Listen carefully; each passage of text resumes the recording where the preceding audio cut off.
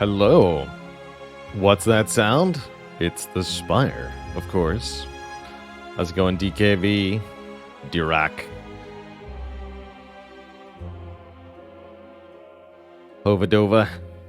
The real Evab, Trueheart, Yam Coated, Enrique K. Hey there, Lurker Frag. Good to see ya. How's it going, Hellpet? Nitrous Oxide. It's time to slay some spires. Morning to you, Twitch Derek. Hey there, Doom Train. Watsy Woo with 3 years. Watsy Woo says, you provided me with some great entertainment these past 3 years, helped get through a dang pandemic. I'm extremely grateful for both the stream and the community. Now, master that Spire. Can do, Watsy Woo. Thank you. Spark Spice, thanks for 5 months of support. And then he slayed all over the place. Let's see, we failed to slay last time we played. I remember getting double, that's right, we had double judgment with Runic Pyramid. Surely this couldn't possibly have been defeated, but somehow we did manage to lose. Just wasn't quite able to manufacture enough block to stay alive or enough damage to kill enemies quickly. Took us 9 turns to kill Donudeka, 17 turns to kill Time Eater. That's a sign of a deck that's performing below par. I do think this pyramid was not that helpful in retrospect. We ended up with a lot of hand clog, but considering the other options were Busted Crown and Sozu, there's no way it was the wrong pick. There's no way. I think that trying to go doubles on the masteries there is what did that run in, as we've lost many before pursuing the mastery challenge. That's what makes it so difficult. We have to go outside the usual deck building, but we still have to play by the rules of A20, and the A20 rules are very merciless. This challenge would be a lot easier if we played on, say, Ascension 1, but the rules say gotta do it A20, just because I'm a glutton for suffering, really. The only thing the Ironclad has yet to master in our Spire Mastery Challenge here is the Champion Belt. But we'll also look for any opportunities we can find to get colorless cards mastered. This immediately visually jumps out to me. I don't think this is a good path, but there is a faint chance here of sniping 2 elites with Niao's Lament, which is always entertaining.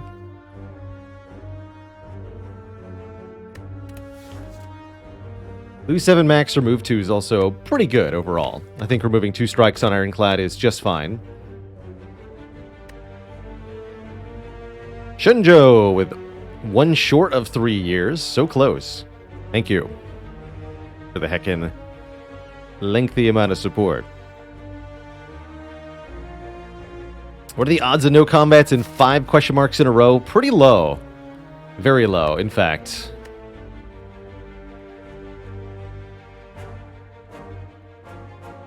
But they're not 0. There's always a hope.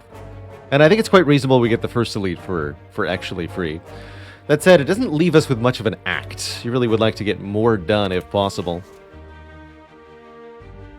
Wonder if a transform is better than remove 2.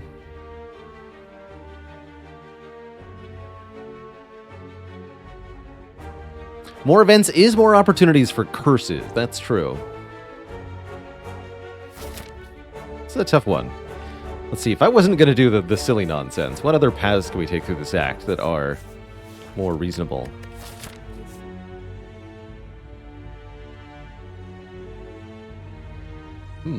Oh, I see this one. Here we go. Ah, yes. Let me go that way, or grab the extra rest site, but I like this 3 elite, grab the burning elite path. That's more broadly useful. And for that, I would take either transform or remove 2.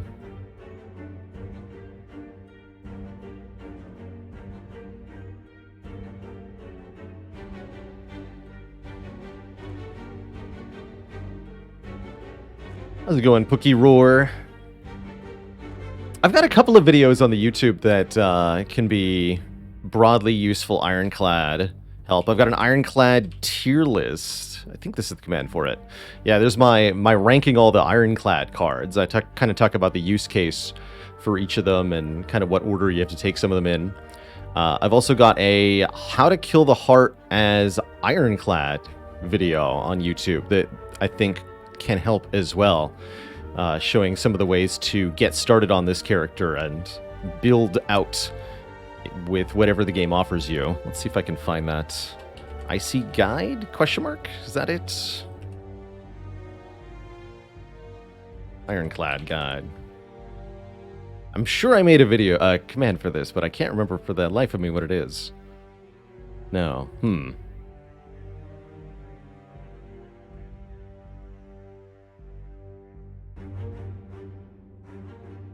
Oh, the guides command needs an update, actually. Those are my really old guides. Saw the Ironclad how to heart. Alright, good. That was a more defensive build. Still not how to do the strength/exhaust style. It can definitely be a little tough to work with. Strength is really all about getting some damage going, purging non-attack cards where you can, and just sort of leaning into dealing damage quickly enough that enemies don't get a chance to hit you back. But if you want to scale that into boss fights, you're really going to need to be a little creative. Let's start with Transform 1 here. Let's transform a Strike into a Limit Break. Okay, you wanted to see Strength? We're already incentivized to go Strength here, as we have a Double Your Strength card. But the problem is, we don't have any Strength yet, so how do we get started here? Well, I'd say the first thing we need to do is look at some card rewards from combats. Maybe we'll find a Strength card. Ideally, we'd like it in Flame. We can also make do with something like Flex or Spot Weakness. I'm going to choose to play this here so that we exhaust it. By the way, we don't want to be redrawing into that. And now we're a bit behind on damage. This enemy has 30 health. We have to play 5 strikes to kill. Next turn we'll be attacked for 16. Seems like I should... If I play Bash this turn, we bring to 22. I'd need 3 hits. Probably better to just strike.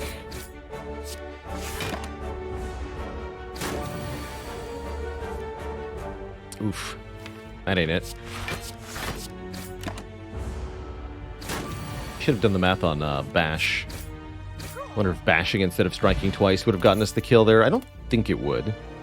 Wow, what luck. We get offered the Strength card, the best one that we could have been offered. Inflame here. Gains 2 Strength. The reason this is the best one, in my opinion, is because it's unconditional, which means we can always make sure we have Strength for Limit Break after playing this. That's going to allow us to do a lot of damage per hit. Let's actually take one less combat now. Now that we already have a good card. Turns out the event was a combat, by the way, so the Niao's Lament path, totally a bad idea. Good talk. Good talk. I think we just blocked twice here. Might be able to get a little bit of health back in this fight. Just a little bit.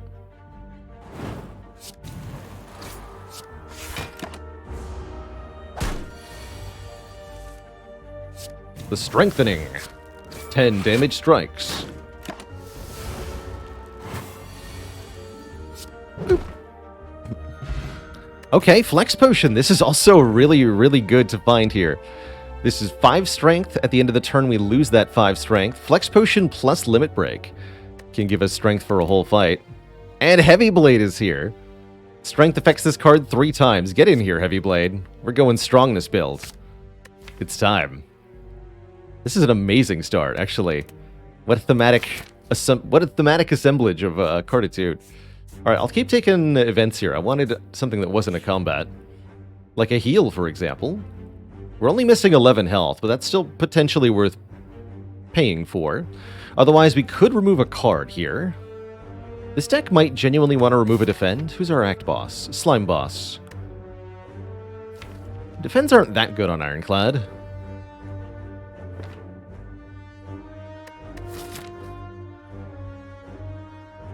Let's go all offense. Let's dunk a Defend here. We're already down 1 strike. And lean into the offense. All offense all the time. Let's go. I don't think we play Bash there. No, we want to Inflame Limit Break this turn. Next turn, the Heavy Blade of the Gods smites this poor worm in the face. 26 damage. Bang. Plus 10 damage. Is a dead worm. And our health is on the rise here. Note that for many combats, the all-offensive strategy can be one of the best ways to get through the fight quickly without losing a lot of health. If you're looking for a good way to take advantage of strength, look no further than Twin Strike. It's not amazing by any means, just 5 damage twice, but that scales off our strength twice, and unlike many of the other options that hit more than twice, this targets an enemy of our choosing and costs 1. There are not many cards where both of those things are true, so Twin Strike it is. It's definitely going to slap with 4 or more strength, and I'm quite happy to have it as an added boon here. Unfortunately, we will have to get walloped in the face by this acid slime. That's just part of being Ironclad. We take 12 here. We're going to heal 6 at the end of combat. As long as this is the only hit that we take, we'd even say this is a pretty good fight as far as the Act 1 hard pool goes. A bonk. Chunk. 2 10-hit point slimes, perfectly killed by Limit Break Strike.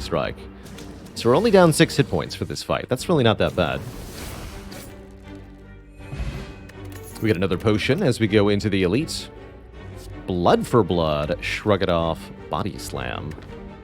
Shrug It Off feels quite excellent in a deck where we've already removed a Defend, replaces that missing Defend, and adds a little bit of card draw to it, in addition to improving the block value. Really rounds out the deck quite a lot.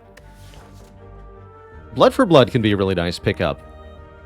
If we take repeated hits, it becomes free, but it's not that good against the Slime Boss. And it's competing for upgrades at the moment. Is Limit Break the first upgrade? No, Limit Break is actually, spoiler alert, unlikely to get upgraded at all in this entire run. There's a couple reasons for that.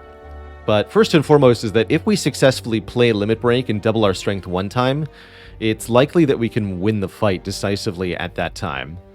And we should not need to further double our strength again. You can definitely reach very high amounts of strength by repeatedly playing Limit Break. This works really well with Headbutt, for example. But most decks really don't need more than one use of the Limit Break card.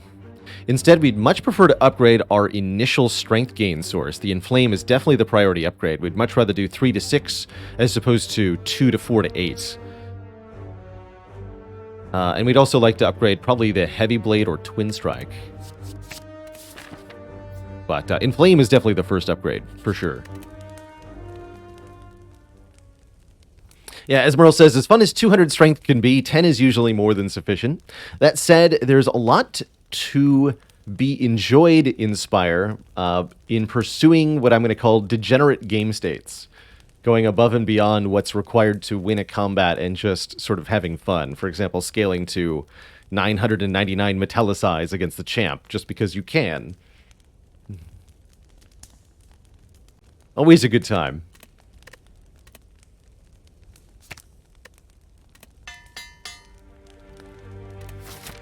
Would having Reaper change the logic? Yes. With Reaper, there is more incentive to get a much higher strength value. Although, again, the fights where we can afford to hang around and play Limit Break multiple times and then Reaper to get health back are few and far between. But it would change the logic. Yes, definitely.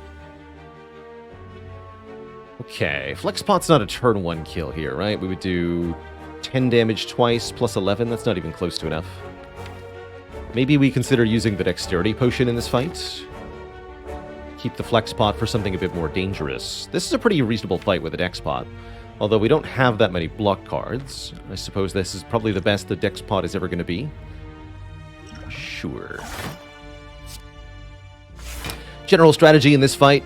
Pick either the front or back sentry, whichever one has the least health, and focus them down as quickly as you can. Blocking is not as important as removing the number of enemies, lowering the number of enemies that you're facing. Oh, nice draw. Yeah, 6 strength should be plenty here. I think I'll block for 10 rather than dealing 12. Good, didn't draw the Heavy Blade. Next turn we can Heavy Blade defend. Heavy Blade does 32 damage.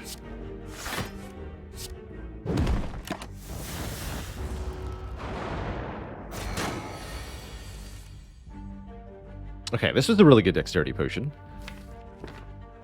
Please die. Looks like we're going to take 10 damage in 2 turns. Not much we can do about that. Maybe we should have targeted this one then. Worked out, though.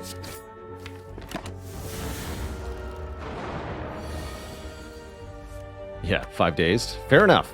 That'll happen to you in this fight eventually.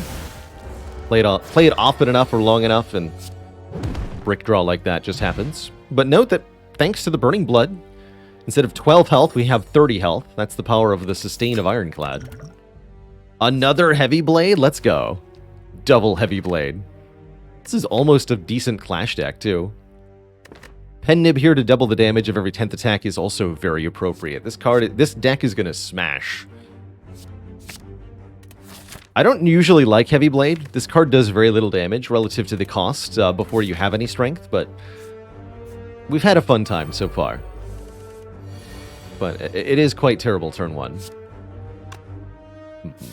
Speed Potion, huh? Wondering if I just cash the Speed Potion in for 5 hit points. Speed Potions in Act 1 usually struggle to find value for me. Yeah, this surely is the run. We need Duvudal into Necronomicon. Clearly. I'm just going to use this.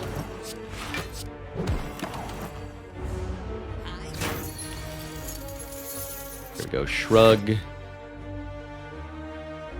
Defend in Flame? Yeah, Defend in Flame.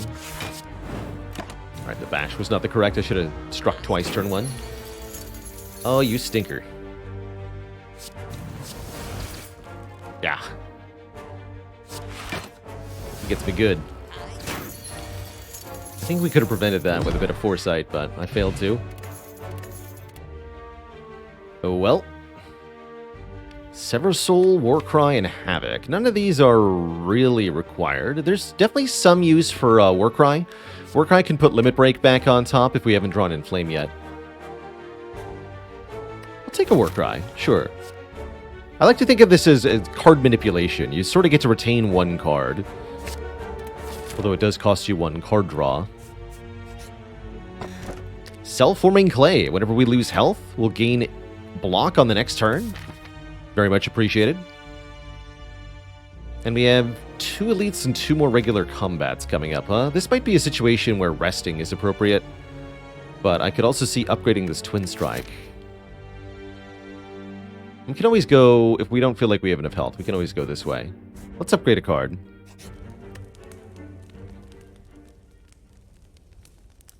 Let's do it.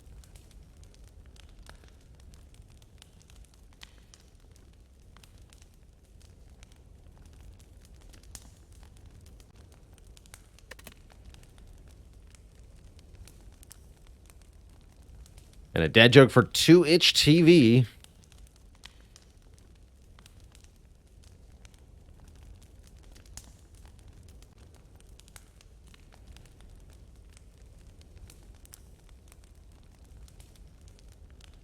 Why did the Ironclad take up penmanship? He'd heard of and desires to get some writer's block.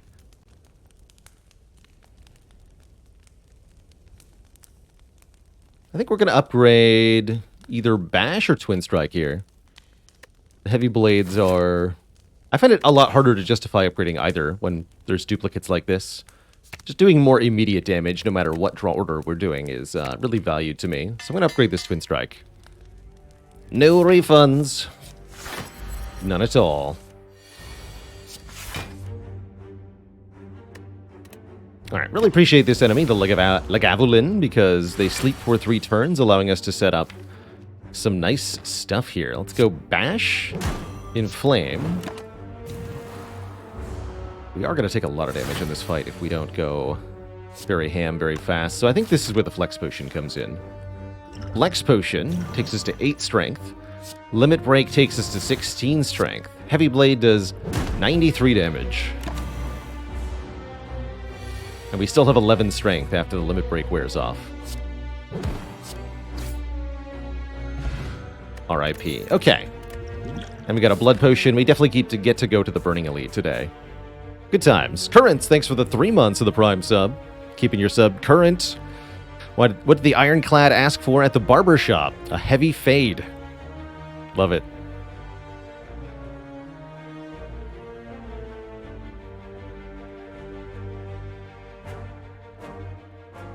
Not willing to share, I'm afraid, Bumfiend. Hope you understand. Best and worst class to start with a boss relic. I think best, personally, is the Defect. Worst is, in my personal experience, Silent, but I think statistically that's not the case. Everybody's actually quite good with the boss swap.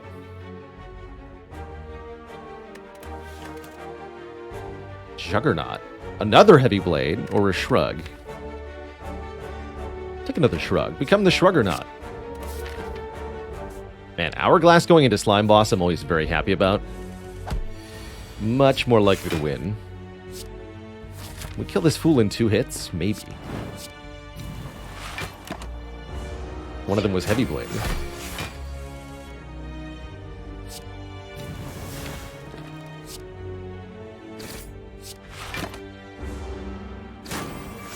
Self-forming clay.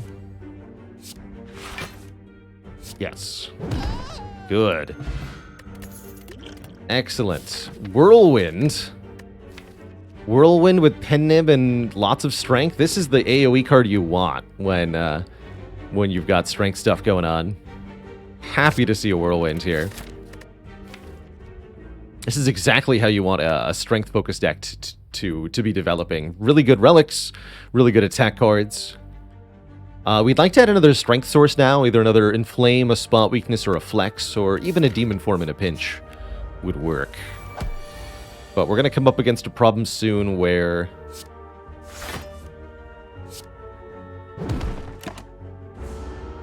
it's quite hard to get our strength in play. Because we can only get strength by doing Inflame and then Limit Break. That's no good.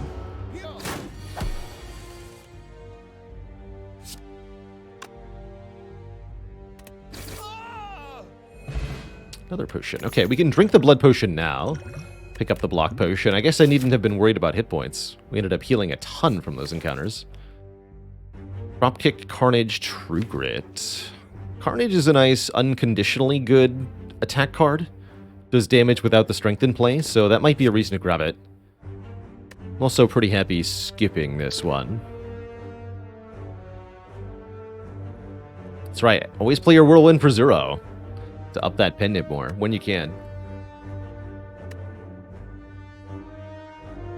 How's it going, Paradox? I think we skip. We don't want to take a card from every combat in Act 1. It's too much.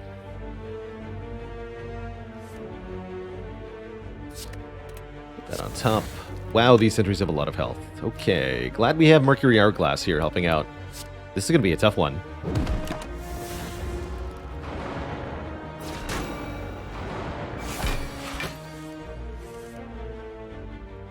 I can Whirlwind for 3, but it barely tickles them. Can't quite kill with Heavy Blade here. Reasonable time to use the block potion. I think we could also reasonably save this block potion for next act. Go defend Whirlwinds. 5 to each of them. Kill this one next turn.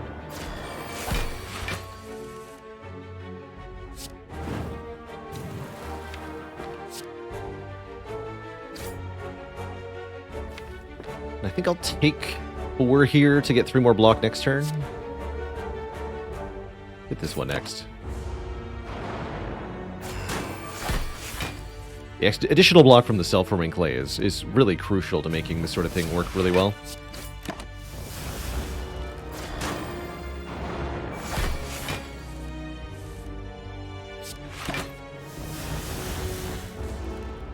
Just getting 3 block per turn for free here.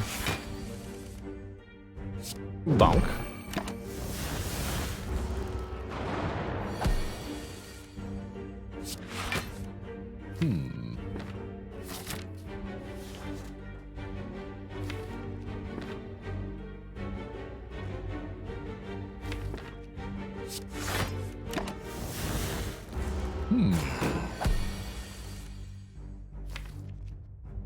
That's quite a few days.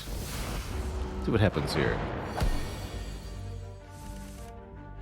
Right, we either take 10 and keep Pen Nib, or we don't take 10. I don't think we need the Pen Nib on 9 necessarily for Slime Boss. Let's just leave now. Letter Opener, yet another relic that provides free output here. For playing 3 skills in 1 turn, we now deal 5 damage to all enemies. That's a really good set of relics so far. Very, very good. That makes the Warcry actually a lot better, the Letter Opener. We're offered yet another Shrug. Do we take a 3rd Shrug? Honestly, with Letter Opener, I think we do. 3 Shrugs, please. A very solid foundation to a deck, block-wise. Love it. It's going to feel really good in Act 2, especially. They're quite good with when you're frail, even. And now we upgrade Whirlwind. to make our AoE damage more relevant. It's definitely the next best upgrade here. Fight against Slime Boss really shouldn't be that bad. We can tank a big slime hit if we need to. We've got a constant output from the Mercury Hourglass.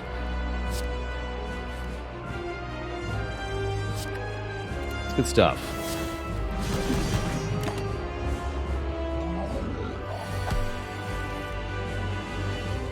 We did whiff the Limit Break. That's okay, though. It's just Twin Strike Heavy Blade here. Split the slime in two. We create 2 medium slimes with quite a bit of health, but again, the Mercury Hourglass and the Whirlwind will both serve to make that not too big of a problem.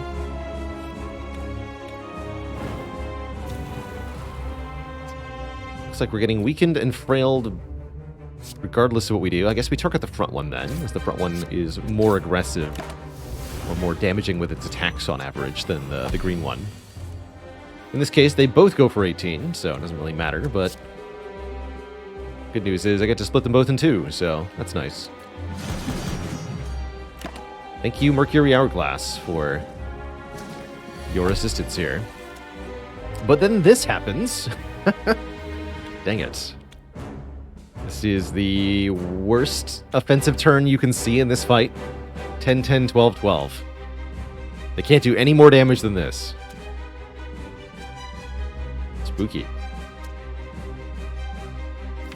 This would be a time to consider a potion, perhaps, although we don't need to. We have enough health to survive this, even if we were to take it all, and we can actually just mostly solve this fight, so let's not panic here.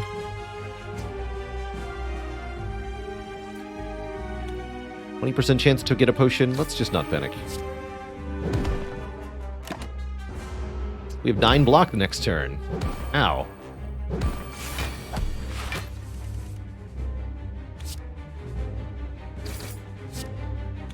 Alright, you're gone.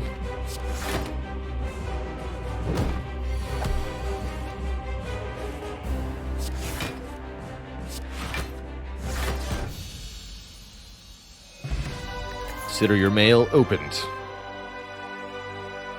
GG. So the other 2 reasons that we don't upgrade Limit Break are Exhume and Corruption. Why try to draw back to your Limit Break after playing it when you could just return it directly to your hand by using Exhume and then play it a second time, perhaps on the same turn that you played it the first time? That's a lot faster strength scaling. Or we could instead make all of our skills free with Corruption. With 3 Shrug-It-Offs, that's a pretty good deal. And that means Limit Break will also be free and naturally exhausts when played, again, obviating the upgrade that the Limit Break gets. These 2 cards really shape the usefulness of Limit Break Plus for me in a lot of ways, and greatly reduce it, because both of them kind of punish you for spending an upgrade when you could be upgrading something else. I think in this case we are going to take the Corruption. I like that it opens up Snecko-Eye as a really good boss relic, as well as allowing us to play lots of Shrug-It-Offs for free and get letter opener value from that. So I'm quite happy with the Corruption here. Let's do it. Corruption is a big energy saver for Clad and can let us operate on no additional energy from our boss relic as well. So, for example, if we find unappealing energy relics and want to instead, say, transform 7 cards, 4 strikes, 3 defends, we could reasonably do that. This could be a way to get more strength, which would be extra appreciated. I think Fusion Hammer is also okay here. We forfeit the ability to get further upgrades in exchange for more energy immediately. That makes our Heavy Blades a lot more playable, and our Whirlwind a lot more deadly. That would let us go elite hunting pretty reasonably in Act 2 here. But Pandora's Box could be anything. Let's see what it is. It's a feed, it's another shrug, it's a bloodletting, and it's a few random other cards. I think Searing Blow reasonably gets removed. Everything else here is quite exciting overall, and a good trade for our original starter cards. We now have 4 Shrug-It-Offs as essentially our only block. It's actually a pretty bad deal, the Corruption right now, but we'll change that. We'll change that. I'm usually of the opinion that after taking a Pandora's box, you're in desperate need of a couple of removes and a couple of upgrades. And wow, that shop is not conveniently placed. Probably going to go to this door then. Which means doing something kind of suicidal here. Or avoiding the elites. I'm not sure we can go through this path, so we might need to go this way. If we want to get to the shop. We could also not go to the shop. Maybe there'll be a shop in one of the event rooms. That would help a lot. The other shop is here behind the front-loaded elites, and then there's nothing after the shop, which makes this a terrible shop to go to. So I think we look for shops in the event rooms, although it's quite unlikely. Let's see what happens. So glad I've got double Shrug It Off to deal with this nerd. It's actually a pretty good time to block potion, too. Use Warcry to put the Shrug on top. Play either Heavy Blade or Whirlwind, or both, even. What do you got?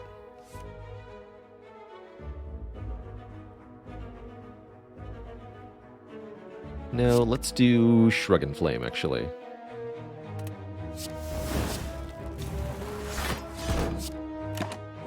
Keep the potion for now. Now is a reasonable time to use it. Saves 9 health here.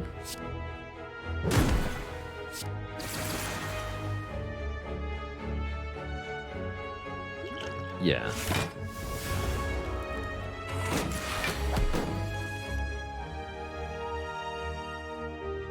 As you can see, we're having trouble blocking.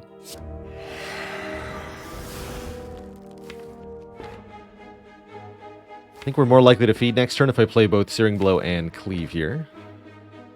Or I could maybe Corruption Limit Break. It's actually quite reasonable. Let's do that.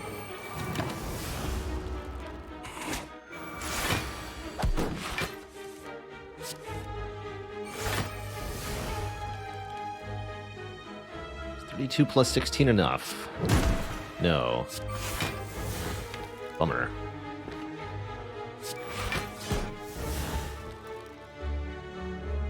Dang.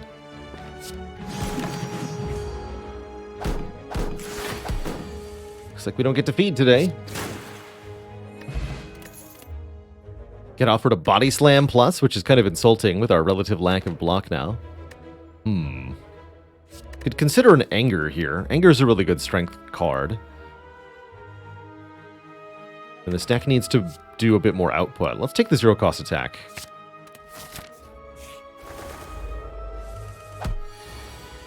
If only we had more energy, we could use Whirlwind to down them all, but alas, 'tis not the case. I almost want to play the Limit Break here to do 5 to everybody, but Cleave does 4 to everyone. We can't. Now, the birds on Ascension 17 and up have 4 stacks of flight. That means it takes 4 hits, not 3, to knock them onto the ground.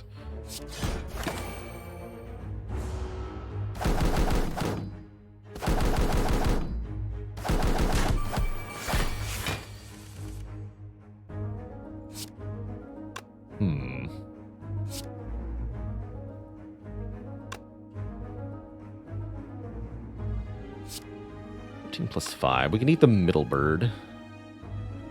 Doesn't really help me.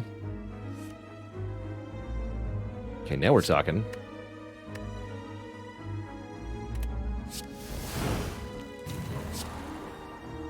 Excellent. Get eaten.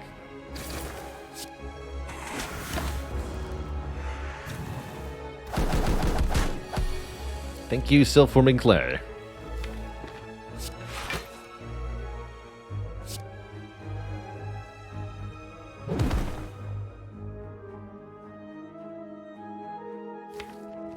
So we either take 7 or we play the Bloodletting, lose 3 health.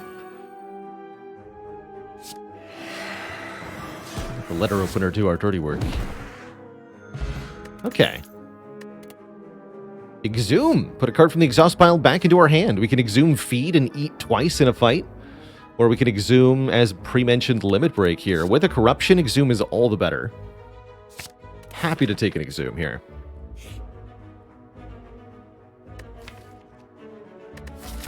Already got a Searing Blow I don't want. I don't really want another dead weight. Though another relic does sound good. Trying to figure out the situations where I'm allowed to take this more and more. I don't think this is one of them. I don't think so. Oh, it totally was. That's alright. We lose the Searing Blow, and I'm happy to get rid of it.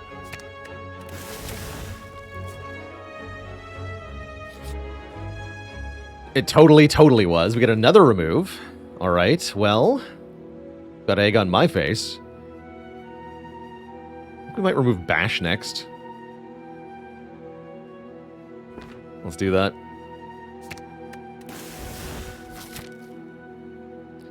Okay, can we take 2 elites?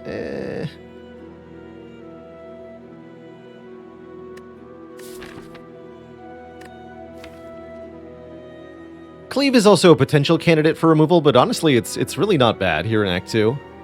Who's our Act boss? We're fighting Collector. Yeah, we want to at least have Cleave for the Collector fight, so that we have another way to slap the minions. Just having one Whirlwind in a 20-card deck is not going to cut it. Thinking we want to upgrade either Corruption or maybe Sword Boomerang here. We should probably upgrade that Corruption.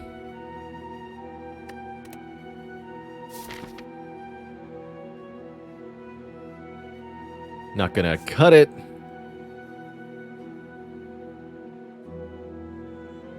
This is so much more rewarding, though. Heck.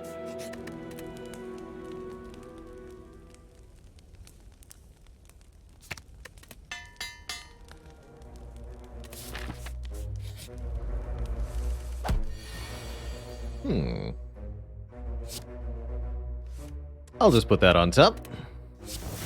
Save a snack for later. Warcry really showing off why I put it in the deck here, actually. I'm really happy with it.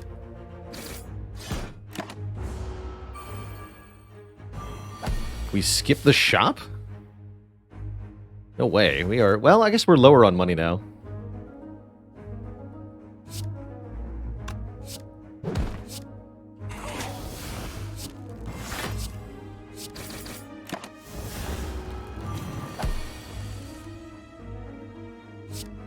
Have some weak.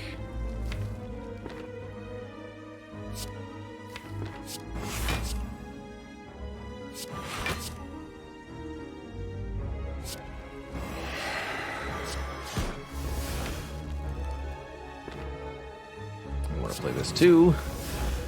I could Bloodletting Whirlwind, which then makes this Heavy Blade into a kill. We should probably do that.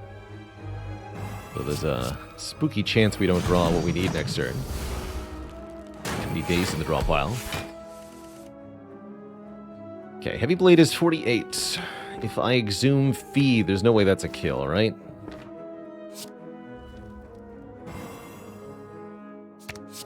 No, it's only 24. And we can't accept that, so we leave. 1 feed is enough for that fight. Rage I like. Whenever we play an attack, gain 3 block. Nice way to get a little bit of augmented defense, especially on our only 3 energy here. Although it does want an upgrade. Still nice here. We'll still have more than 300 gold going into the shop. I still think it is quite important, although we no longer need the removal nearly as much. That's true. So we could consider going, perhaps, this way. Now that I have an energy potion, I'm much less afraid of the elites, too.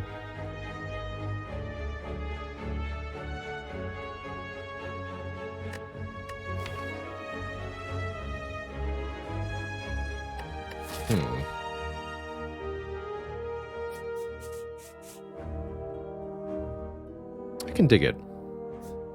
Shop could have a Dark Embrace, which is pretty important. Alright, we'll fight an elite here. Gremlin Bleeder, you're up. I'm just going to go ahead and Corruption right away here. For this fight especially, we're looking to make it as short as possible.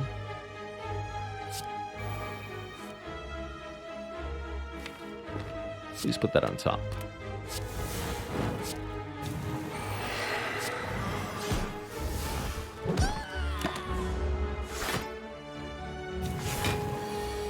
do get attacked, unfortunately.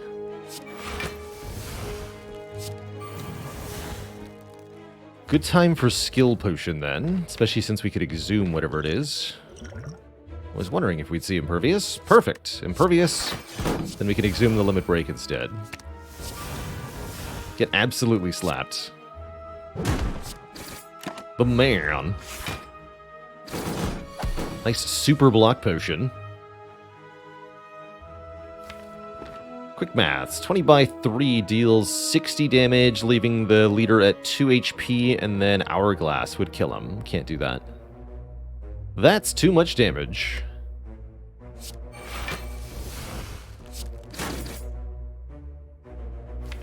Alright.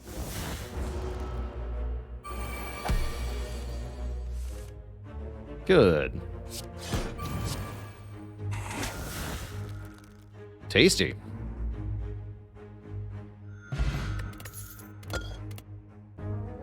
A second feed. There's also Headbutt and Flame Barrier. I like Flame Barrier a lot with Corruption. Headbutt's pretty good too, though.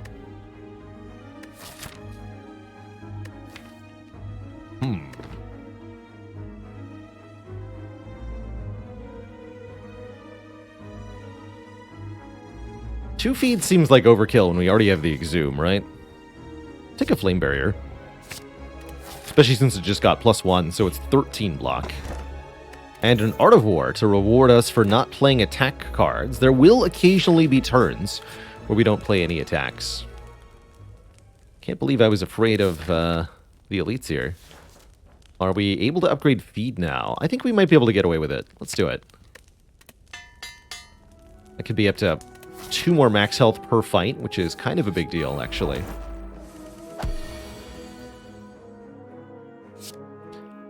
Please enjoy your Flame Barrier.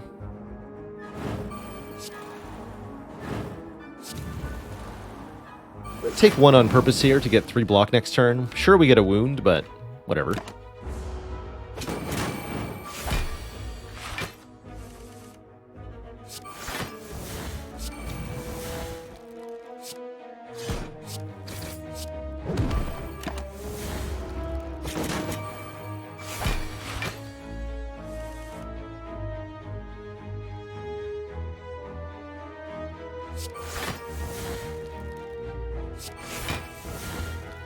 Cool.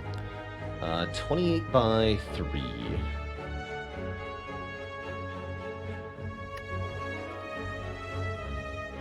Is 84. That would just kill. We want to eat this book, not just kill it.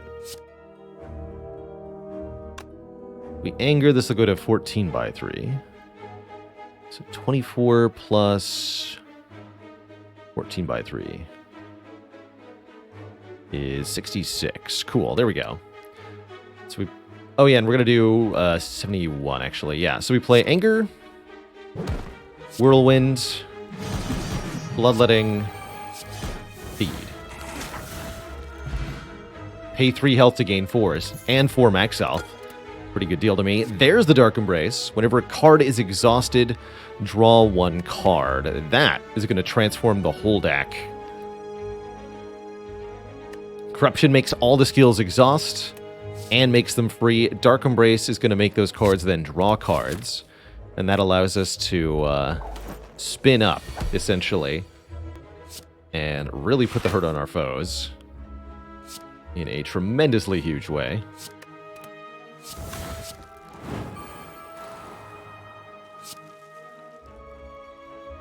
Doesn't seem like it's worth enough damage. Let's not even bother.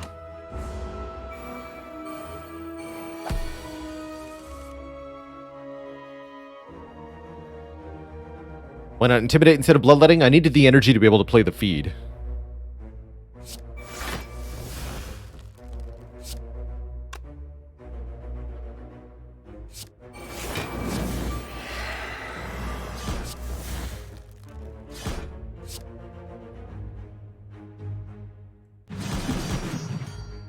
That was almost too much damage. Almost.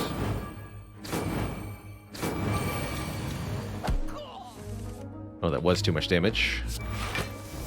No.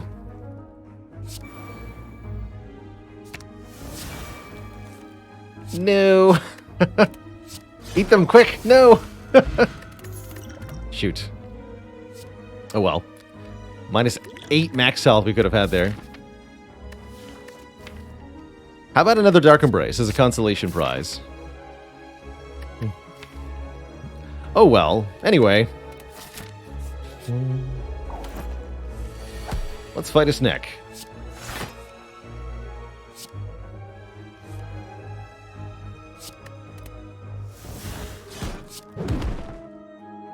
This does 5 damage? Sure.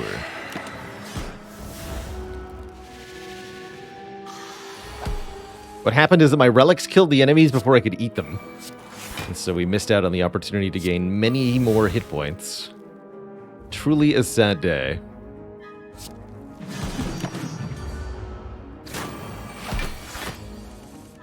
Alright, here's our Corruption Dark Embrace combo. Live at last.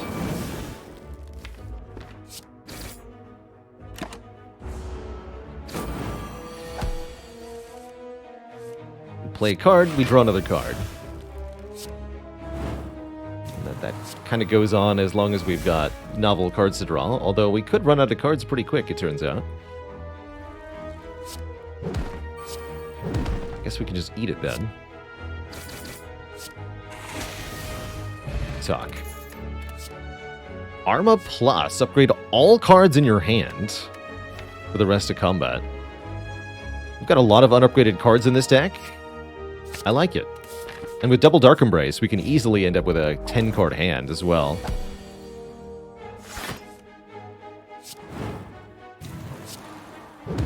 Alright, can we eat them both? That is the question.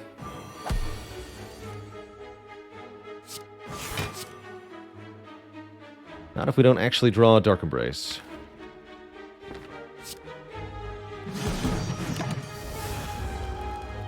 Need to kill this bird. Bird, you're out of here. You hear me? Gone. I'll be back for you.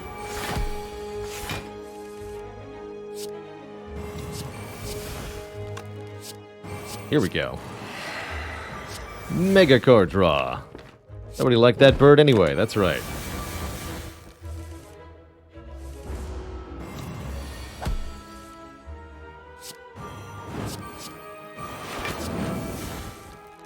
Draw every card.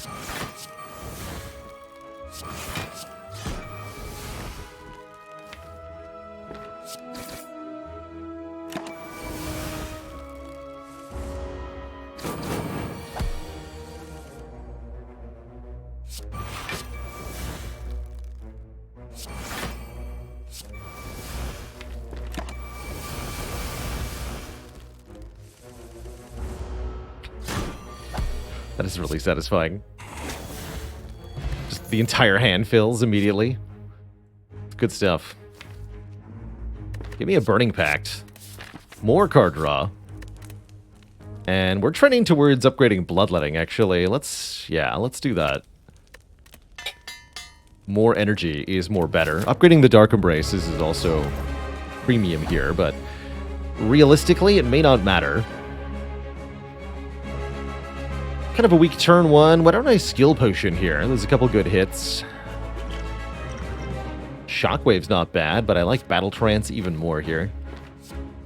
Let's upgrade it first. Draw me 4 cards.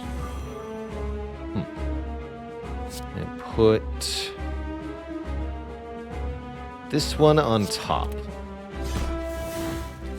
And pen of it. Alright, good talk.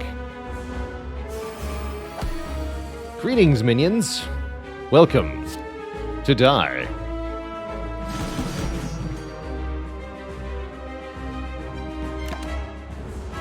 Ow. Alright, now Collector does some nonsense while we play our important powers.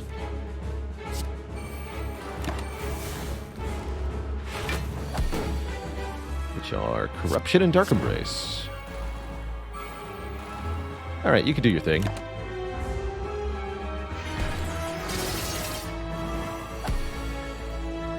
$39, huh?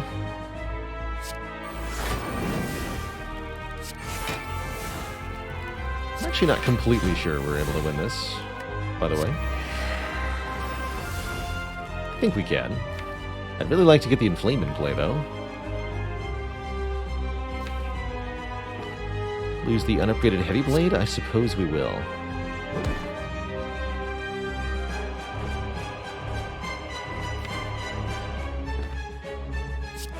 Guess we'll do this now.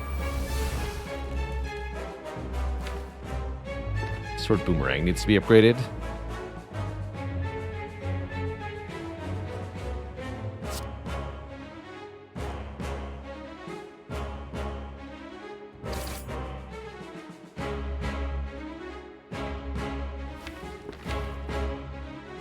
Whirlwind in case the minions get resummoned. There's Inflame. Okay, finally.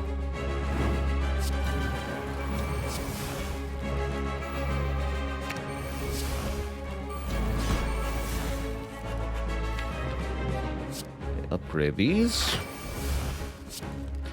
Anger. Boomerang. Battle Trance. Anger. Anger. Boomerang. Are we there yet? We're there yet. Eat him. How's that for a turn? GG. So that's why Corruption's really, really, really busted with lots of card draw. We could just play 20 cards in one turn and beat the entire boss fight. Give me an Impervious, please. Really don't need more than one Corruption. Bludgeon ain't doing it. Heavy Blade's where it's at. Yeah, and charge the Pen Nib, too, just for funsies. And then we can either add Runic Dome, being unable to see what the enemies are doing. Not that bad in this sort of deck. This deck would definitely appreciate more energy. We could take the Sacred Bark.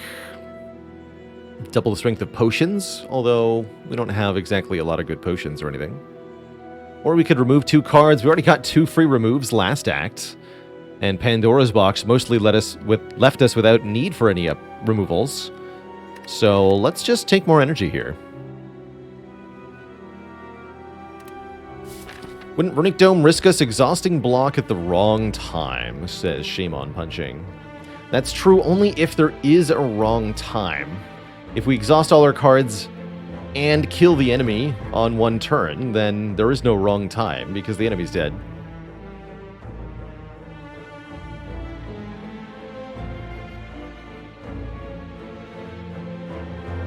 Cry of the Wind! Did you hear about the Ironclad who ran a marathon? He was exhausted.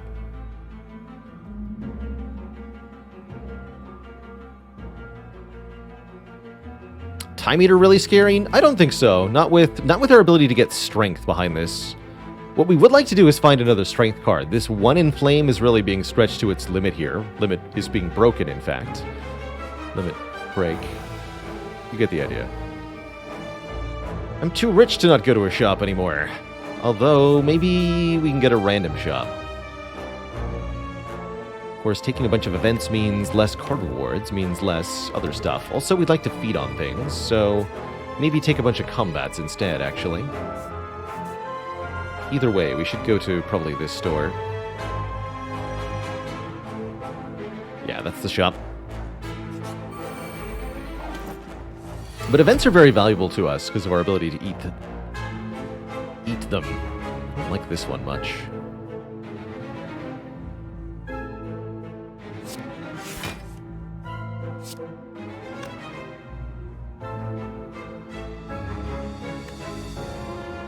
Kill the middle one. Alright, good enough for me.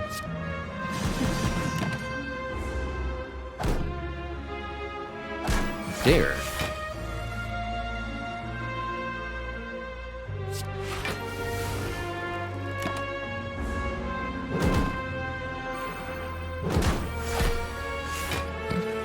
Amazing.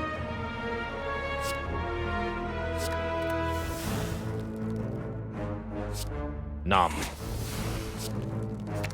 Double. Nom.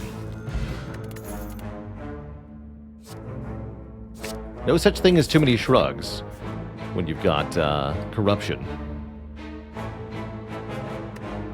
Now, with Runic Dome, I've realized I enjoy fights a bit less. Let's take an event here.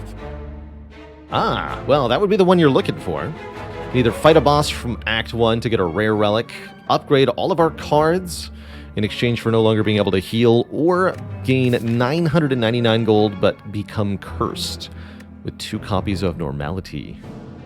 Those Normality curses are pretty bad. Although we could theoretically get to 2 shops. There's elites in the way.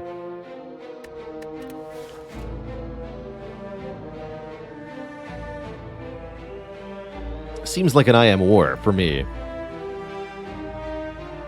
It's true, we could find Divine Fountain again. It's only happened 2 runs in a row.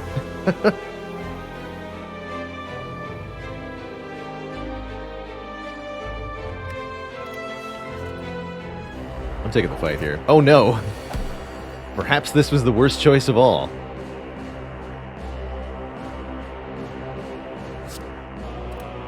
100 hit points into Hexaghost. It's a spooky time. Hexa's gonna crit. So, for those not in the know, this boss attacks on turn 2 for a number that's based on your current health total, which at the moment is very large. Now, we can't see it here. Oh, no. But, the number facing us is large indeed. Okay, Intimidate makes it a lot less enormous here.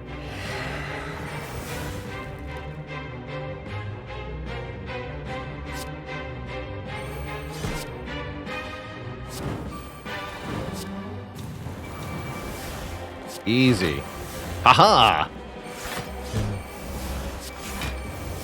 The combo.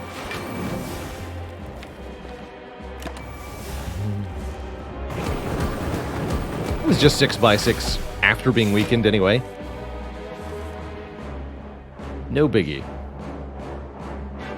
No biggie at all.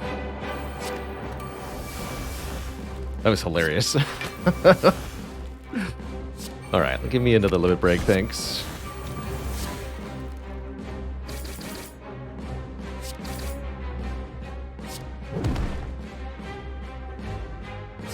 Let's just eat you now. Good times. And for all of that nonsense, we get Charon's Ashes. Whenever we exhaust a card, now deal an additional 3 damage to all enemies. Gotta love Hourglass, Letter Opener, Charon's Ashes. The amount of damage output from the relics alone is quite enormous. Let's take another Warcry for that reason. Alright, with one of the best events found, I think we stop taking events now. Let's take some fights. I've got shapes to eat, after all.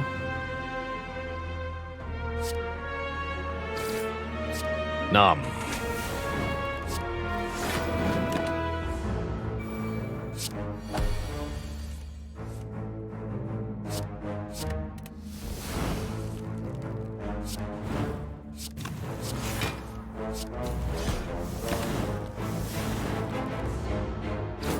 Hey.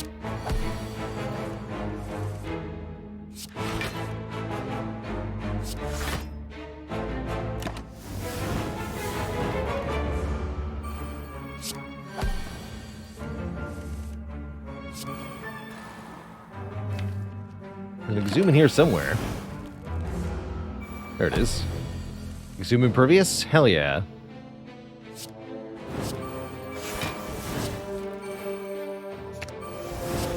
Max HP. These feeds have really paid off so far. Now do we want a headbutt? I think now we do. Although many of our cards exhaust, some of the cards that don't, we'd really like the ability to put back on top. So let's grab that. Keep the current potions. Triple Jawworm. They could attack for a heck of a lot on turn 1 if they so choose. I'm going to go Flame Barrier, Dark Embrace. Shouldn't need to gain strength in this fight. The Charon's Ashes are going to do plenty of damage. Triple Bellow. Spooky.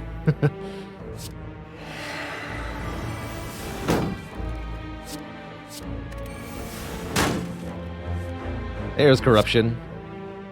All well, all well.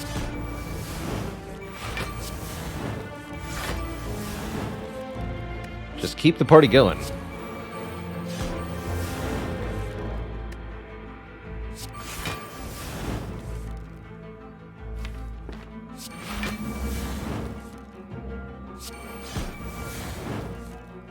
Literally bottom card feed.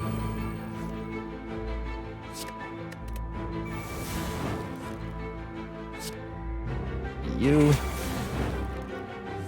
Exhume put the last Jalrum on 1 hit point just in time to feed twice. Wow, that barely worked. More shrugs, please. I guess we're a bottom feeder. Ha ha! Ooh, here's a chance to get some rare colorless cards. Offered 3 at a time. This is a perfect way to pick up mastery on something we have not yet mastered, like Thinking Ahead or Double Sadistic Nature. You all thought it was going to be a silent run? Nope. Random Exhaust Ironclad run that masters Sadistic Nature, obviously. I'll grab this too.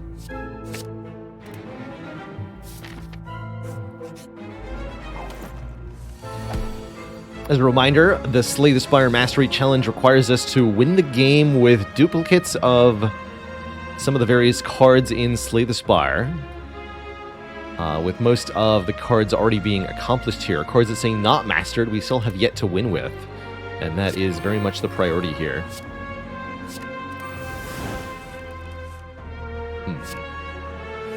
Ah, perfect. Guess I'll just play that. 40% chance to get a new potion. I am going to this shop right away, am I not? Could go to this one.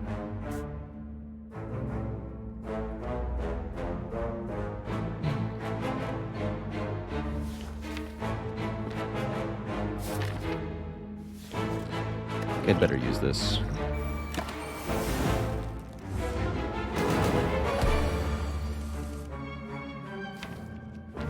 Alright, we need to win this fight pretty quick.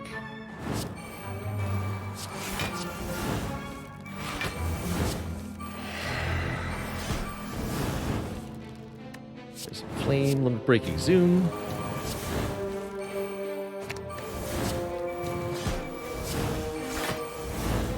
Block will be plenty here. Okay.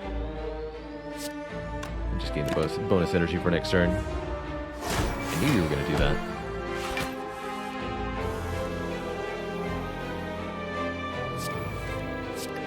Stinker.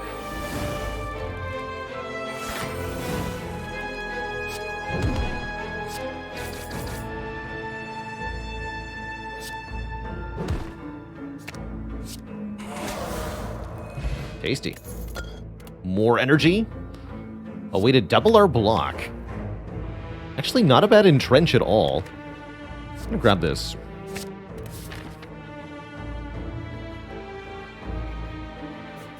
So, we either go to one shop or two.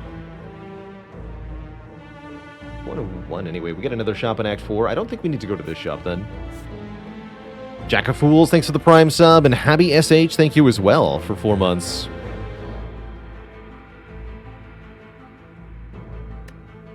For a better chance at the Thinking Ahead mastery, give up the upgrade, they say. Your logic makes sense, Twitch chat. Alright, I'll play your game. Transmutation's back. Could buy that as well. That's a bit odd with corruption, though. Orrery is here, but there are no cards the Orrery could show us for the Mastery Challenge. It could offer us strength cards, though. We're still looking for that.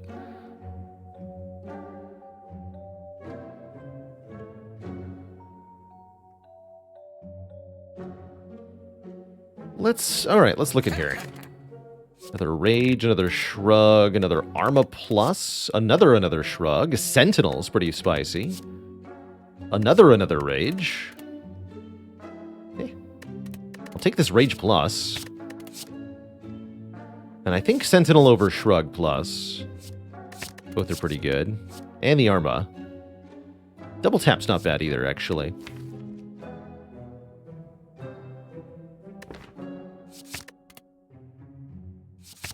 Alright, there are way too many Not attack cards in this deck now. We might have some issues, actually.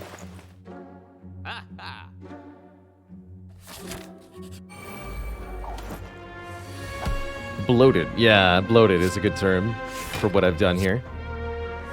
Maybe there is such a thing as too many skills. Too many shrugs.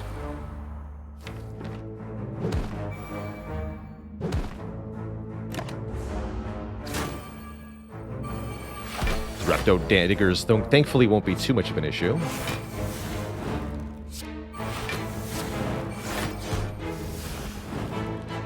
Well, maybe they will be.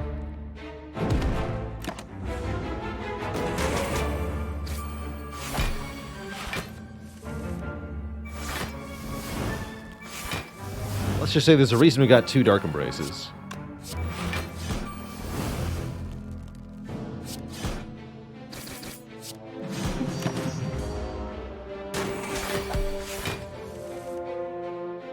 Perfect. These poor thinking ahead. These sadistic natures are awful.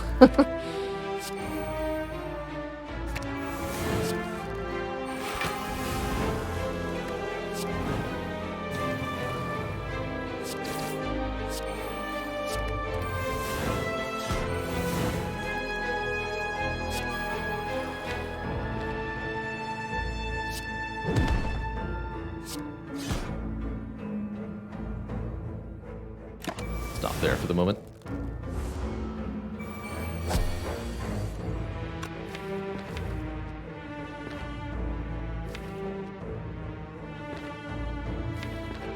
Should be fine, right? Yeah, this looks fine. Delicious. More max health via the strawberry and healing via the blood potion. Would we like a Feel No Pain Plus or a Reaper?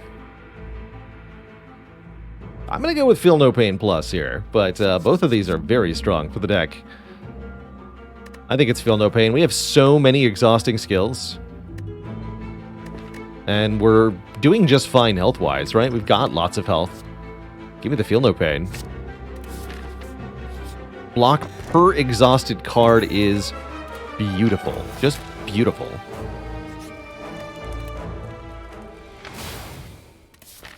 Now, where's that barricade?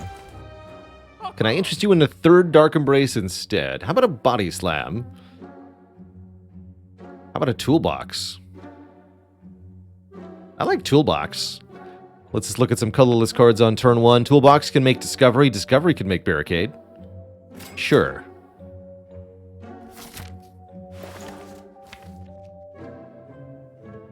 Could reasonably lose Cleave now. Sure.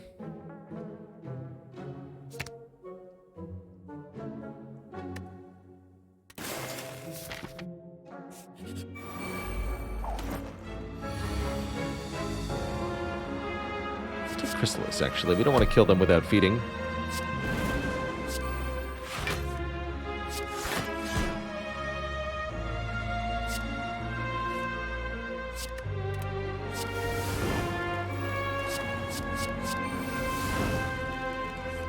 Perfect.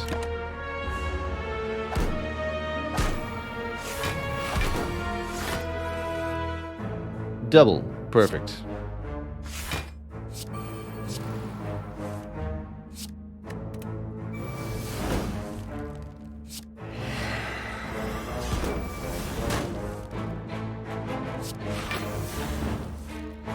Alright. Block however much you're going to do. I don't even care. Don't even try it.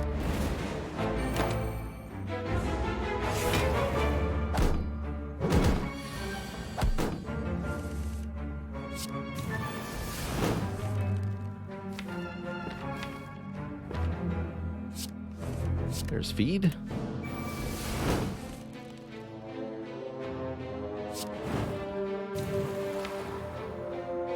Anything I'd like to headbutt? Twin Strike would be nice.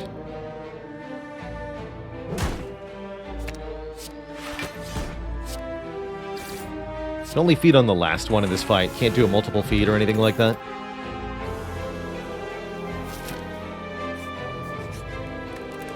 Let's get these Dark Embraces upgraded. They're too expensive.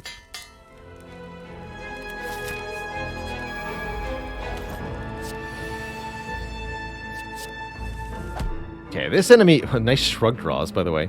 This enemy can be quite nasty with the Runic Dome. We do not know if they're attacking us or trying to curse us or what.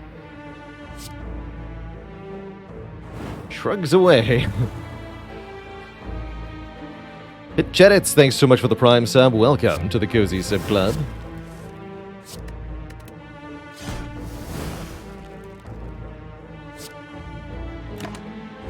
The only rule is that they don't curse on turn 1, but now they can curse us at any time, if they want to. There's nothing I can do about it. We just hit them with all our attacks because we have no information. 'Tis the way of things.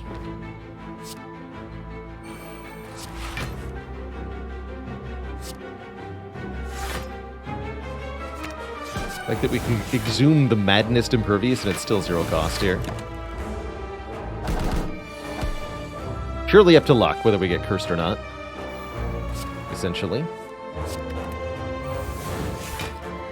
God.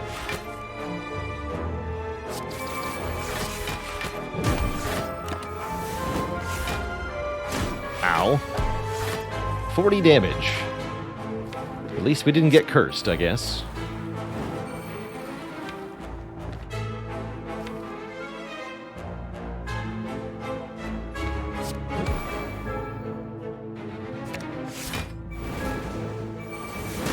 Rage first. Worry about it. Can't hurt me now. Good talk. Alright, no curse. No curse. Good.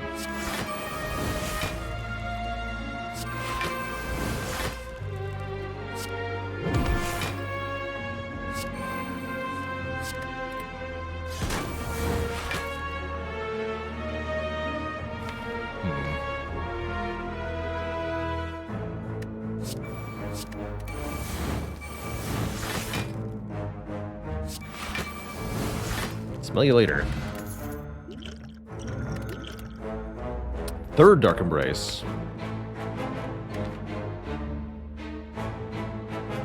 Yeah. Third time's the charm, right?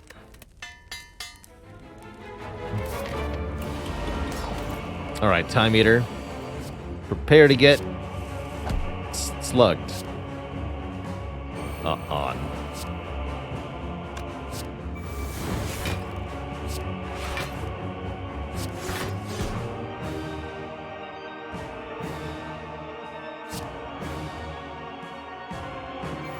May want to consider using the regen potion in this fight. We can use it next fight.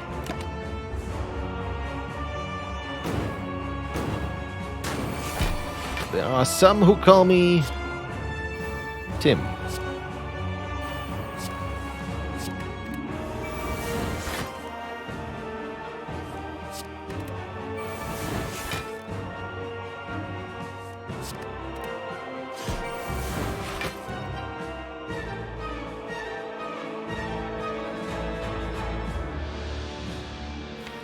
I want to play 2 more cards.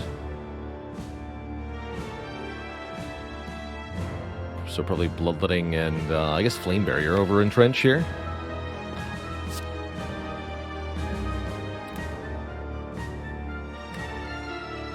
And Udip asking, why do we have Entrench? This hand is a good example of why. It's blocking for more than Flame Barrier if we play it now, so that's why.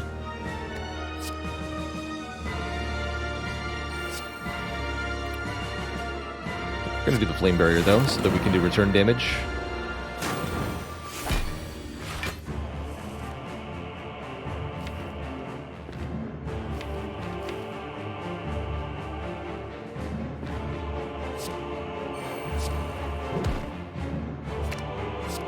Draw me some cards. That's more like it. Excellent. Here we go.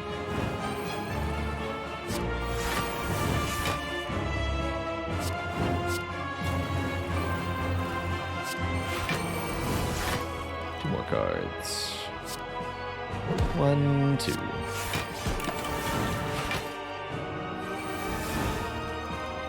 Alright, now that we have all 3 Dark Embraces in play, we're drawing cards like a madman. And we should have no problem felling the Time Eater here. Still operating off just that one Inflame we got very early in the run. Never did find another strength source.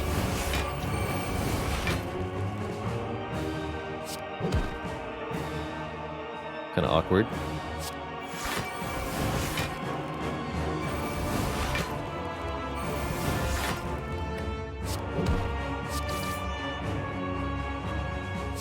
Bonk.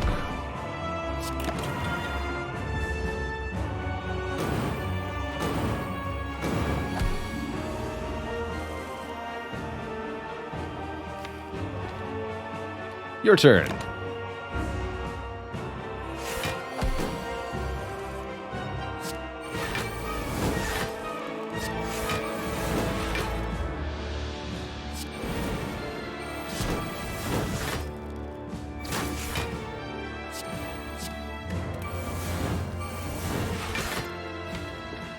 Where's our boomerang go? There it is. Okay.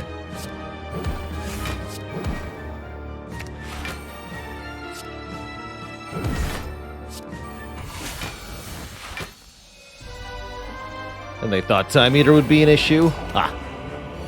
Easy.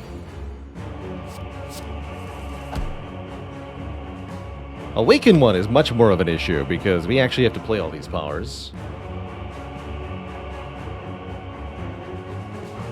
I think we still just go.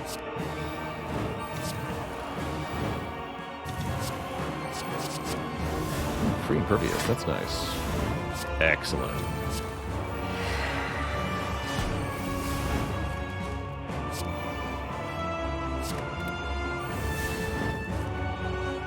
Exhume mostly has to be for Limit Break? Yeah. So do we want a regen potion here? Could definitely be useful next act. I don't think we're going to need any potions based on how Time Eater went. Okay, these get deleted. We don't play the Sadistic Natures.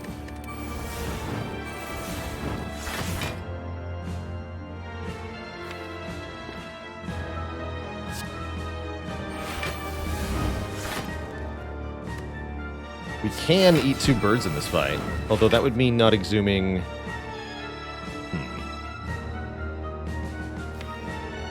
No, we shouldn't do that.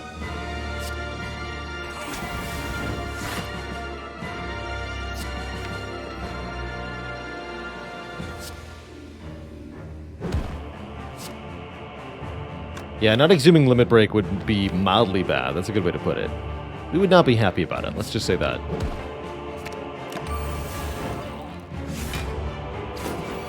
Okay, this is the multi-attack turn.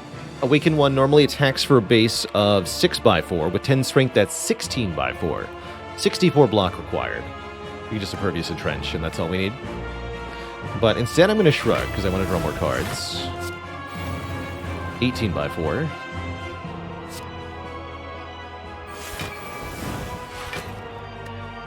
$20x4. Okay, just block for 80. That's easy enough.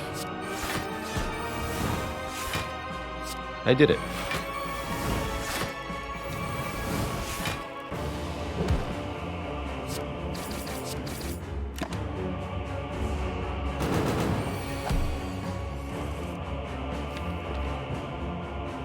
Good talk.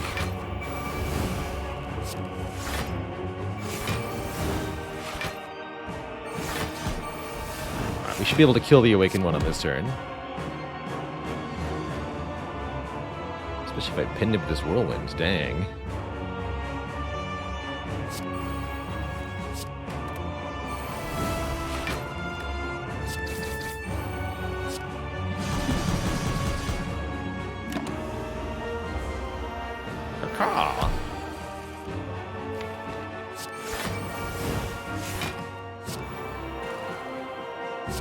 Zoom that Limit Break. I guess we might have been able to greed another feat here, actually.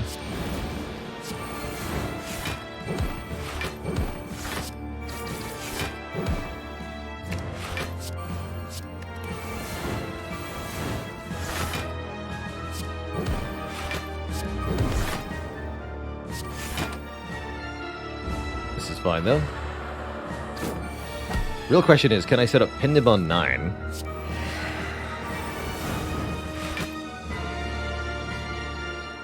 Yes. Perfect. Two thump, a deep pulsing dread can be felt out the room. Is this the heart of the spire, the source of this chonkitude? You ready your sadistic natures and slap the heart for 2152. What are these powers even doing in my deck?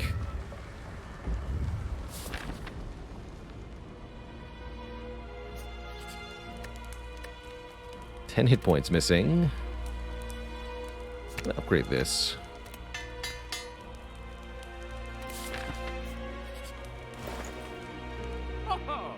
Could have had double panache.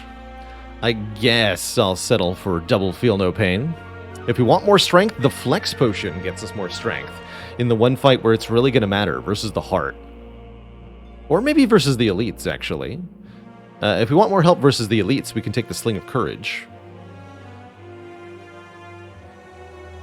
I'm definitely going to take this Feel No Pain. How many of my winning clad runs do I think are corruption decks?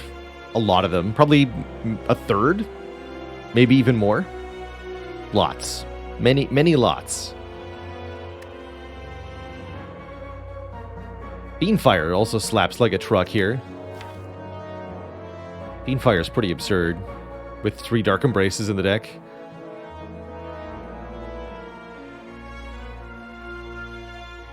Actually, yeah, let's take Fiendfire. Keep the potions. That's a good Fiendfire. I choose violence.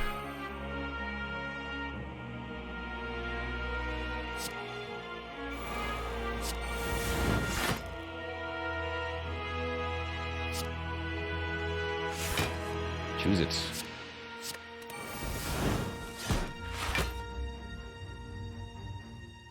Believe it or not, we're going to delete feed here. 1, 2, 3, 4, 5. 14 by 5. 70. Next turn looks pretty bad. I think I need to stay facing this direction.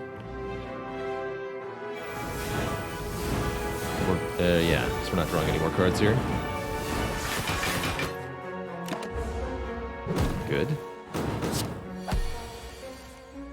Yeah, this is what I was worried about. I don't want to upgrade the Thinking Ahead, because then it would fail to exhaust, and I actually want it to exhaust for the block here. That way I can limit break. And entrench. Again, one wonders, what is entrench doing in the deck? Oh no, we're going to -2 strength here. What is entrench doing in the deck here? Blocking for 20, of course. What else?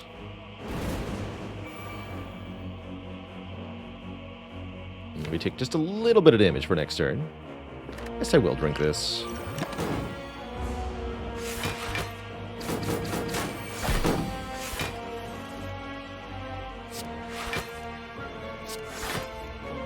Good. Not bad.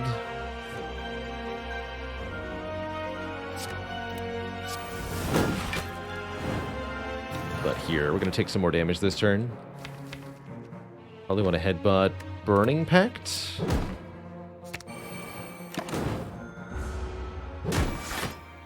Ouch. Stabbed in the back. Means we should take very little damage this turn, though.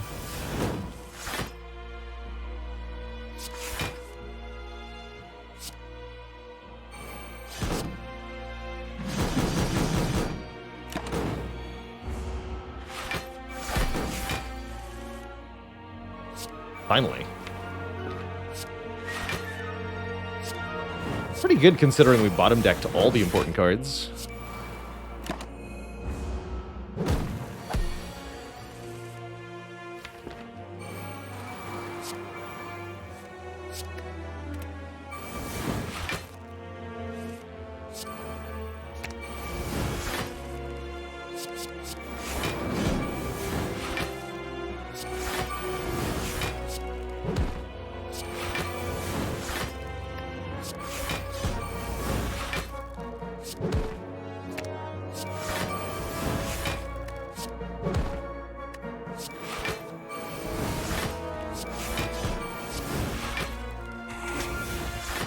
Tasty. Ice cream. Energy is conserved between turns. And I'll take a second win to let us get rid of status cards, just in case.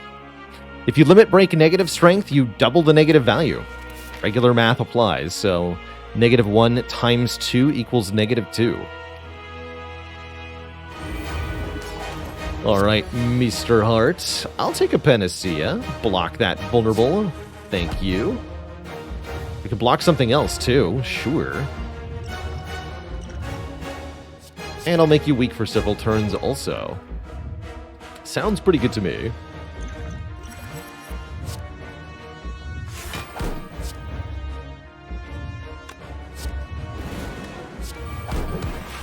Yeah, it's a chonky deck at 42 cards here, but well worth it.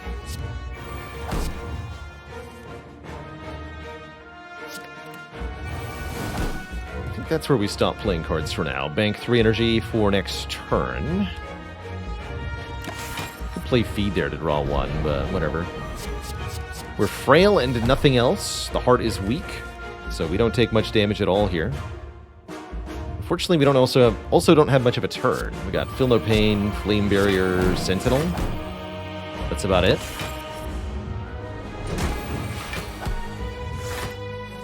Take a bit of a beating there.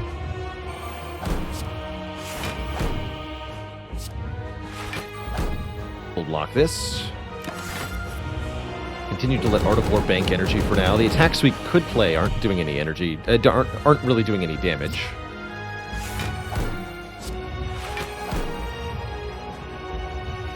Get rid of this Heavy Blade. Okay, this looks like a very good time to Fiend Fire.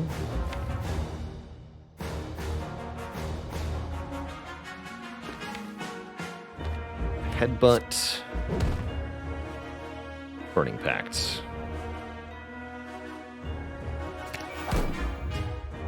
Get some energy? Question mark?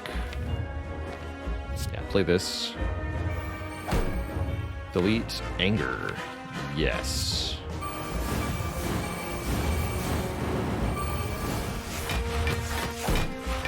Here we go.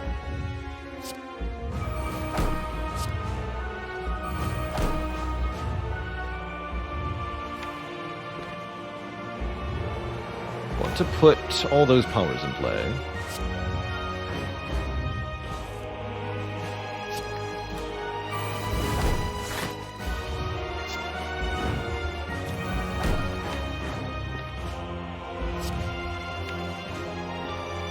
The important stuff except Impervious is upgraded.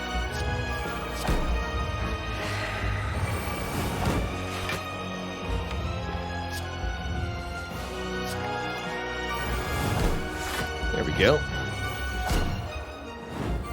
Alright, all powers are now in play. We still have plenty of health.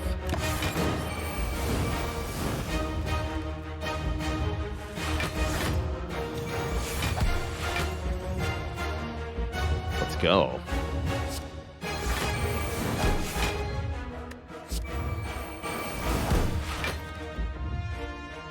Looks like this is a good turn for the Rage then.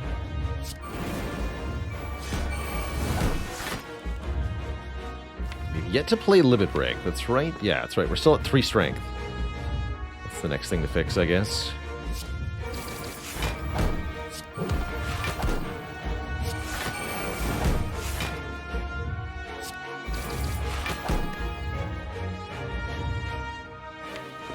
This is a full block, so let's just spend our energy doing damage.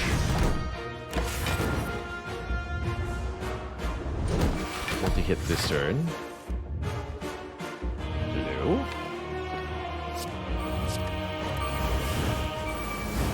There you are, Limit Break.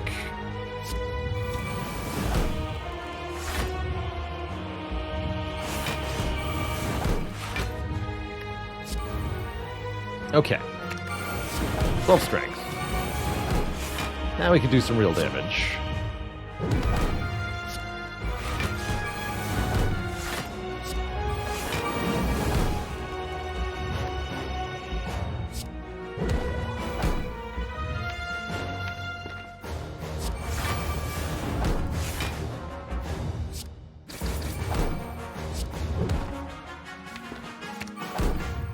Hit me.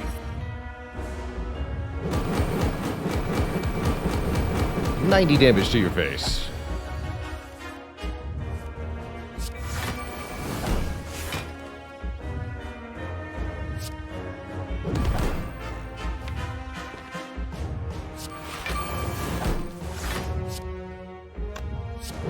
But that heavy blade. It's bonkin' time. GG, Mr. Hart. Bang. GG.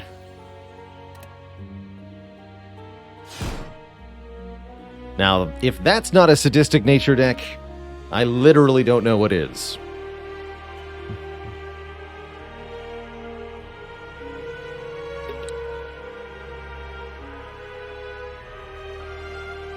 GG.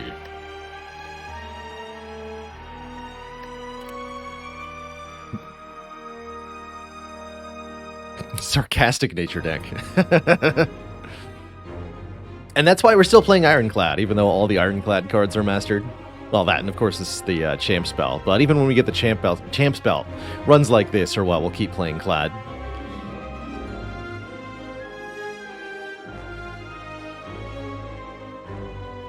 Exactly, as Flintlock says, that was the kind of run that could have carried any card to mastery, even normality, because we could have just exhausted it.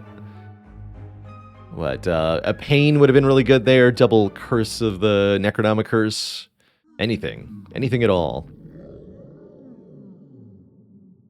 So if I don't find Corruption, to answer your question, Weapon X, you can do the Strength plus Feed thing, where we had the Inflame, the Limit Break, and the Feed. Even without Corruption, that part of the deck becomes sort of a winning strategy. Maybe add a Demon form instead of a Corruption. And then you have to tank damage more. That version would end up taking the Reaper instead of the Feel No Pain. I've had good fun with Snecko decks. You take Snecko Eye, and then you just add a bunch of Ironclad's high-cost cards. Impervious, Barricade, Bludgeon, Carnage, Dual Wield, and then just slap everything to death. That can work too. What else? Another thing, this often works really well with Corruption too, but something that Ironclad has special access to is using the Exhaust mechanic to create an infinite combo. You take, ideally, 2 copies of this card here, Dropkick. Deal damage if the enemy is vulnerable, gain an energy, and draw a card. Take 2 of these, and then use cards like Burning Pact and True Grit to exhaust every other card in the deck. If you can get down to 5 or fewer cards, you can get to the point where your Dropkick will draw the other Dropkick, and you can simply loop them eternally against a vulnerable target. And that can work really well. Good way to get your minimalist win, 5 cards or fewer.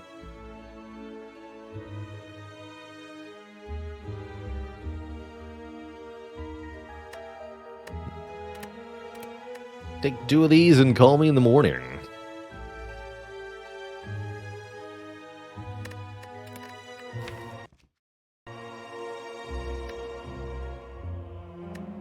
Double sadistic nature. Alright, let me update the title there. I'll do the spreadsheet too.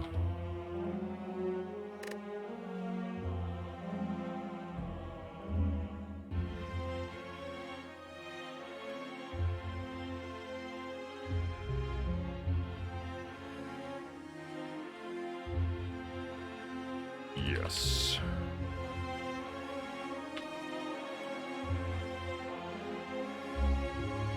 Vadrag, thanks for 38 months, closing in on 4 metric years. Holy moly. Crazy. Only got your minimalist achievement on A20. Incredibly done, Shrieking Eels. I don't think I've ever done that. 4 cards is certainly a lot less than 3. Or than 5. 4 is not less than 3. I can't do math.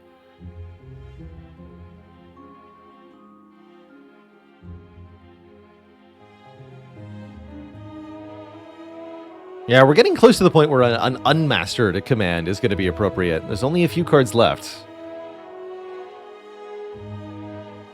We're going to be doing a silent run next. Before I jump into that, though, I am going to take a quick break, refill the leg, stretch the water. When I return, we'll play again. BRB, everybody. Don't go nowhere.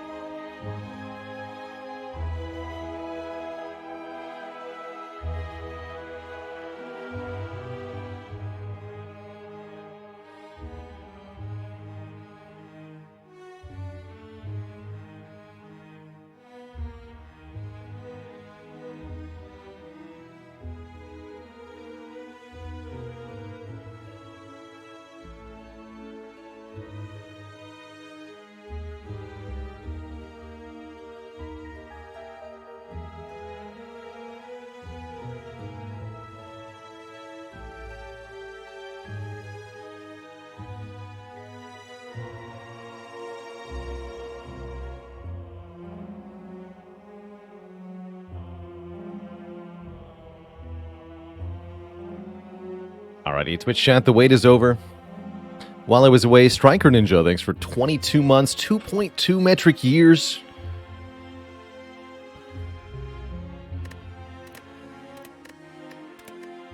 Is a heckin' long time.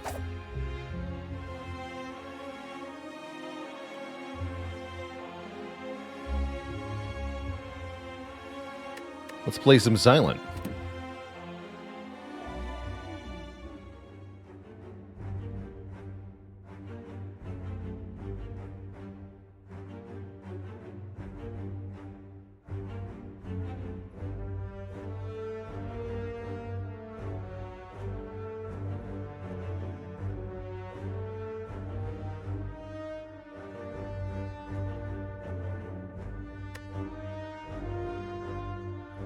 And a dad joke for Logos in the Twitch chat. Here's one that I just came up with. What did Socrates play with as a child? His toy Logos.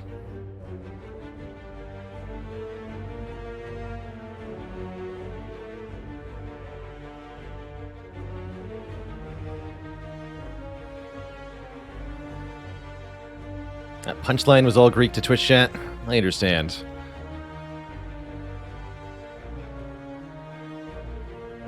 I haven't mastered Finale because I want it to be the last card mastered. Now, that would be appropriate, wouldn't it? What if I master Metamorphosis on this run?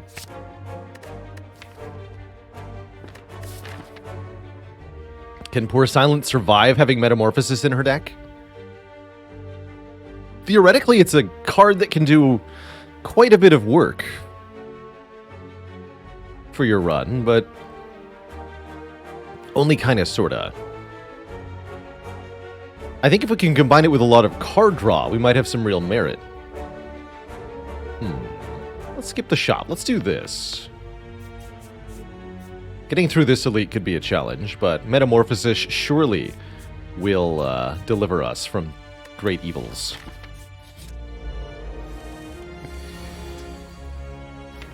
Surely.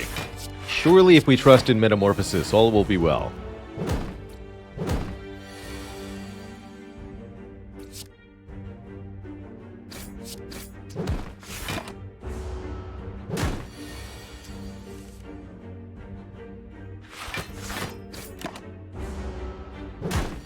Very aggro slime. Please stop. You're making us all look bad.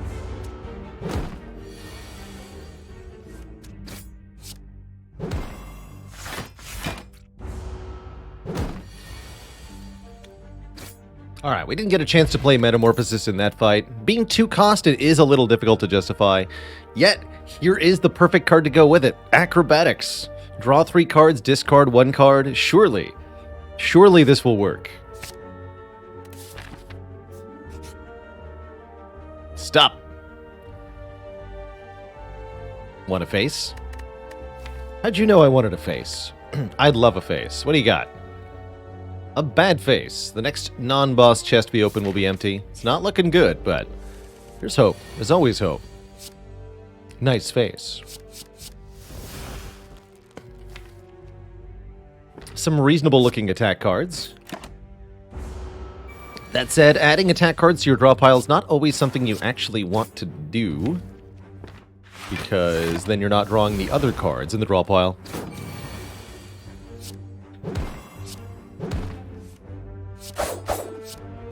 Worked out here, though.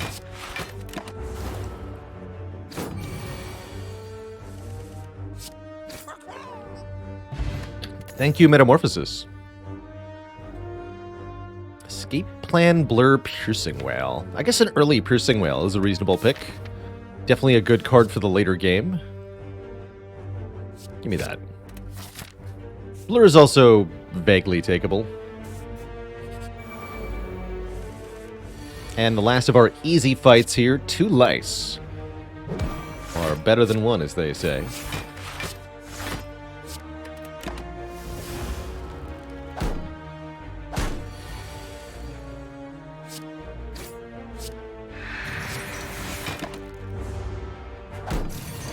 I'm being informed that nobody says that. I see. well-laid plans. Okay, here we go. Retaining the Piercing Whale is awesome value in and of itself. I think it's got good value with this Metamorphosis, too. As long as this first elite is Lagavulin, we'll be fine. Potion, though? Hello? Potion? Let's see if we can get a potion. We've lucked out and gotten an easy combat, at least. Even if not a good opening draw for that combat. Actually, this is quite bad.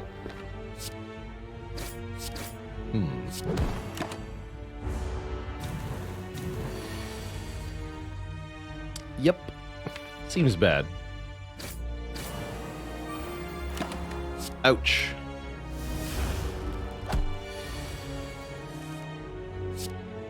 Better be a really good potion, I guess. O-Blocks, almost at 3 years of quality lurking. Heck yeah.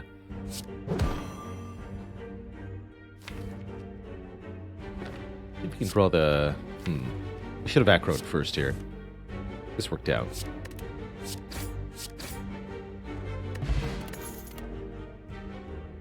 Getting a little flustered by our 80% potion chance. I think we might be about to die. What do we think? Blade Dance or Slice? How do we avoid disaster here?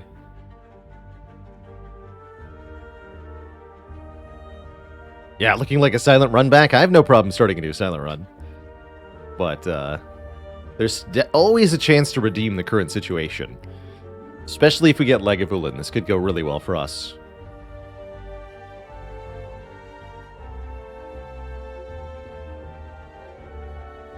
I like Slice because we can afford to play it alongside Metamorphosis, and it's already good with Acrobatics. I like Blade Dance because it does more total damage. Let's grab the Slice. And we're going to upgrade what? Either Acro or Slice. I could upgrade Neutralize, but I don't know. If we fight 3 sentries, we're going to just get completely wrecked. Barring a turn 1 meta draw. The Metamorphosis upgrade makes it add 2 more attacks, which is not always necessarily a good thing. I don't think that's an upgrade we want here.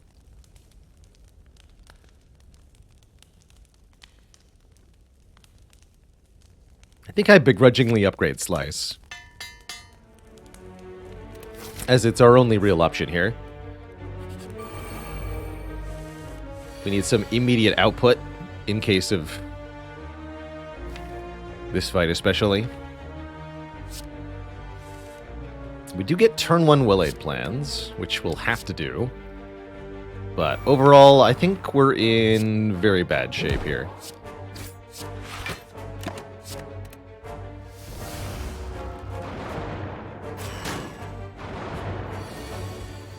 Alright, Metamorphosis.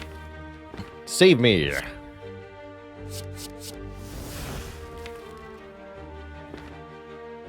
No! If only one of these was Quick Slash or something. That said, the dash is pretty sweet. As is the Brittle with Holes for free.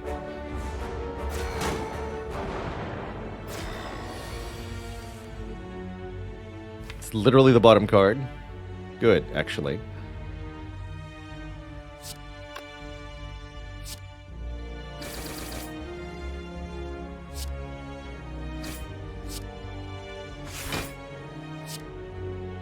Let's take this.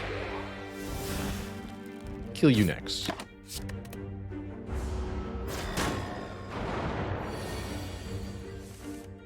Hey, the dash redraw. Very good.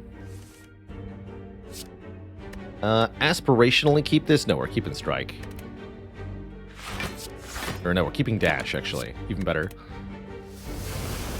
Just alive longer. And we'll keep retaining it until we actually need the block that it provides, since it is 0 cost.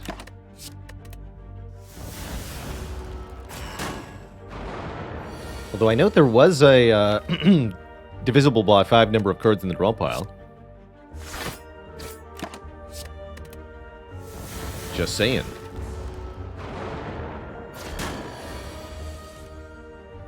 Ooh, that slice upgrade. Power.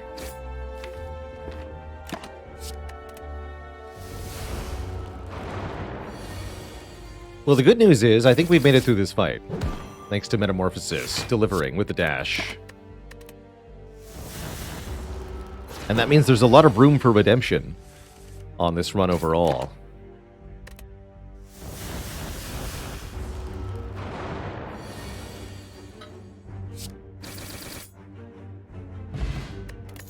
Oh, man. The rewards keep flowing in. Unceasing top smoke bomb. And, I guess one of these does damage. Catalyst and Nightmare are both also aspirational cards.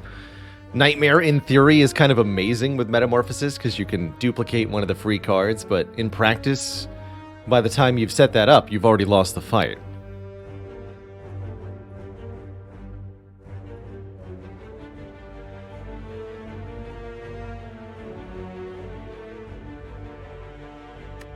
I'll take an all-out attack. And, get 2 upgrades. More realistically, 1 upgrade, 1 rest. This is a good upgrade, though. Sure. Just remove everything. That's right. Card removes are free and plentiful. It's only a dozen or so starter cards. Shouldn't be hard, right? Easy. Easy.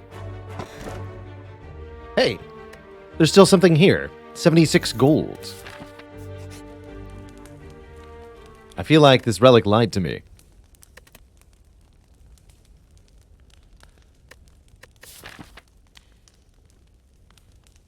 I'm gonna sleep here.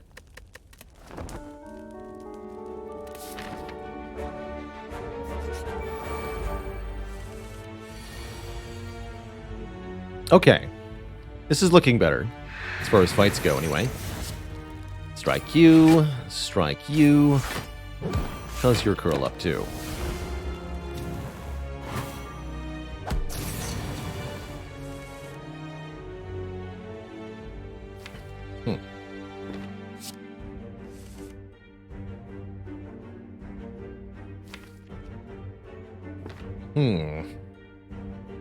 Well, that's not ideal.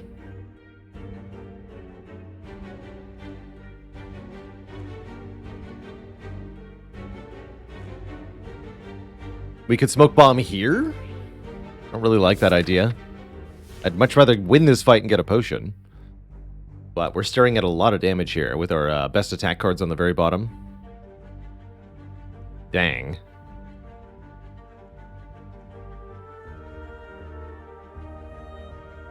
Block 13, we take 13, right? Incoming damage 14 plus 11, 25. No, take 12. Take 12 to win the fight.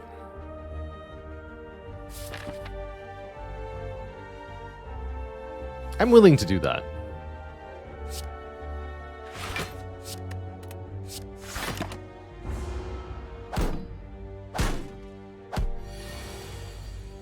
Ouch, my face.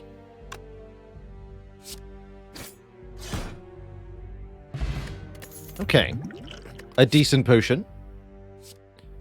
And a decent attack card. Dagger Throw does a draw discard. I think those are the sorts of things we want to be adding in this deck. With Metamorphosis and with Unceasing Top, too. And I think we get to go this way, because we still have the Smoke Bomb. Huh. Well, actually, this is a pretty good use for the Smoke Bomb, too. We can search for loot here, and if we get ambushed, we can leave.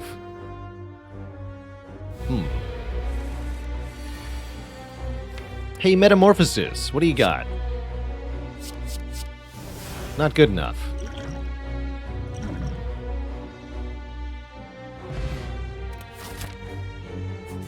All right.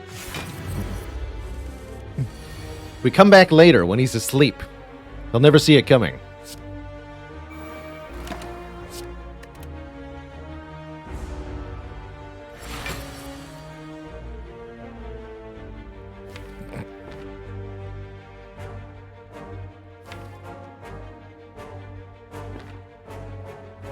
I think we want to play this.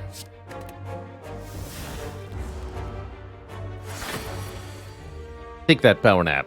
Do it. Alright, we get Choke at 0 cost. Now that I can get behind. Probably want to retain Neutralize. Actually a pretty good draw. Let's do Acro now. Perfect. Perfect. Yes. Might even use the Cunning Potion next turn. We'll see.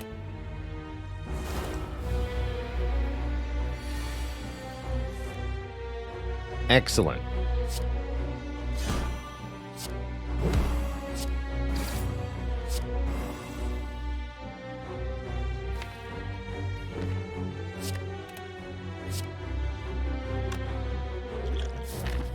Yeah, let's use this now.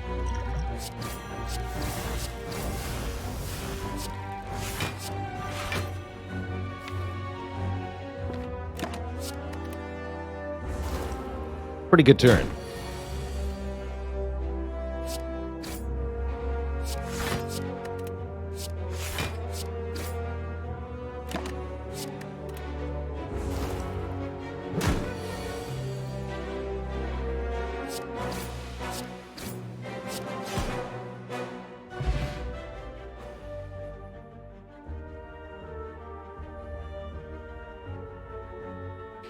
Intelli says, tips for folks who feel this game is a bit overwhelming in the first 10 hours or so.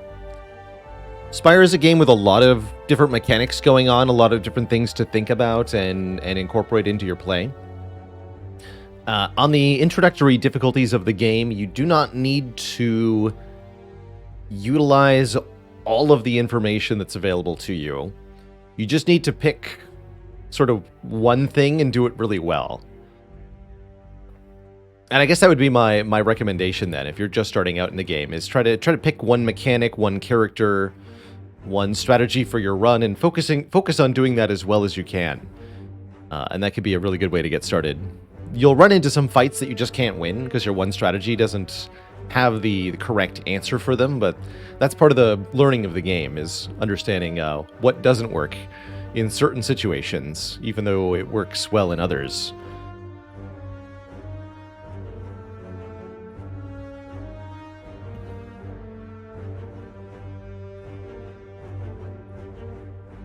Let's grab a Happy Flower. And a Backstab? I actually quite like Backstab. Expertise is also interesting in this sort of situation. Potentially drawing a lot of cards for us. I'm currently wondering how we're going to beat the Guardian. I suppose Act 2 is also a question. Let's take the Backstab.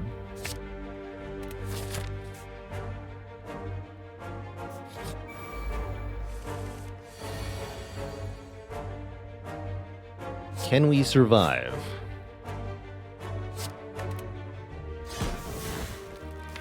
Survey says maybe.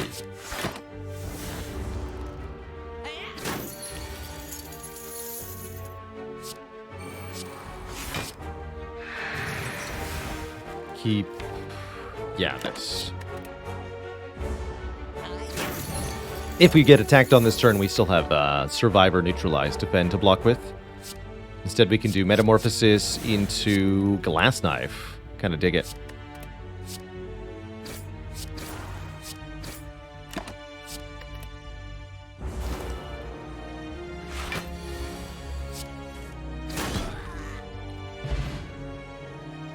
Okay, a Strength Potion can help us get through the Guardian fight. As could a Tools of the Trade, letting us draw one, discard one each turn. That can help us sift through the deck, find the block cards on the block turns. I think if we use everything that we have, we can successfully defeat the Guardian and get out of Act 1. If we fail to use the potion, or we fail to rest, or we fail to take this card, we likely perish in the boss fight. We're really not doing all that well right now. So we need some help. Simply winning a run on any difficulty within the first 10 hours of Spire is definitely a good start. YouTube guide for the late Ascension levels. I've been thinking about the direction I want to go with with video content from here, or guide-type content, and a sort of mastering Spire series would be kind of interesting. Talk about the strategies that one develops for the max difficulty after 1,000+ hours.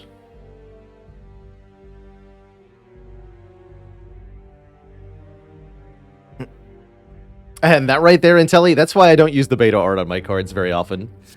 You're able to toggle between two different card arts after beating the heart on this game. The regular art created by the developers, which has a very consistent visual appearance, and the beta art, which is from a mishmash of places. Sort of placeholder art, visual puns, that sort of thing. If you use a lot of these, it definitely creates a very odd look to the game. Art by Microsoft Paint. My favorite beta art is Double Energy.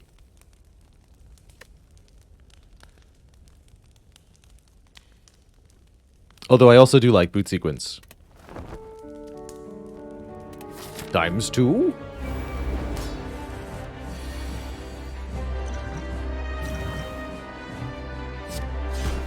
Okay. Can we beat the Guardian? That is the question. I think so.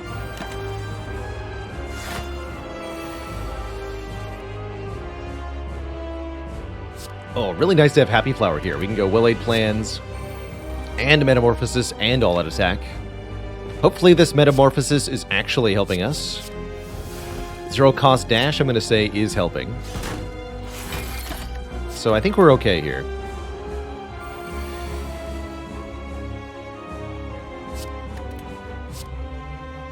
In fact, we're definitely okay here.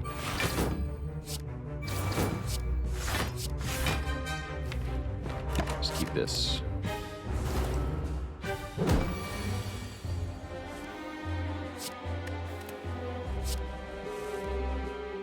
Gotta take damage to make damage.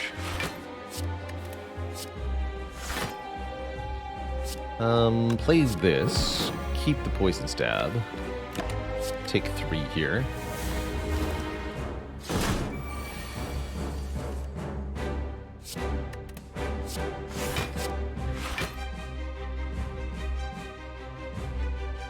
Poison stab, dash, alt attack. Don't hit end turn immediately. Galaxy Brain. Alright, and retain this.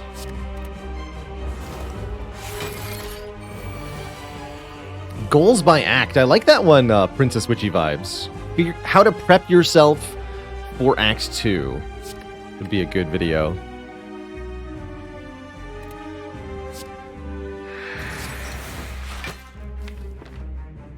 Keep neutralize? Not sure about this. We're about to find out why we had to rest, I think. Oh, no, we're good. We're good. All good. Definitely keep this neutralized, though. Wish I could play the attacks there, but we take damage back for each attack we play. So that's a no-no. Once again, don't end turn. Use the top. Although, do I want to play this? This will transform Guardian now.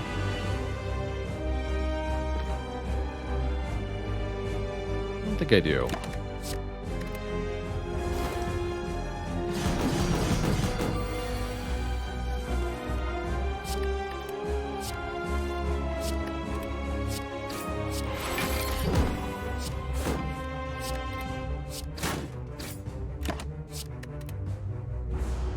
Beautiful. How to pick your Niao bonus. That's another good one. Just like breaking down single important decisions that you run into in a Spire run. I think we just go for the kill here.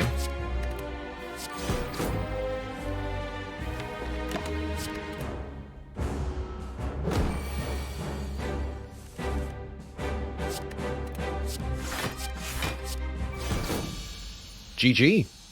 All right, that went pretty well, actually. We managed to get a potion back, even if not an amazing one. And we get rare cards, again, even if not an amazing one. I'm reasonably okay with a glass knife to prepare us for Act 2. It's actually not the world's worst 1,000 cuts either. Storm of Steel with Unceasing Top. Interesting. Actually, not the worst. Wouldn't call it very good.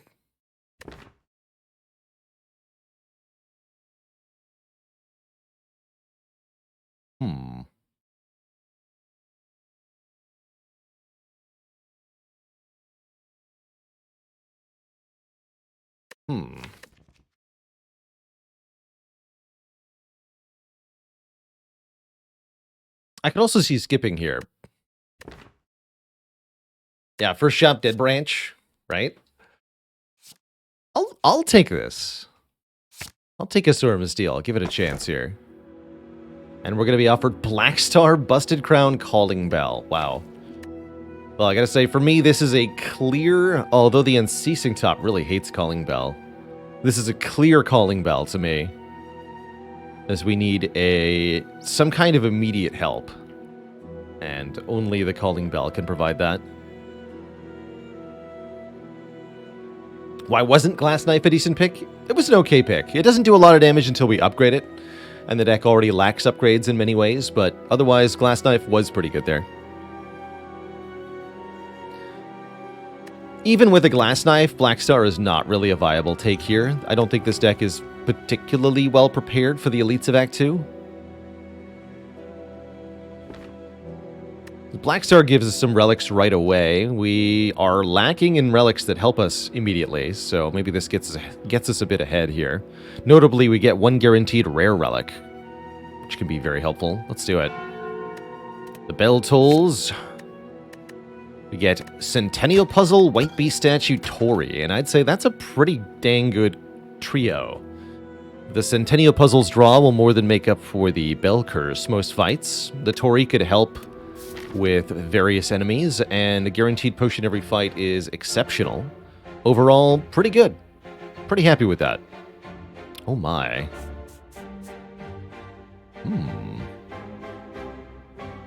Man, Black Star could have been pretty sweet. Only we had the strength to actually win the fights in the first place. Let's go to the shop with this 400 gold here. We could also go to this store.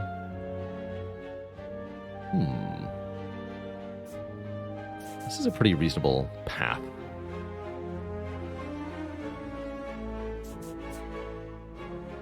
Interesting. I guess we should go to the first one, and if there's good stuff to spend the money on, we do it. If there's not, we can go to the second one.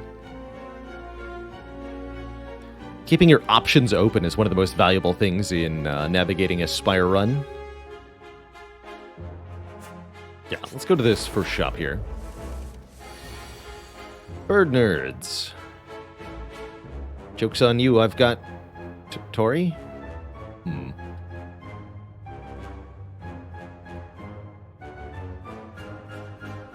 No, I see the play here.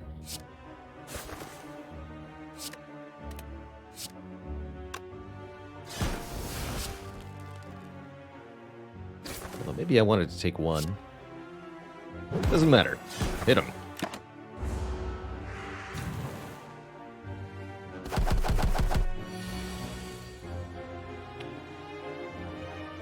Yeah, I did want to take one. Dang. That's gonna sting. Could use our potion here. Probably should. There's not that many pulls that would make things a lot better for us. Mind you. I think we trust in Jack of all trades. Dramatic Entrance doesn't really do anything here. Panache. That's a brick. That's why I wasn't exactly excited about the potion. I guess we just lose a bunch of health here, and that's how it is. Only thing we could have done to save ourselves is play turn 1 differently. Dang. Oh well, next turn will be great.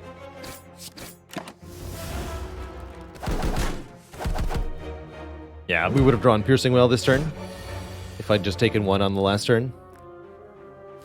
Heck. Our deck. Well, in that case, let's do Storm of Steel things.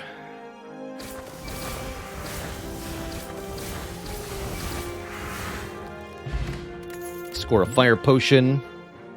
Score none of these. I don't really see us having the energy for Bouncing Flask.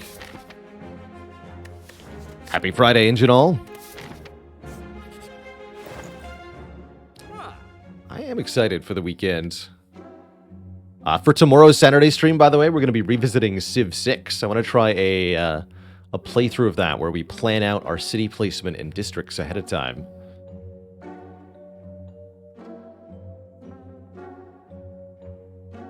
Is that meat on the bone I spy? That can help us limp through an Act 2 when we're otherwise suffering. I also do like the Vajra here for plus damage.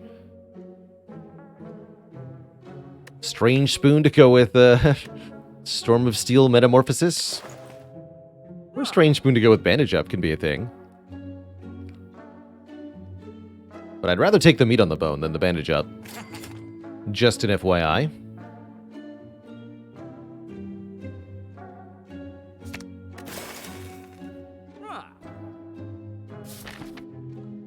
No need to buy a potion. Save this cash. What do we think? Events or combats? Combats are potions. Take some combats. Surely they won't hurt very much, right? Surely.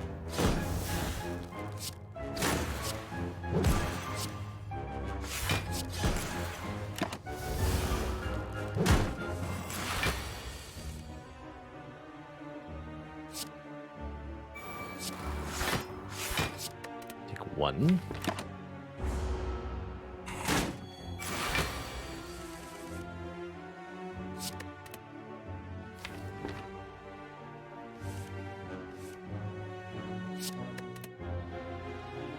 I think we just take one again. Let the frail wear off. That seems fine.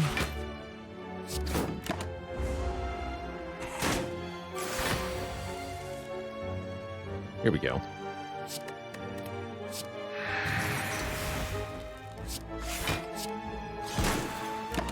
Slowly but surely, we whittle the creature down.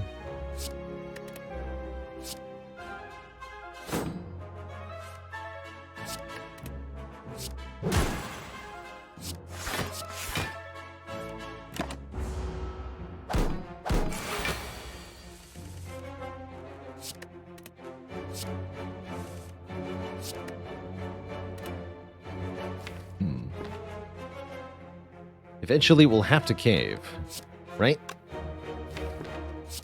Right? I'm glad with that draw here. Let's just do this.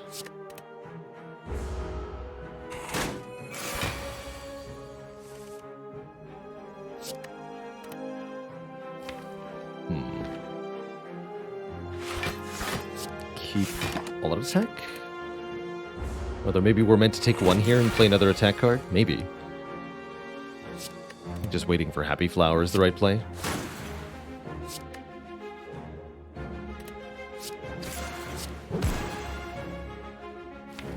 Here we can take one.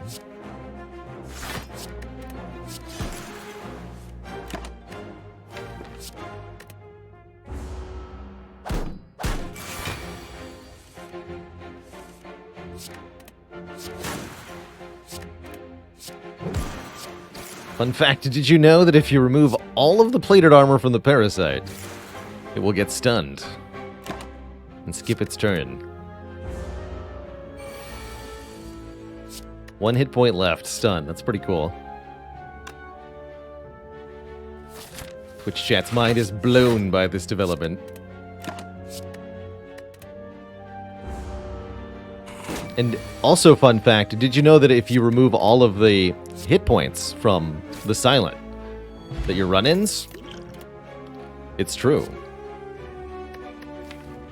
Should maybe consider a Blade Dance here. What about Eviscerate, actually? We have quite a few discard effects that would make Eviscerate pretty powerful. Let's take an Eviscerate. We need stuff that costs 0, and Eviscerate can do that. It can all do that. Oh, heck yes. Get Storm of Steel. Fools.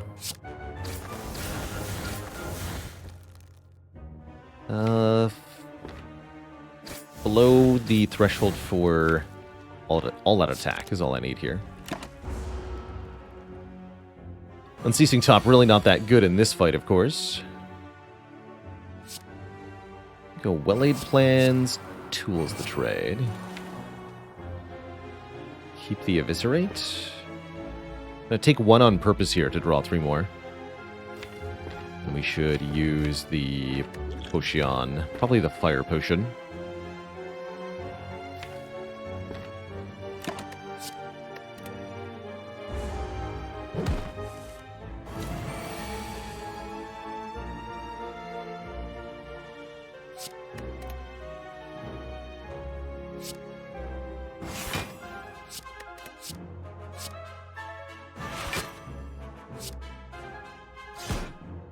Yes.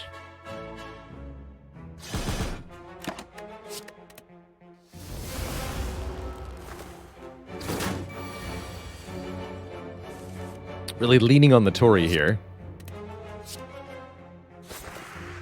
Needed to bring me victory. Ooh, free Predator. This is my only source of weak, so I'll hold on to it. 12 by 2. Ouch. Actually, I guess that's fine, right? Yeah. Take 1 more. Easy.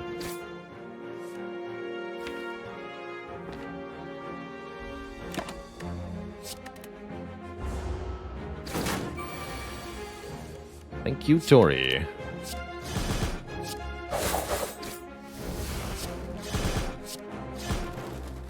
Whew. Back above half HP for the moment. Second backstab. Yes. Question mark. I think I like these 2 potions more than I like Distilled Chaos.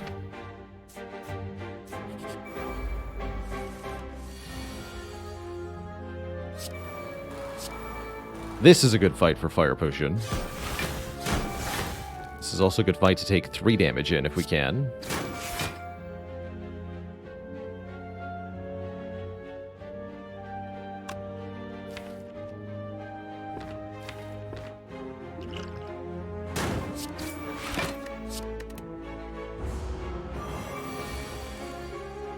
Good. Perfect, actually. We can take exactly 3. Alright, Metamorphosis, what do you got? Free Sneaky Strike, I like it.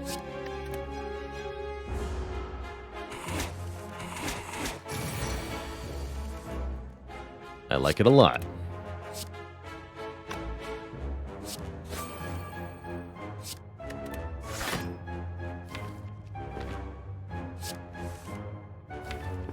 Did not draw a Sneaky Strike. Bummer. That is a bummer. Although I could maybe Dagger Throw and get it. By 50% chance to take more damage, though. What happens if you have more innate cards than your opening hand draw? You start with 10 of them at random in your hand, no matter how many cards you would normally draw on turn 1. And the remaining ones go in a random order on top of your draw pile. So if you were to, for example, have 30 Writhes for some reason, you'd start with 10 of them on top, 10 in your opening hand, and then 20 of them on top of your draw pile. Eviscerate and Storm of Steel will get this thing? No way. No, not with the Malleable buff. Each time we hit it for damage, it's going to get an increasing amount of block. That means Storm of Steel is useless. Unless you mean getting the Sneaky Strike. Oh, I see. Yes, that would do it.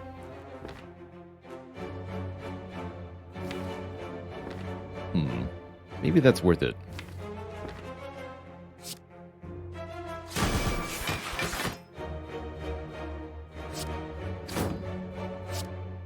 I'll play that game, sure. Unceasing top, go! Was on top. Fun fact. We drew it again. We have 3 energy. The power. Alright, let me stop. Not great. Not ideal. We could have done better with the hand we had. That's fine, though.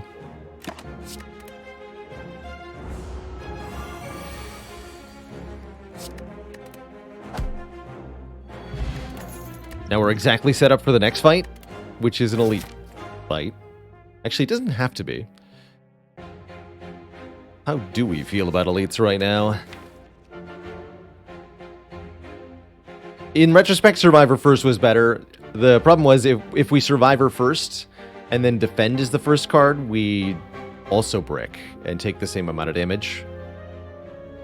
Because we can no longer play the Defend and then can't play the Sneaky Strike either.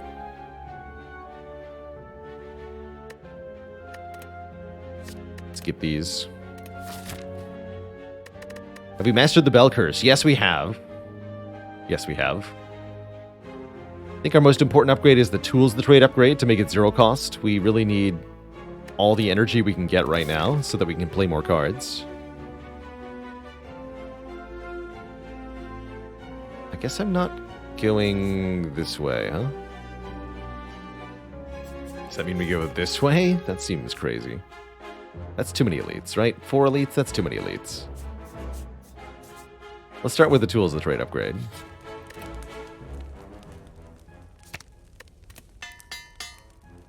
Are these potions going to be enough to take on an elite? I don't exactly feel like that's the case.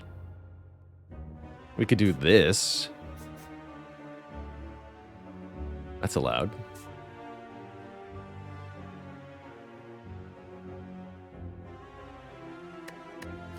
Also just do our best against an elite.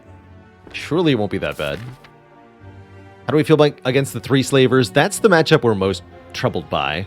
Against the Snake Plant, against the Book of Stabbing, we have Tori and Piercing Whale. Against the Gremlin Leader, we can kill the immediate gremlins with double backstab. And then we can hopefully do area damage with all at attack. But against the 3 slavers, we really don't fare very well at all. And we could even just get killed on turn 1 from 30 health by the 3 slavers. So that's a pretty big reason to avoid an elite at the moment.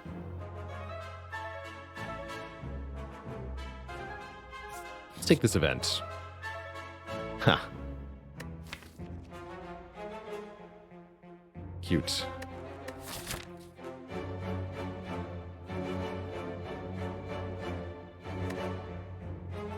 That's a pretty good way to beat Bronze Automaton, huh? Alright. I mean, we're in a desperate spot. We take the things. And let's upgrade one right away.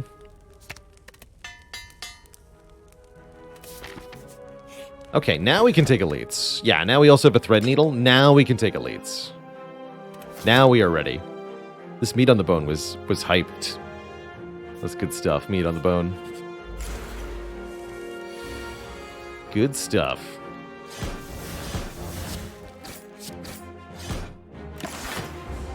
Just discard them, by the way. Actually, one of the really cool things Silent can do with those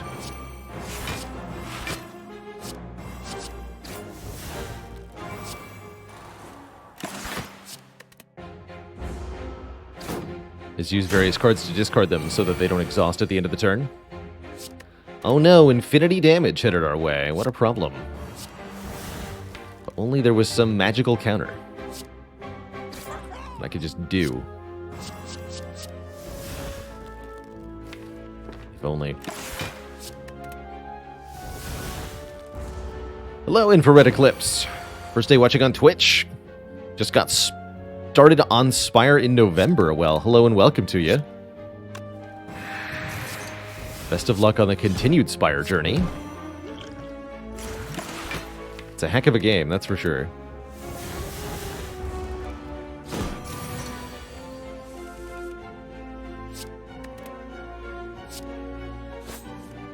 Nice.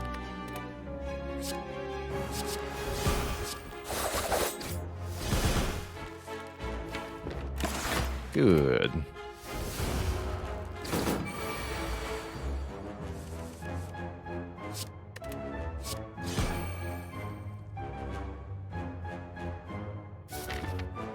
Set Heavy Flower to 2 for the next fight. Waiting one turn to end this combat so that our relic is on a better place for the next fight. It's one of the little min-maxing skills you can develop for this game that can really help quite a lot. Predator Plus, more card draw. I like it. I like it.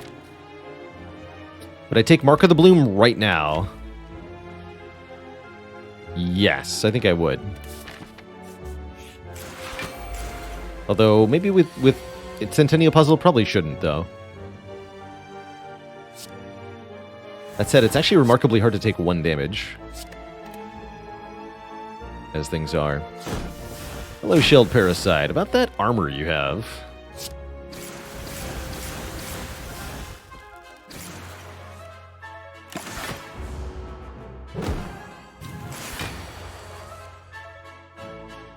About that armor.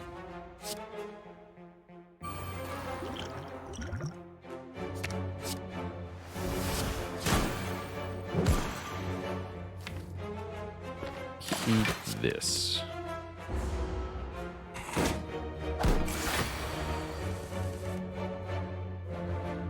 So here we can discard the apparition rather than playing it.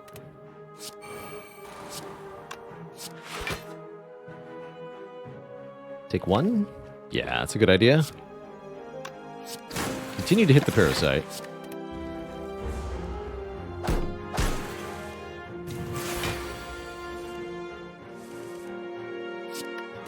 Become intangible yet again. We're an awesome ghost.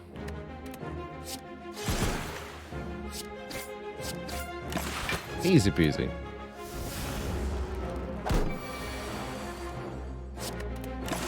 I want turn 1 energy versus this elite for surezies.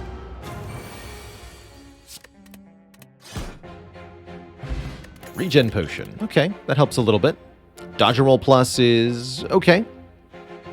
Do I also play board games? I sure do, Vap. Although not so much last few years. I very much enjoy Dominion, indeed. Puerto Rico.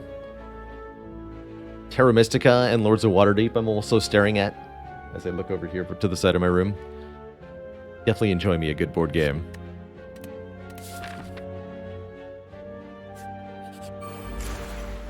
Not going to take that dodge or roll. Oh dear. Well, the good news is we get to play Metamorphosis on turn 1. That's all the good news I have.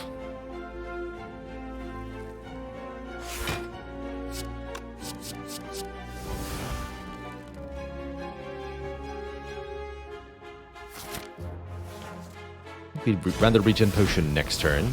Currently we're not missing enough health. Now we are, though. Although now we're below...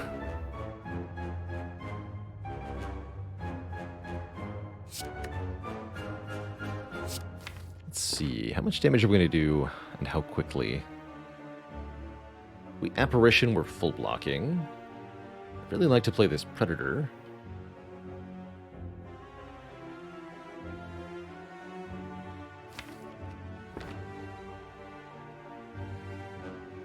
We'll lose all our plated armor. If I block with Neutralize, but I could do Predator and Neutralize to block. I guess I could do Predator Apparition. That's pretty good too. Okay, let's do that.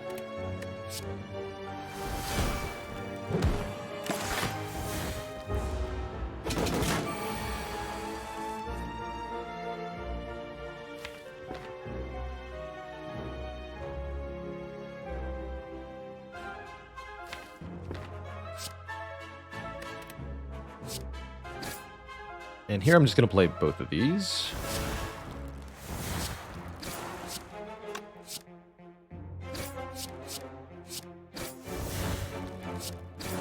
Double poison stab. Take one. Fine by me.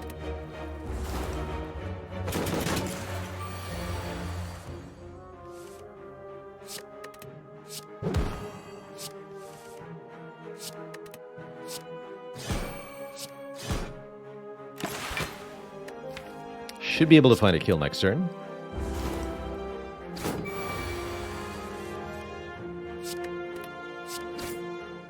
Get him.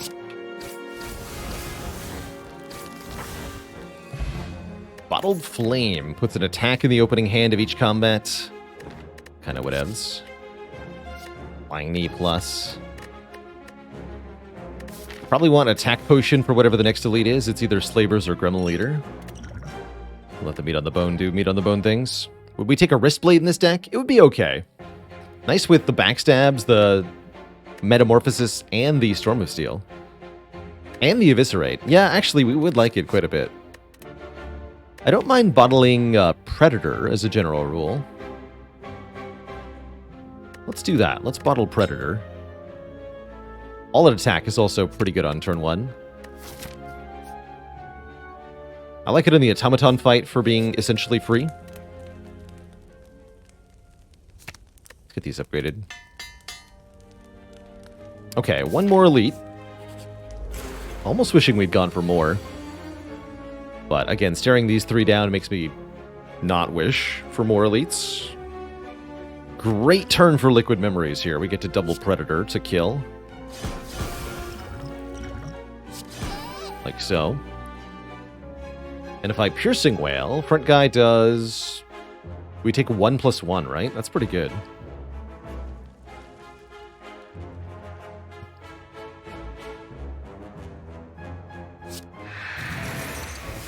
Because of Tori? Yeah, it's only 1. Good. Not going to use the attack potion unless I feel like I need to.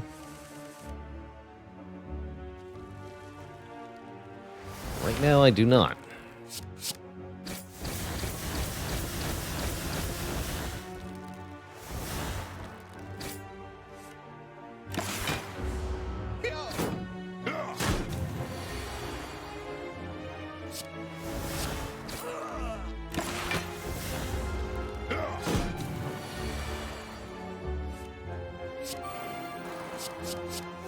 Grand Finale. Get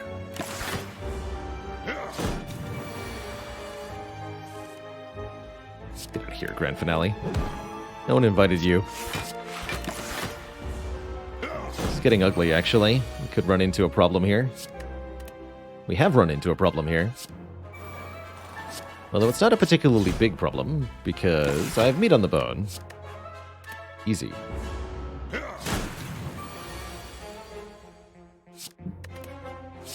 Just use the meat on the bone.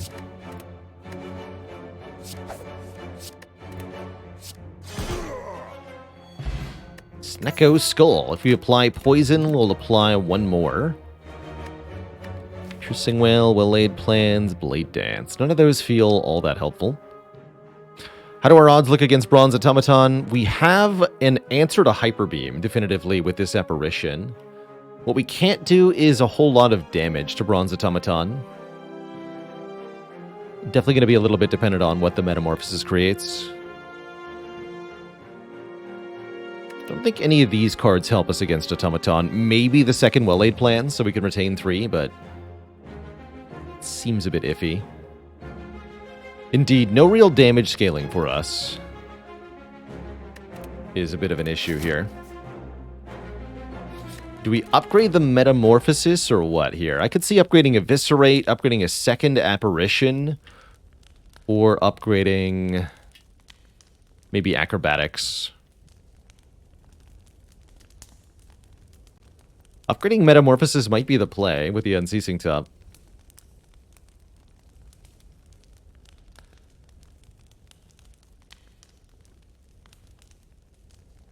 This gives us 2 more cards. We don't necessarily need to upgrade the apparitions because we can discard them. Let's try this. I don't know if this is going to work, but let's try it. Yeah, at least it's unique. Exactly.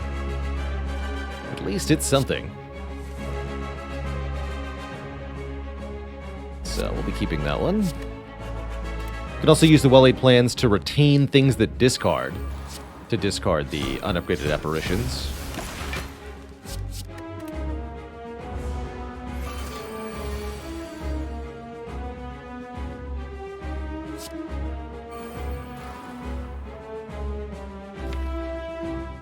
So the front one is going to steal my Metamorphosis. The back one is going to steal all that attack, if I understand this correctly.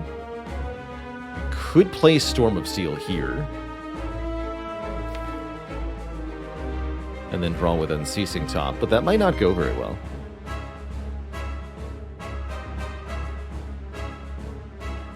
I think we'd rather retain Storm of Steel to discard apparitions. Now that I think about it.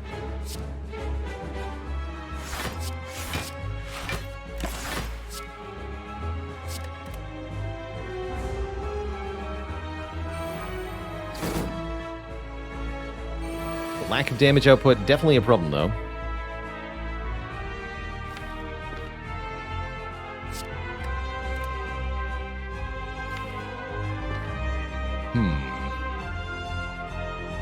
Alright, let's see what this contains.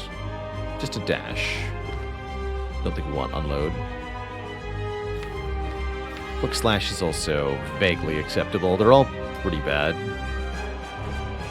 No Grand Finale here, unfortunately.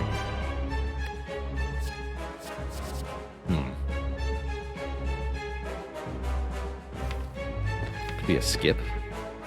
It's pretty sad.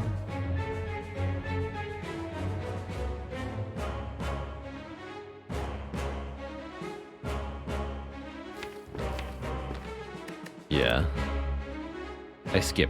Even though the card is temporarily free, I don't think any of them are good to reshuffle into the deck. So, no thank you. We need that Metamorphosis back. ASAP here.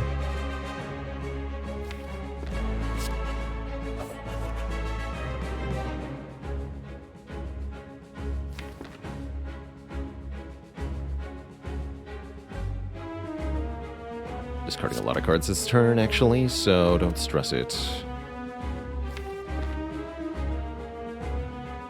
Don't want to empty my hand, though. So just discard the strike, don't play it. Okay. Use this here. Gonna need that Fear Potion to work later. Take one.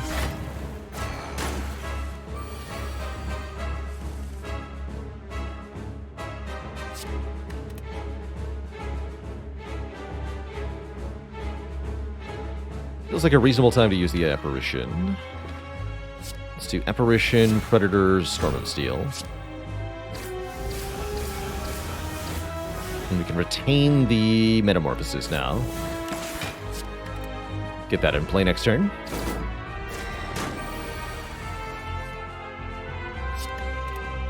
Save me. Wait, but Hyper Beam is next turn, is it not? Oh, shoot. No, we can't play Metamorphosis now. We need to draw blocks or we're dead.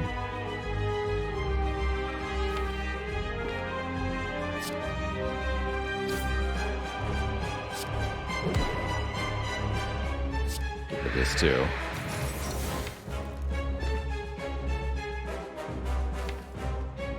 Top's not going to help me if Ascender's Bane is in the draw pile.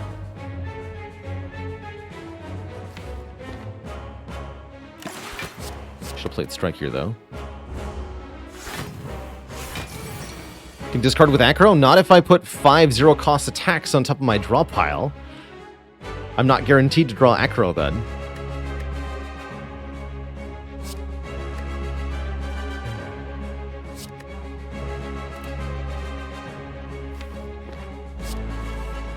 It's fine. We just draw the Apparition. No problem.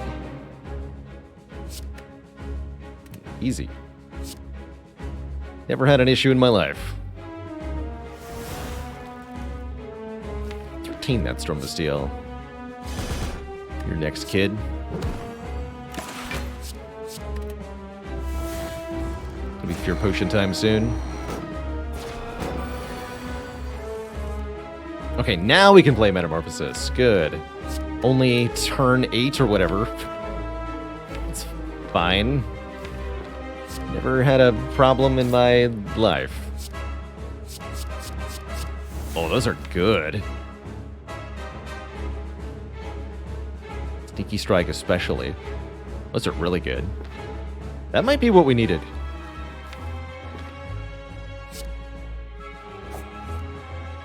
Keep that Predator.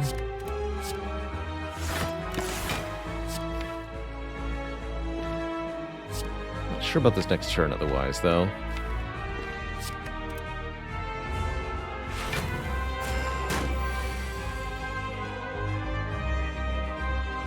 Got Sucker Punch. That's right, Sucker Punch. Okay, discard Apparition then. This is under control. Or is it?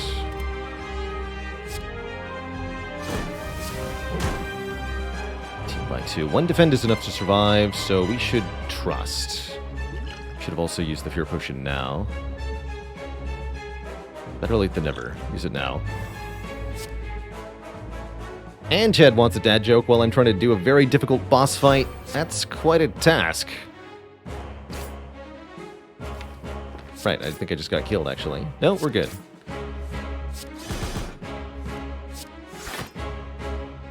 This is an awkward time for a dad joke, that's for sure.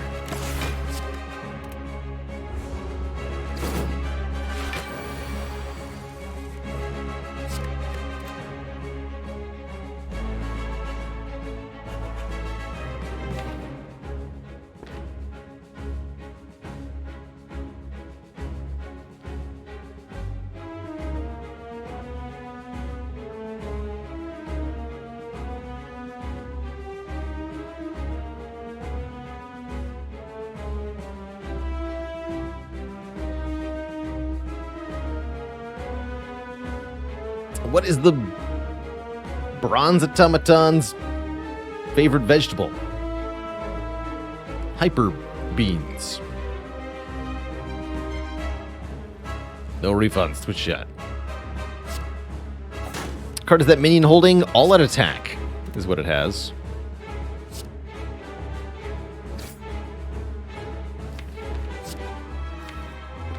Beanular. Actually, that could be quite helpful here, all out attack.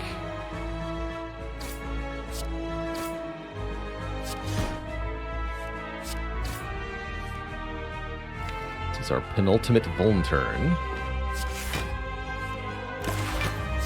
Might get killed next turn. 24 by 2, huh?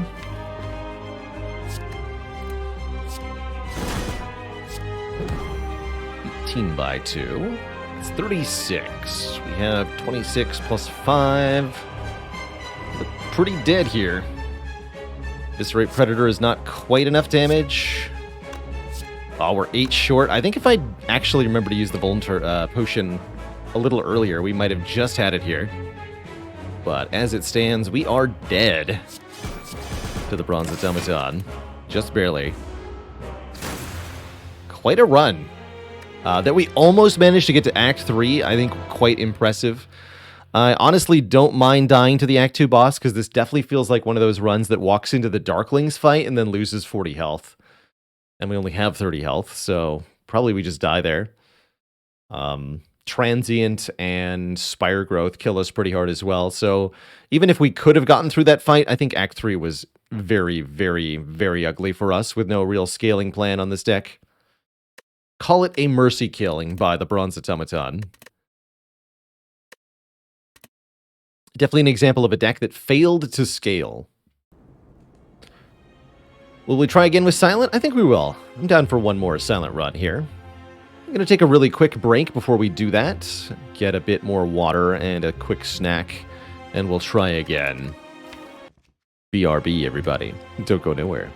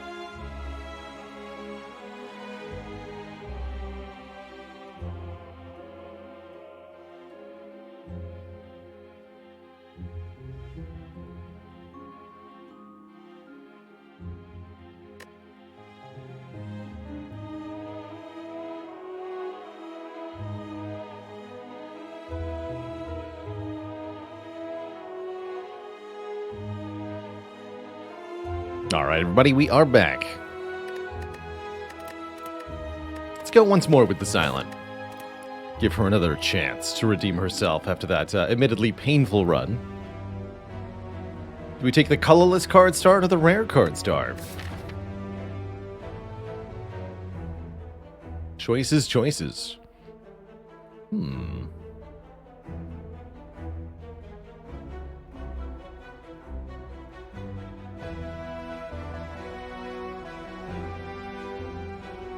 I like all the rest sites along this path. Late shop is appealing too. Scuba Squee with 21 months. What does the Silent get when combining potassium, nickel, and iron? A knife. Good chemistry joke. I like it. And Willie Wurstchen, thank you so much for the 6 months.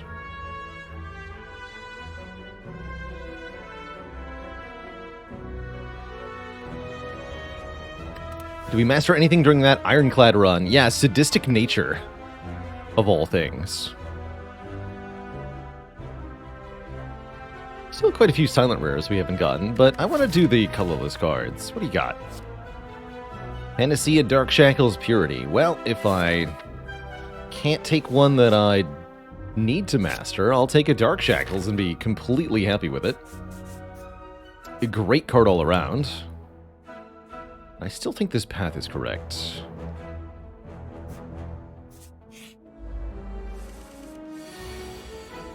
Cool Bee, did I miss your sub? Thank you so much for 8 months. Hello. Thanks for the Prime sub.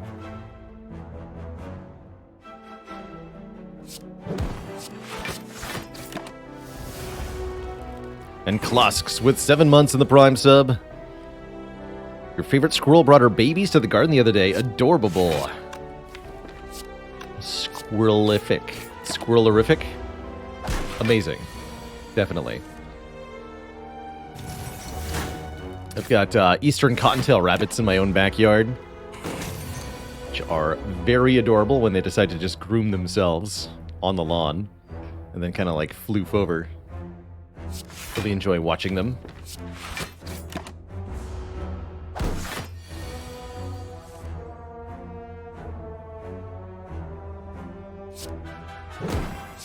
We might have a Watcher run later today. How's it going, BRB Dragons? Generally speaking, we play in a rotating character style. That means we go Ironclad, Silent, Defect, Watcher in order. And I try to play all 4 characters on approximately the same amount. Well-laid plans with Dark Shackles. Very promising start here. Low on damage output, but we can sort that out later.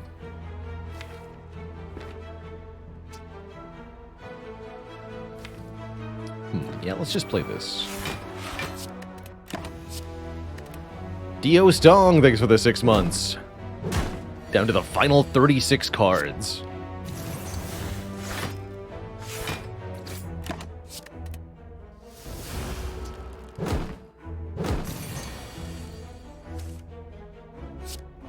Talk about an aggro slime, though. Dang.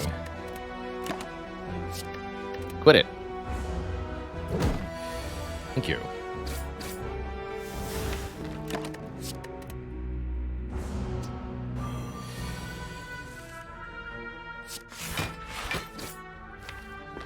Let me keep this.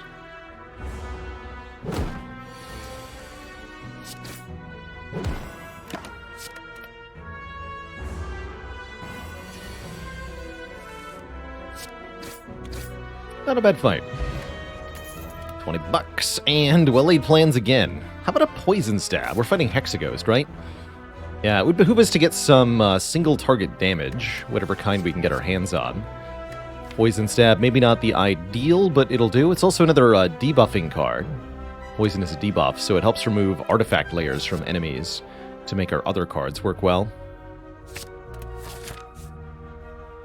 Planning on going to this shop, so let's not go to this shop. Let's take the event here. 2 upgrades at random in exchange for 20 health.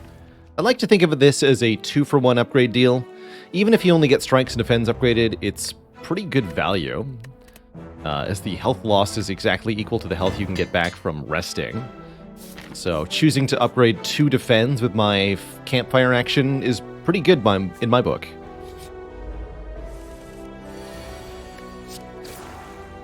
I think it's also more valuable when we have well-laid plans, because we can specifically retain the upgraded cards.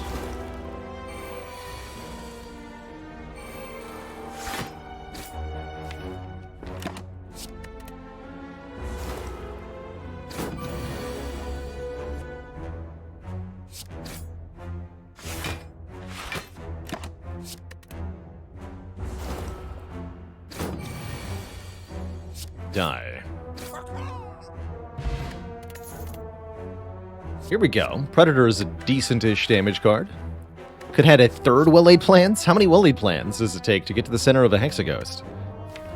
Endless Agony's not too bad either as a do some damage up front card. I see once again we've ended up with no potions from the first few encounters. I wonder if that means we're allowed to fight this elite or not. Hope so.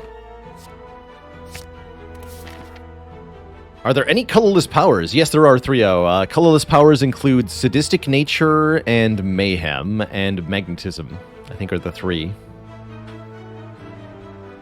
All of the colorless powers are rare. Oh, and Panache, too. That's right, Panache.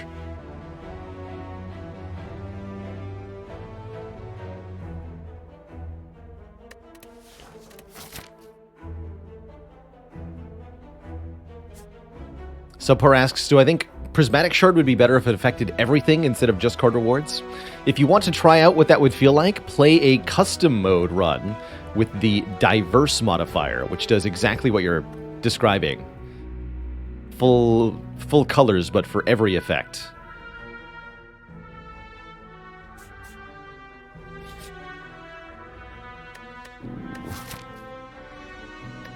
Card remove. This is not how you beat an elite.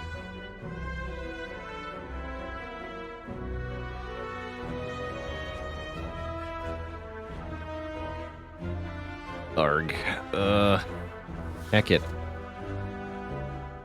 I'm gonna take the money and we're just gonna do this.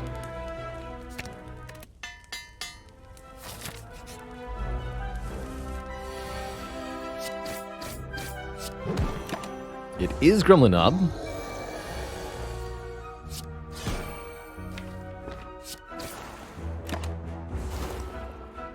Good turn for Dark Shackles.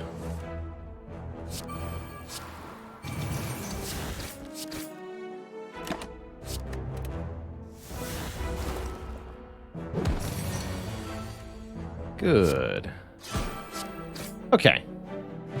We just brute forced our way through. Maw-Bank's a bit sad to see, as I was planning on going to that shop. I'll take a second Poison Stab out of sheer desperation for a way to beat Hexaghost.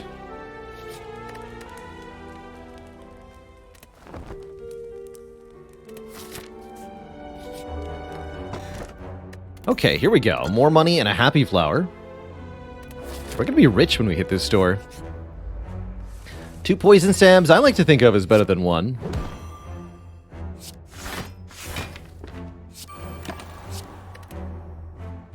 With poison, you typically want to stack poisons so that you can take advantage of the damage per turn. Poison decays by 1 per turn. That's true of regardless of how much poison the enemy has, so the more poison you can add, the less impactful the decay is.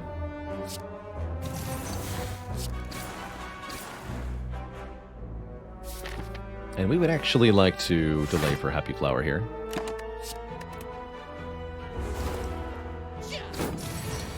Yeah, indeed.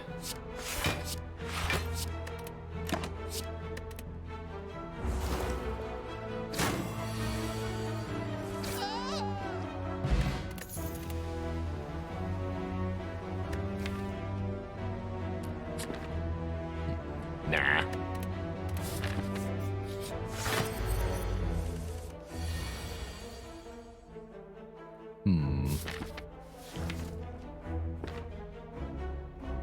Colorless potion now?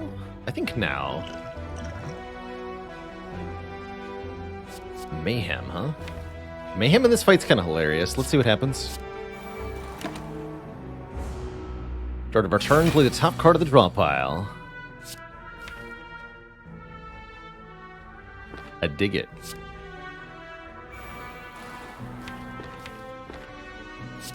I do dig it. And do we play double poison stab? Probably, right? Let's do that. Keep the defense. Did it just play Ascender's Bane? Yes, it did. Sure did.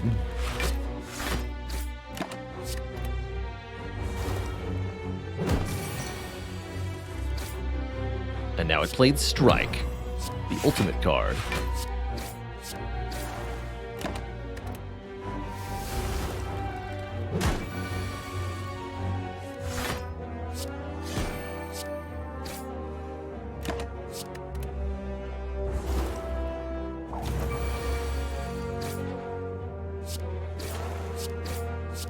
Pretty smooth fight. Thanks to Mayhem. Get a smooth stone, making our blocks blockier. That makes leg sweep sweepier. Are we beating Hexaghost yet?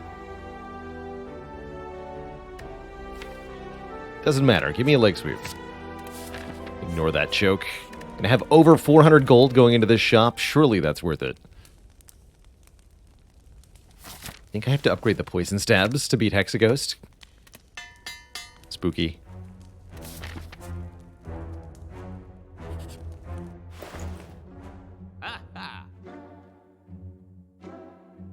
Metamorphosis is back if we want to try our hand at that again. Bronze scales are pretty good for Hexaghost. If we want a broadly useful relic here. Definitely like the bronze scales. 4th well-laid plans on sale.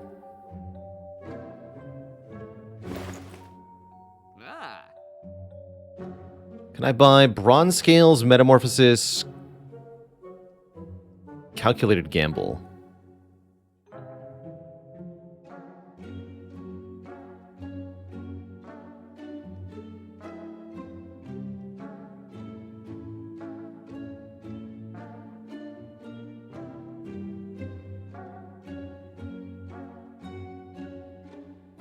No, we're a little bit short. We could do remove instead of gamble.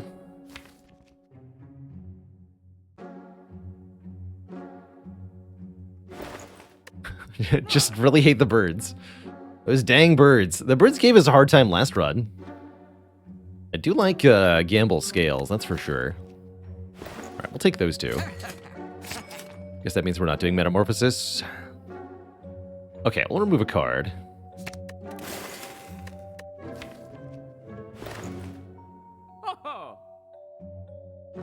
Do I also buy a Thorns Potion for Hexaghost? How afraid of Hexaghost am I? Not very. Okay, good talk. I'm not sufficiently afraid for that. Because we have well-laid plans and a Dark Shackles, I don't really care if Inferno happens. So... just gamble all that.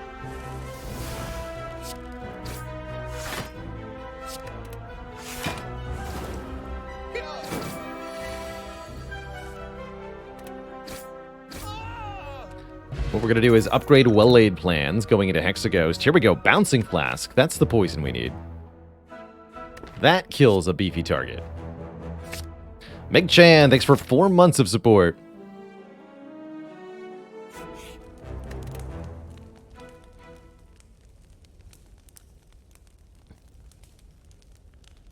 The thumbnails on YouTube are handled by my YouTube editor, Riley. We decided to go to emote-styled thumbnails a while back, or just no reaction face thumbnails a while back, and I think it's been a good change.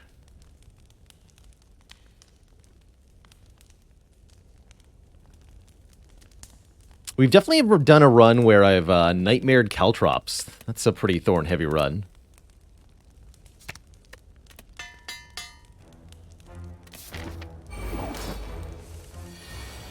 Excellent. Well-laid plans turn 1, poison stab turn 1, predator turn 1. This fight's in the bag now. Easy peasy. Have some poison, and have some weaken. Back for you later, Dark Shackles.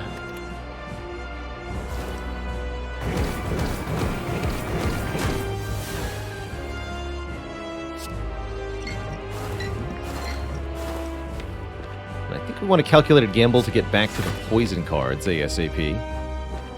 Let's do that right now.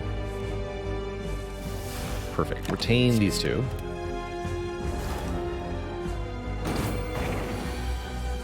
Here we can go Survivor Bouncing Flask.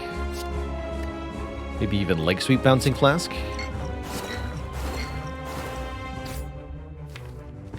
Still let the Dark Shackles go. We're holding on to that for the Inferno, although the way this is going, there won't be an Inferno. We are handling this.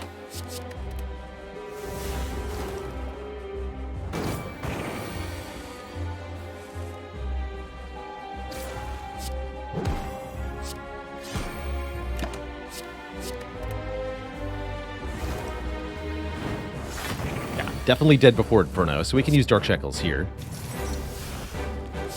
Might as well.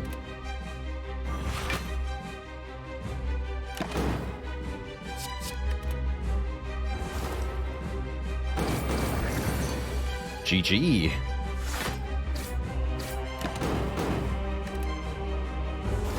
Fist of Rage, thanks for 46 months of support.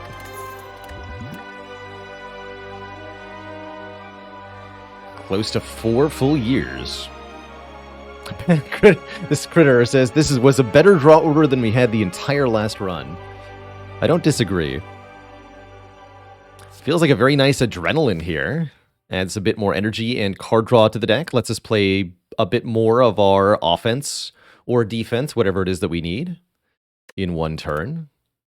Ultimately, I'm very happy with the Act 1 we had. This is a very strong silent run going into Act 2, and we could even take something like a Black Star, because we're going to currently defeat the enemies of Act 2 with relative ease.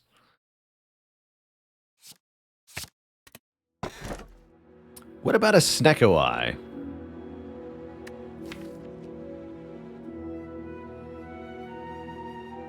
Not bad, actually. We got 2 cost, 2 cost, 2 cost. It's not the world's worst Snecko Eye. Haven't done a silent Snecko in a while. I think this is also a reasonable time to take either the Sozu or the Ectoplasm. What if I took Sozu here? We have pretty unappealing potions overall for the late game, but they're adequate. And the additional energy each turn would be quite a boon. HS Schofield, thanks for the 5 months of the Prime sub. I'm actually completely content with Sozu here, I guess, over Ectoplasm. Okay, let's go Sozu, upon review. No more potions, but yes, more energy. And yes, more Carter moves. Are we strong enough to handle a Burning Elite Act 2? There's definitely a lot of elites in this act. Without potions, I'm going to go with probably not. We've got some really good upgrades to get, though. If we upgrade most of the good cards in this deck, we can have a very strong late game to our run. Be something like this.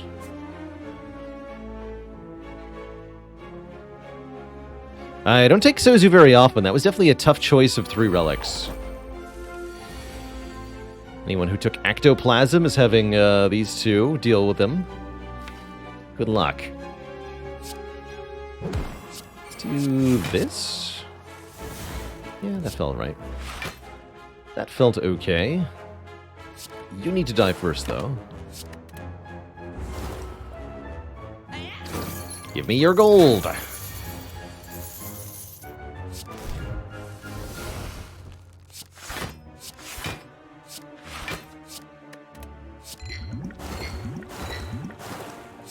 Give me your gold.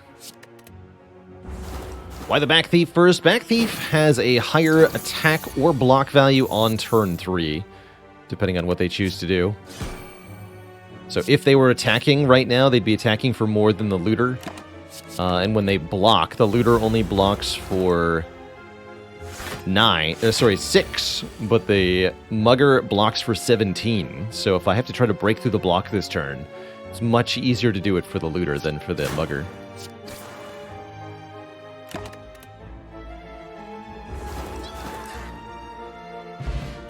Smell you nerds later. Oh man, Deflect Plus or Dash Plus. Those are both amazing.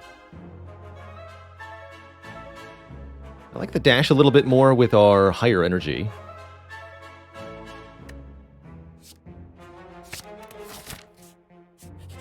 But both of those were really good.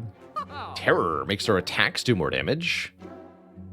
Master of Strategy lets us draw more cards, and is unmastered still, despite being amazing.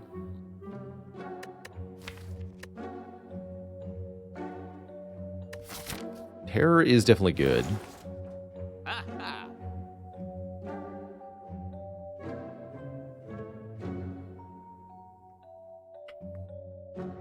Unmaster of Strategy.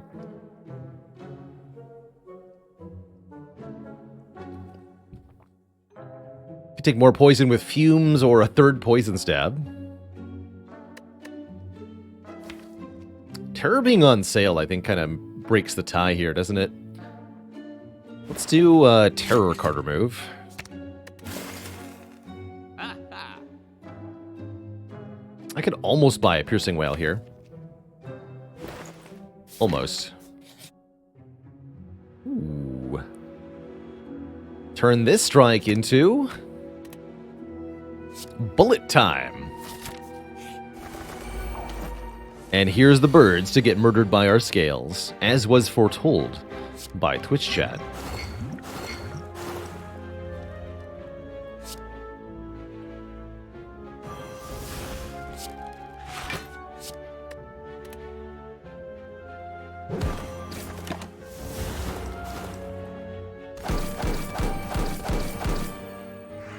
Dead.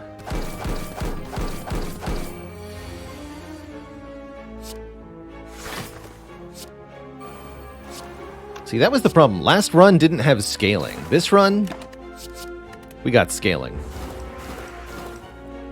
Broad scaling.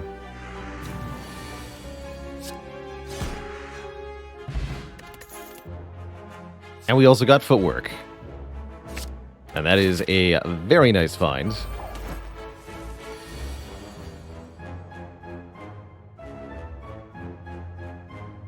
Pretty good turn one. This is definitely a fight where you can't be slow about your damage outputs. Let's just go here. Excellent choice. Bouncing Flask, you know what's up. Okay, Cultist down. We just have to kill the Chosen now. Easier said than done, though.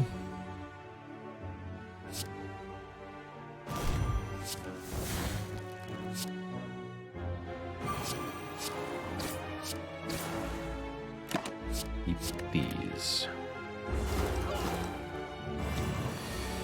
Okay, we got the easiest attack pattern from Chosen. That helps a lot as well. Lucky.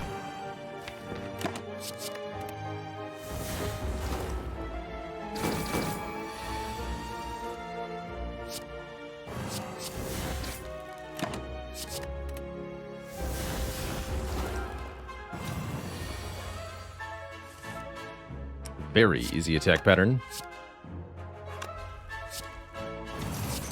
Continue to hold this dash.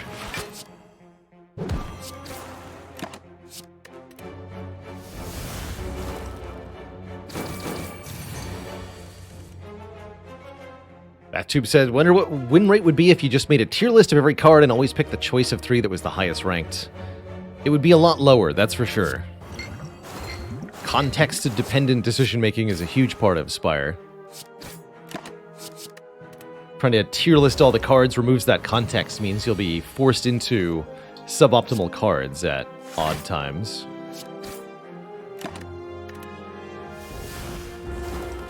But could you win that way? Definitely. You could definitely win that way. Re-upgraded Deadly Poison? Or the Piercing Wail that I thought about buying. I actually really dig this free poison card. Yeah, let's keep the upgrades dense. Always thought the tier lists don't mean too much for this game. I think that's pretty true. That's pretty true. So many good upgrades now.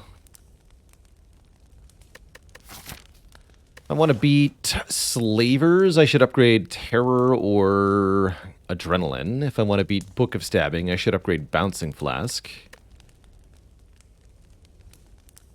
For Gremlin Leader... yeah, Terror. Terror.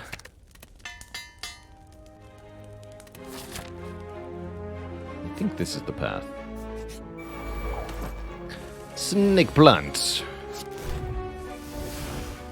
Versus... all of the cards in my hand being free. Who will win?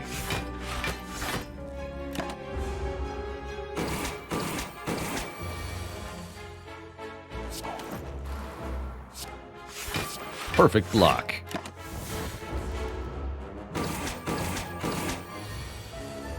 Now that's what I call a good snake plant fight. Kill it next turn. We could kill it right now, but I wanted to die next turn for happy flower reasons.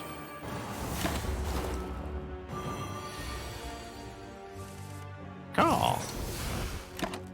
As you can see, we have some very comprehensive answers to this fight. Scales, Dark Shackles, Poison, Weaken, lots of good stuff. Let's see how it fares against an elite. Hopefully this is the Book of Stabbing, the bigger snake plant. It's not, it's these nerds. The good news is I've drawn Terror and Predator turn 1, so I think we can dunk the Red Slaver in the back immediately, which makes for a much easier fight overall. Glad we upgraded that Terror.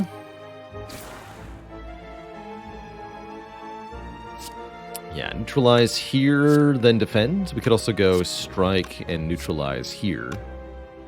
I don't think we want to use a potion. It's like making a recipe with only the top-rated ingredients. Yes, or best-selling ingredients. Guaranteed disaster. Well said.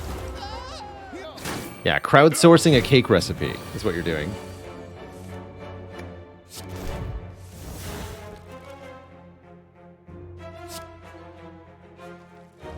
Not very effective.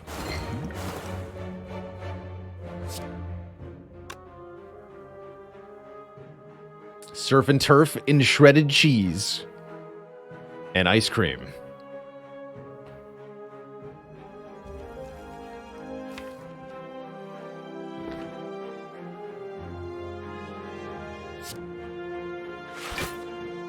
Yum. Alright, you're next, buddy.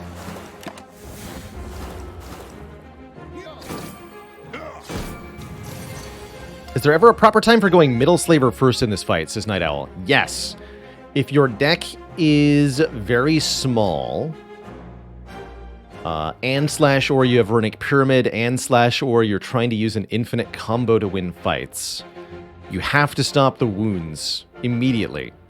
And that may require going Middle Slaver first.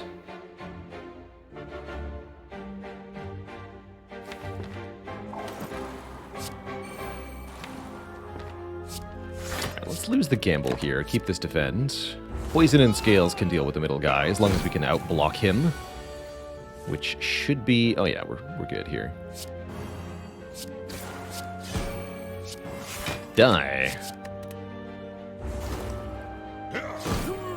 Okay, that wasn't too bad. We lost some health, but guess what? The mango gives it all back.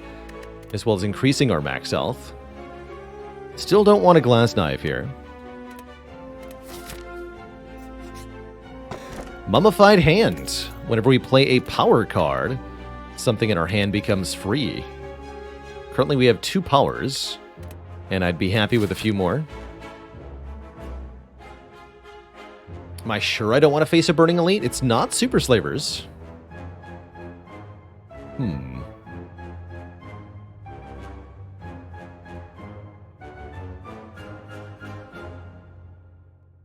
We could maybe handle this. Do we kill max HP book in time? I think so, yes, because we have Dark Shackles and we have Bouncing Flask. And Bronze Scales. I think we'll be okay against max health book. Gremlin Leader could be a problem, but again, Dark Shackles.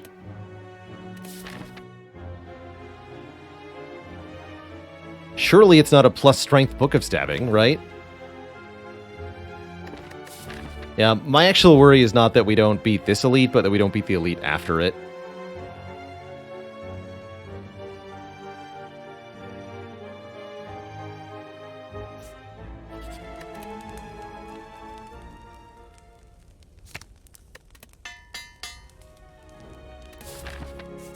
And I get an extra upgrade going this way.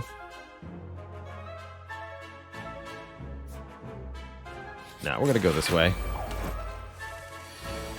Excuse you both.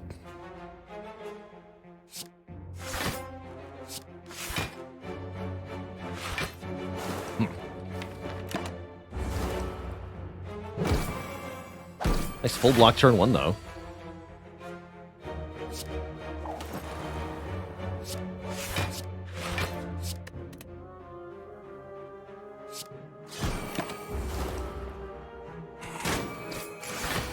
Rude. And yet, I don't think it's gonna matter. Get full blocked anyway.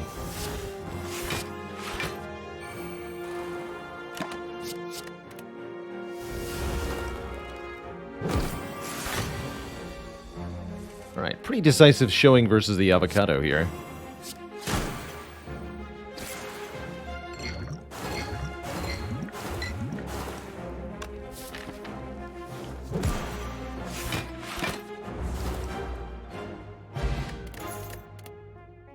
Another footwork, or another leg sweep. I think I'd rather have the second leg sweep first.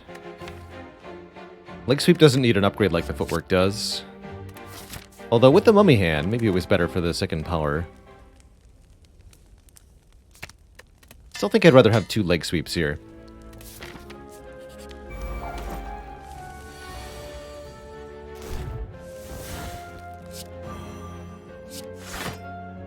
Have some poison, sir. Definitely advise going Centurion first in this fight. Mystic is easily handled on their own.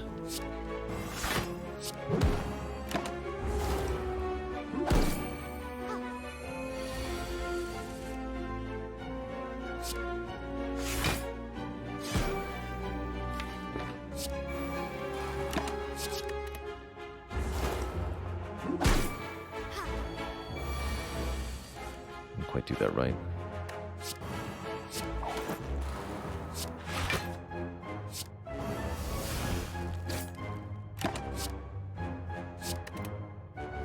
I'd like to set up Happy Flower to 2 here.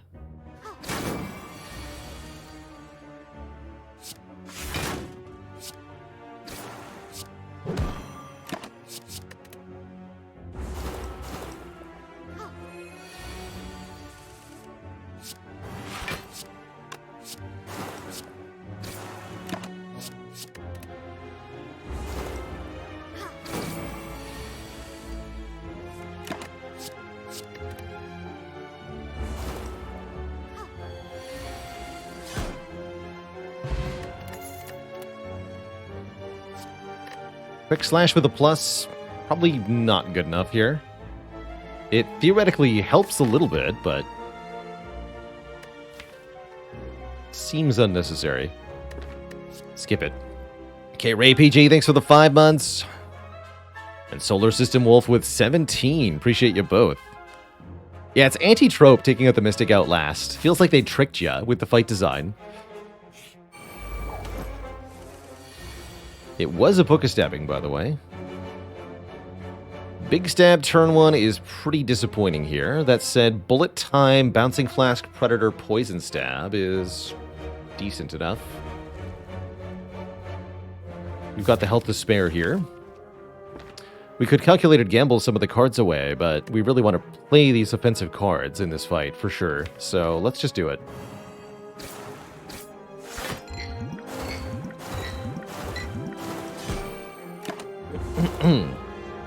Ow.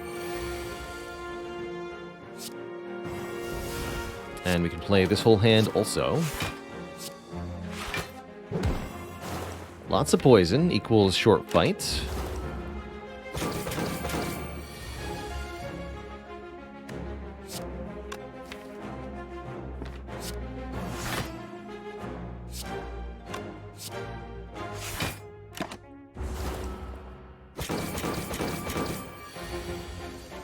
Very short fight. Good short fight. Wasn't too bad.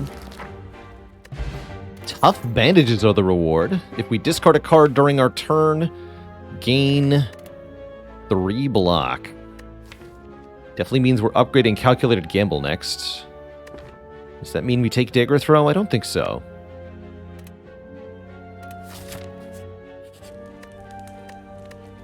$32 health for Bronze Automaton. We should be fine. This relic is very strong. This is not Bronze Automaton either. This is Collector, so even more fine. Have some weak.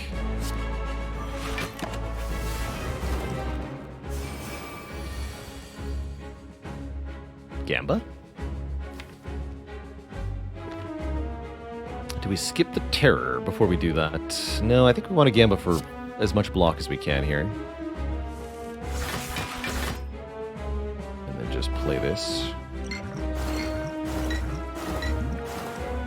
It's ideal that we take out the minions with our physical attack damage so that we can use all of our poison cards, specifically Bouncing Flask, to take care of Collector here.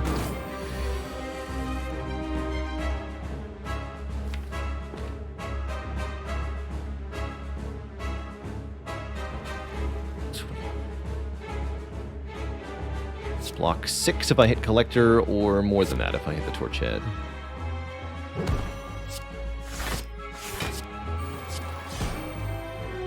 Take 7 here, that's fine.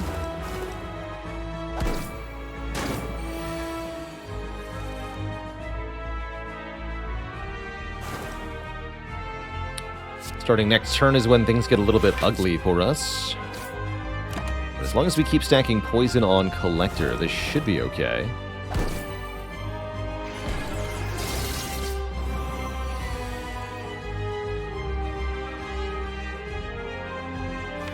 Keep Dark Shackles, Bullet Time. Play Dash Predator. Actually, we can just kill you with Predator.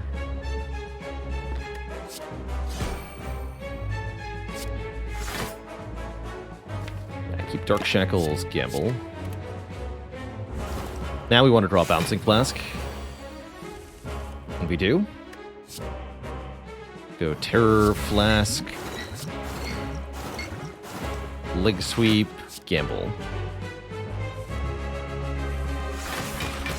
Even redrew into the poison cards. You'd love to see it.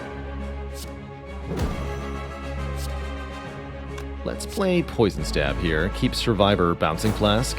Take a little bit. Might need that block from Survivor next turn if we get attacked again. We don't. Here we go. Okay, that's pretty encouraging. I think we're going to win this fight. This is the most difficult turn, but guess what? Bullet Time is here. So I can block for a lot. Definitely just want to focus our damage on Collector at this point.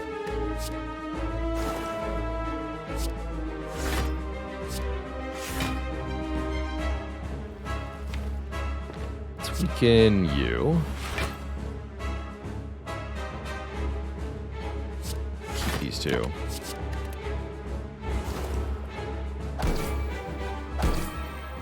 Can't believe we managed to full block that turn. That's pretty insane. And Collector is dead. Excellent. We have lived through Act 2 with the Sozu. GG.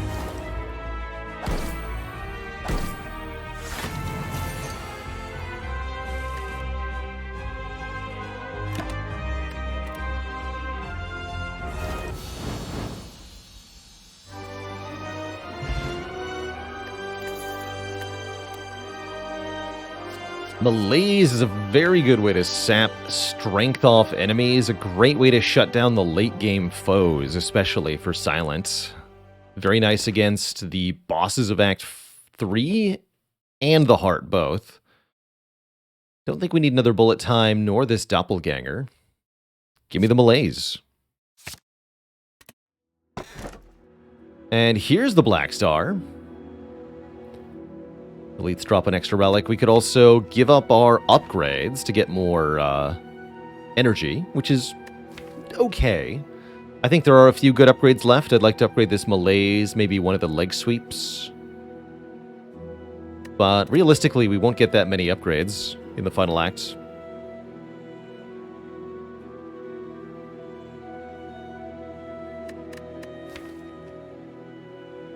With the bullet time, though, it's not like the extra energy helps all that often. I think we should take more relics in the form of the Black Star here. Try to fight as many elites as we can in Act 3 and Act 4. Definitely lacking some health here. Good news is we could fight 3 elites this act. But do I want to?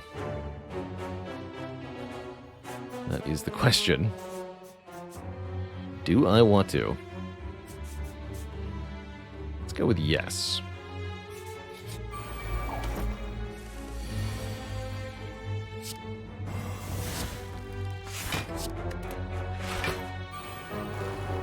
Caw. So the deck's plan is now to kind of control enemy offense with our very defensive cards and whittle them down with our poison.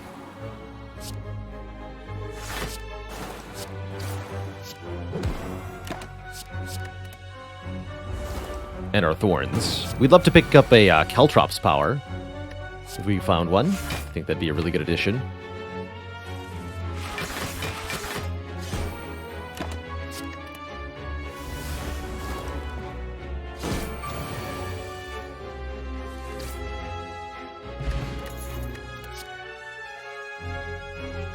If either of these said plus on them, I'd take them. Block cards, since we have such good dexterity. Glowing Tesseract is back. Will we find another pair of unmastered colorless cards? Bandage up. Trip. See, we're offered a double Hand of Greed. I'm down for a discovery. Creating random cards to add to the hand. I like Bandage Up a lot as well, actually, to help us heal between fights. Can we just fill the deck with calculated gambles? Yes. Yes, and it would be obscene. Every single gamble we see we'll take.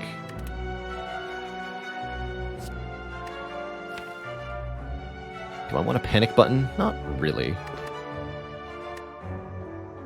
Okay, skip this one.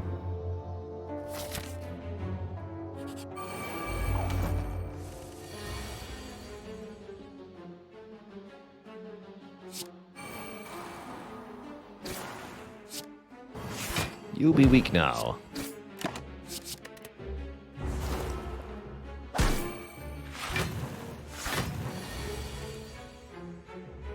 Alright, here goes. Spooky looking turn, man.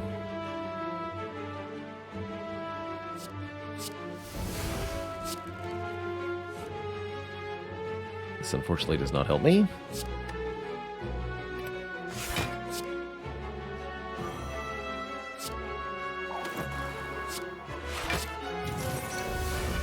Can't quite kill this one, huh? No, not quite. Ouch.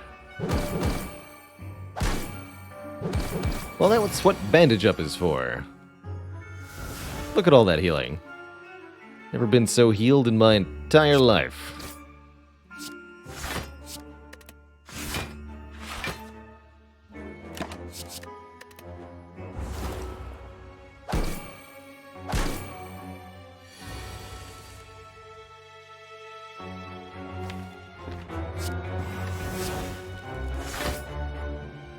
Damage. I don't want to take any more damage.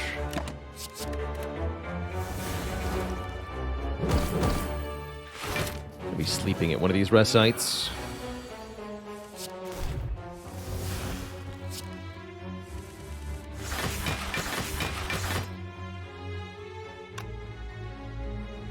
Okay, that's enough to block. Good.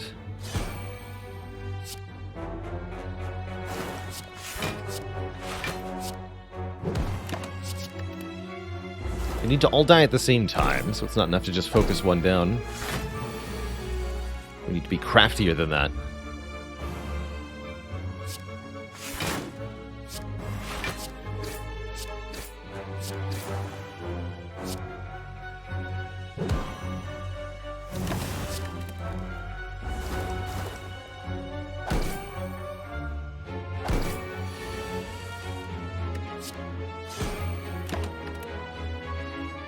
Alright. Get to continue living for now.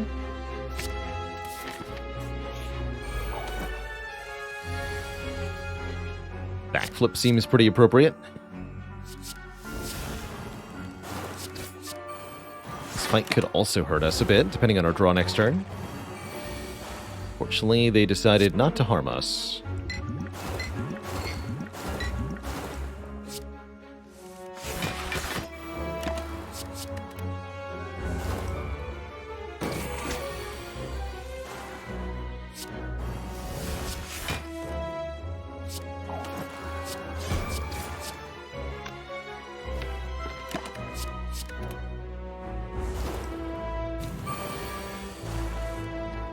Ten by 2. Can do.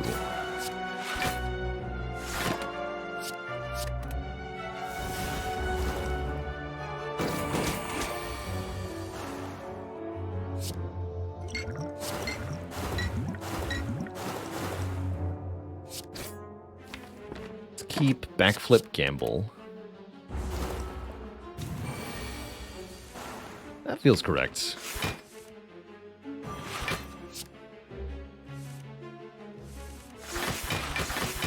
Beautiful. Really good fight. Okay, we healed in this fight a little bit, and we get money. Maybe even a card we want? Blur Plus. Block is not removed at the start of your next turn. Welcome. Indeed, we get a card we want. And we're also about to go into the first Elite. Do we add a Nightmare to this deck? This is the sort of deck that could really benefit from a Nightmare. Choose a card, next turn add 3 copies of that card into your hand. We can do Footwork. We can dupe Calculated Gamble. Or heck, we can just dupe a Poison card or even Bandage Up to heal. Yes, let's buy Nightmare. And another Footwork, actually. And probably card remove. Don't really like the relics here. Medical kit's okay. Specimen definitely not worth 300 gold. Does a Nightmare Bandage Up count as mastered? You wish. We all wish. Easy first try every time. Poor Giant Head.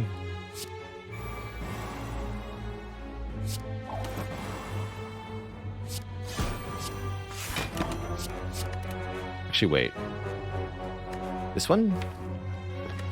Do this one. Should have played the Footwork then. Let's see what this is. Just a backstab, okay. Yes, Nightmare the Calculated Gamble then.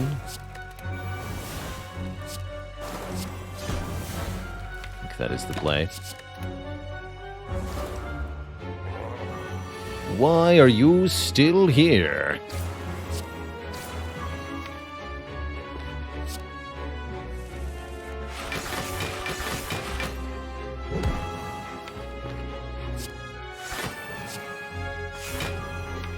Let's get rid of this.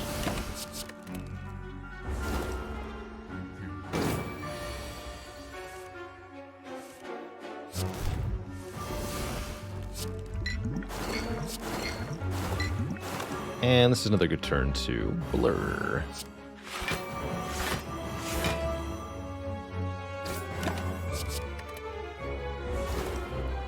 Nightmare Blur is also kind of appropriate in certain fights. The Awoken one, for example.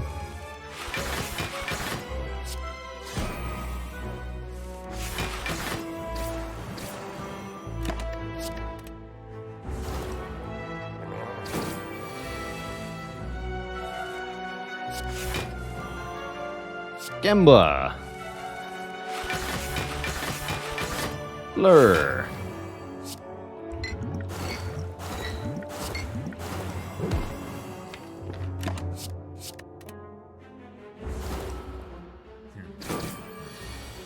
It is time.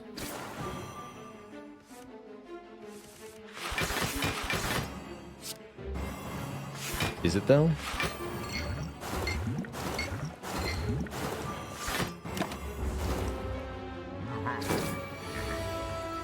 Is it really?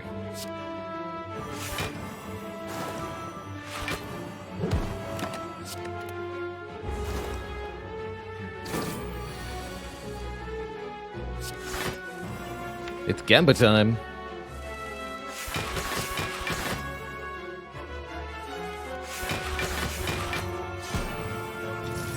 Get wrecked.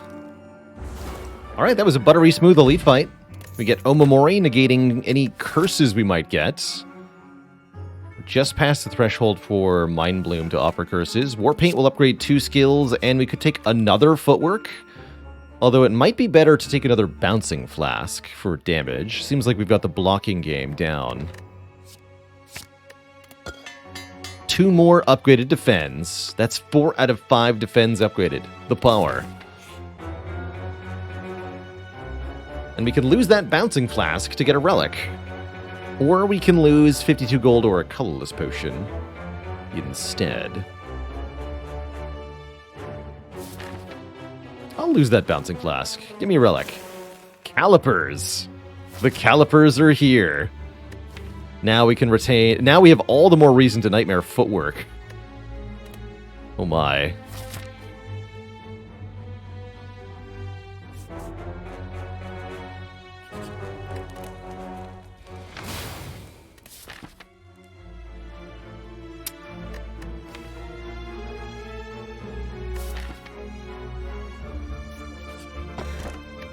Snecko Skull, I wish I could take you. Oh, here's Omamori. Putting in the work.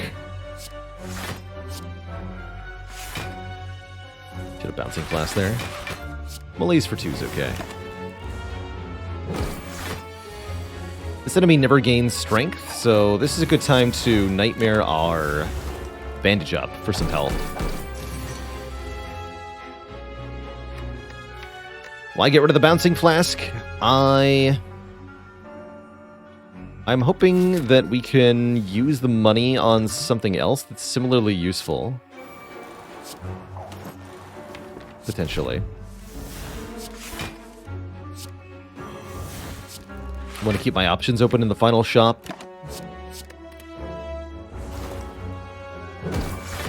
And I think now that we have Calipers, I'll probably need it less anyway.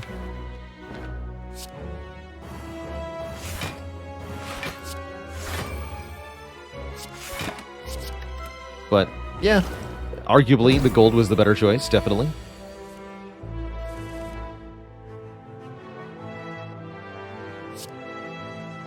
That money could even buy us a Bouncing Flask, that's right. Now you understand.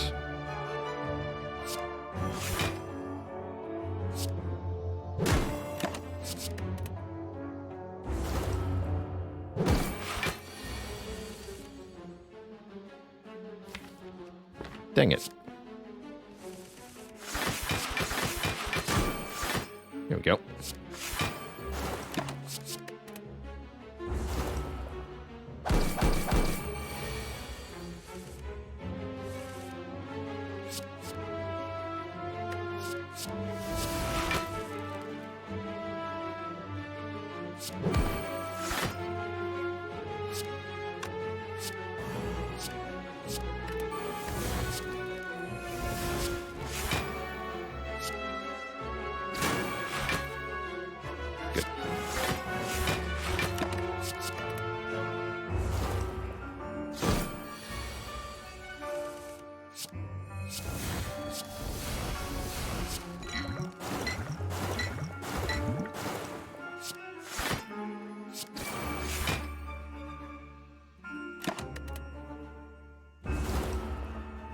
Thanks for the heals.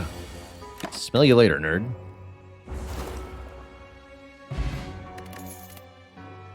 Outmaneuver plus. Don't think so. Prepared's not terrible without with an upgrade, but without, it's also kind of bad. I think we skip these. Don't need bullet time and outmaneuver. It's one or the other. Feeling a lot better about Nemesis now that we're at 65 HP.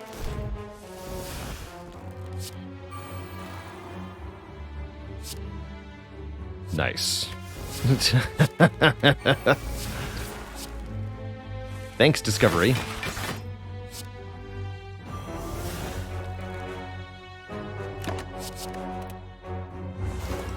Maybe wanted to keep bullet time Nightmare, actually. Let's just do this again.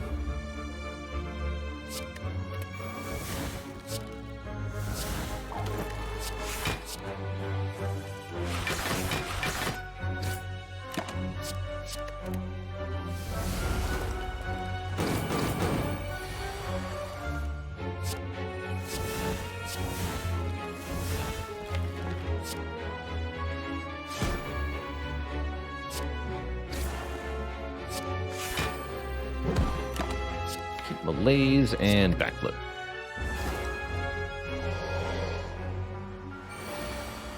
Could have done Nightmare bandage up, of course. Why didn't I think of that?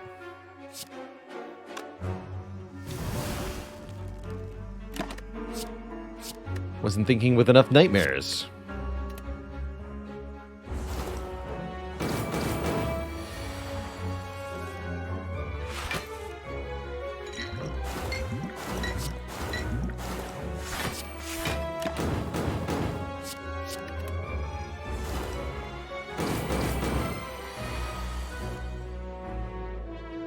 Figured you might do this particular attack sooner or later.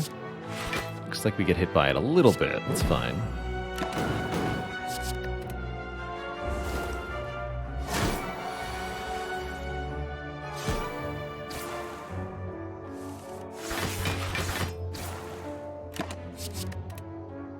Alright, one more attack round to survive. Should probably remember that we have calipers.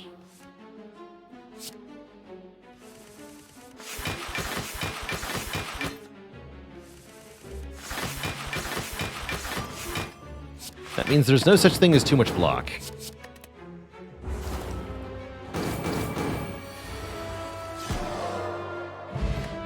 Bottled a tornado. We can bottle our well-laid plans to have them on turn 1, and I think that's exceptional. Shame about that fruit juice. But not shame about burst. Dupe a skill. You better believe it.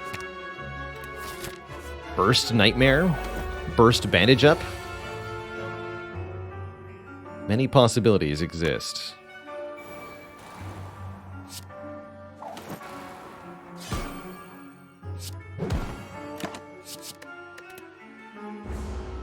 First calculated gamble.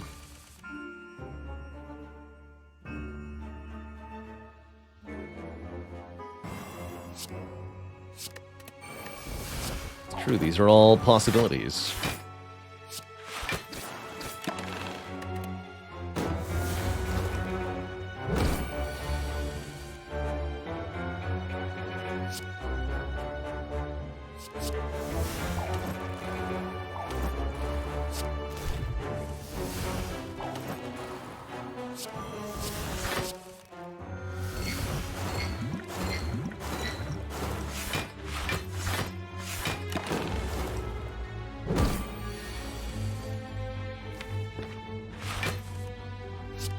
Burst it.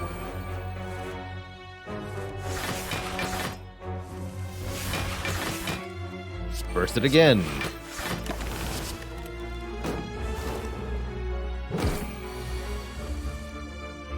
No one can hurt us.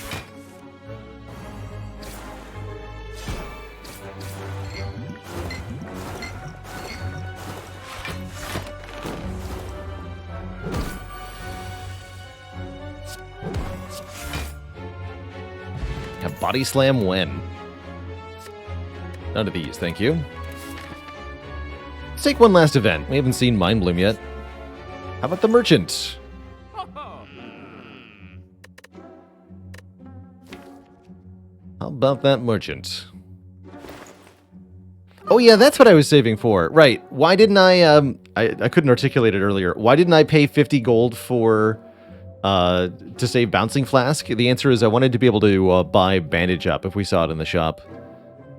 And that's still the case here. We want enough money to be able to buy Bandage Up in the Act 4 shop. I'll take a backflip, though. Backflip's good.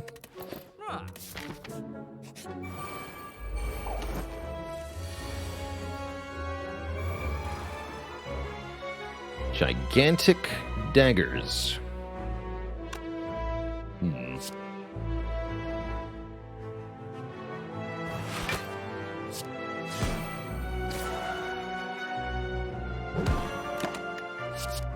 Should have kept neutralized there.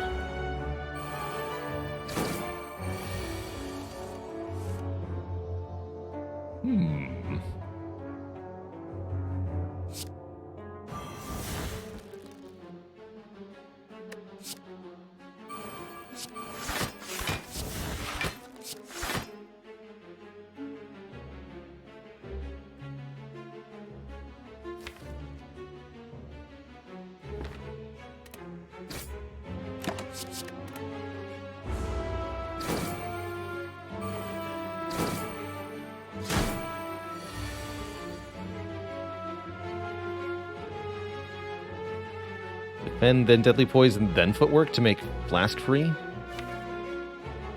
Try to kill this one right now.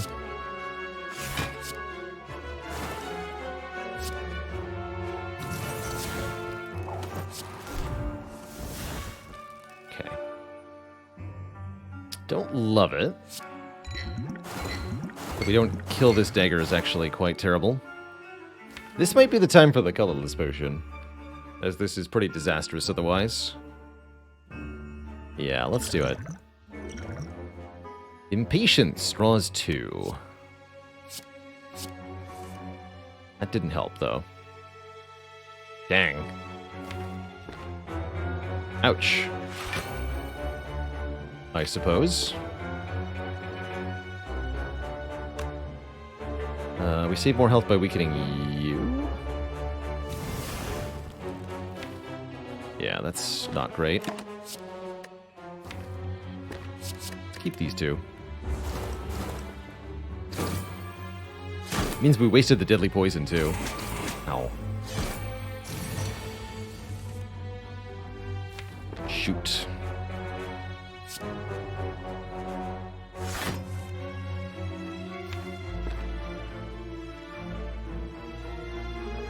That's not enough damage by itself.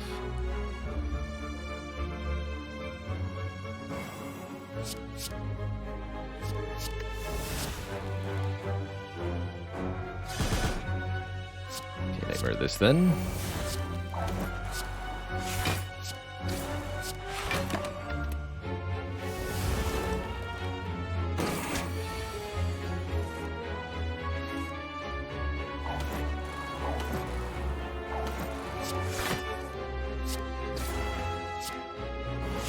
Okay, we now have control of the fight.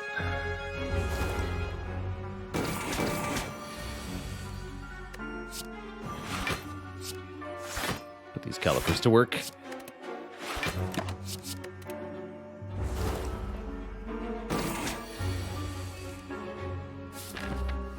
Let's see, no additional fights before the bosses, though.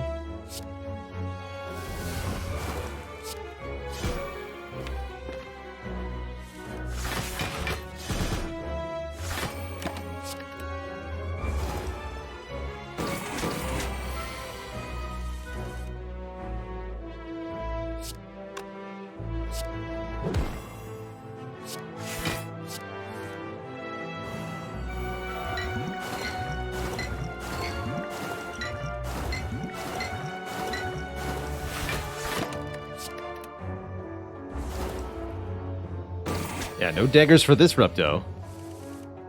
Only attacking.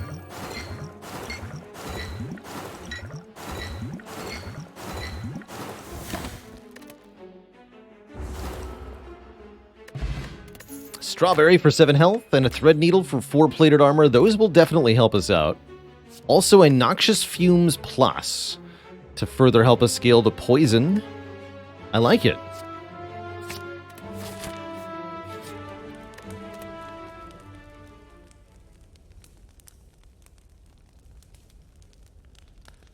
Burst is probably our best upgrade. Yeah, it is. We should be able to, in this fight, heal a bit.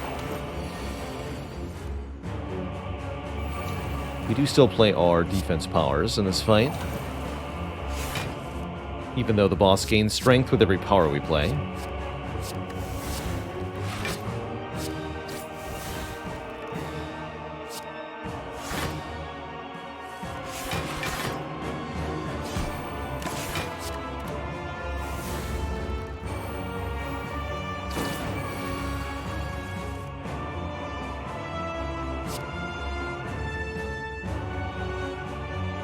a pretty good turn, actually. I've got no complaints here.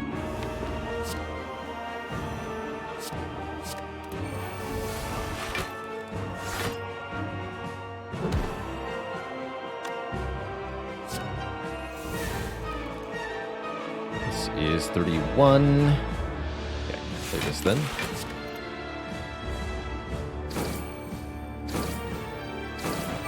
This turn's one of the toughest. Good turn for Malaise, or maybe Dark Shackles, or both even.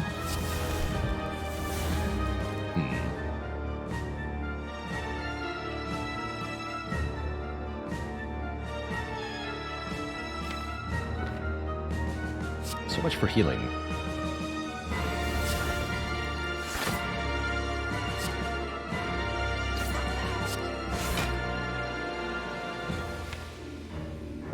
I'm gonna hold on to this. It's better bursted.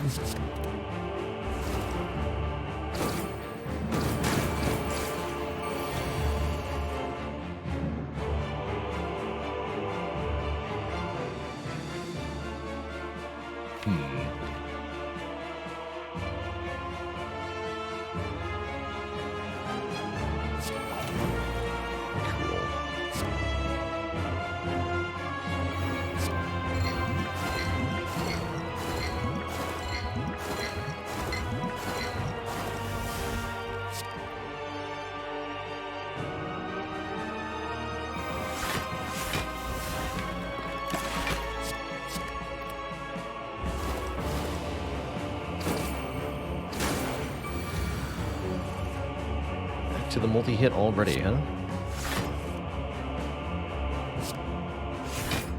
Good. Okay, this is not bad.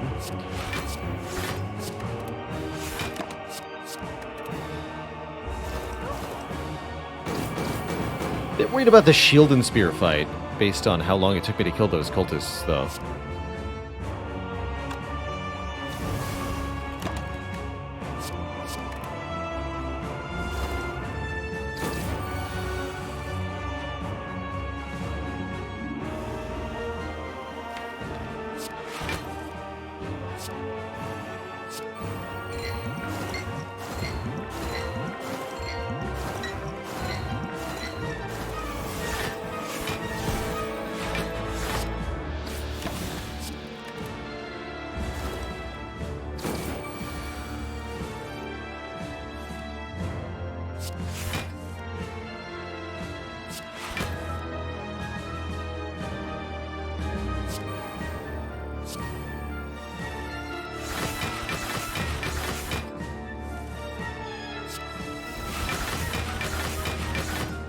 Bouncy. Go for the low bounce.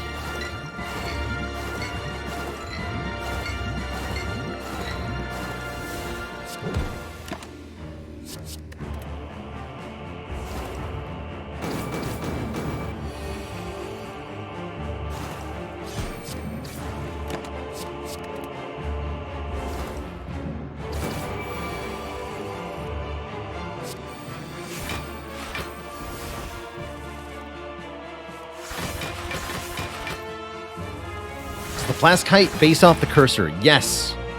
Yes. Pretty cool, actually.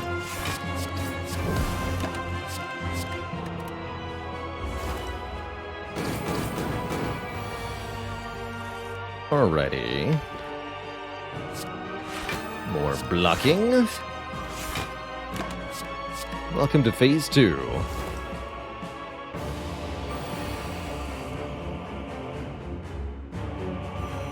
Have some poison. So if I put the cursor really high, watch the height of the flask here on the first play. Okay. There, off the top of the screen. And then the second one is the default height.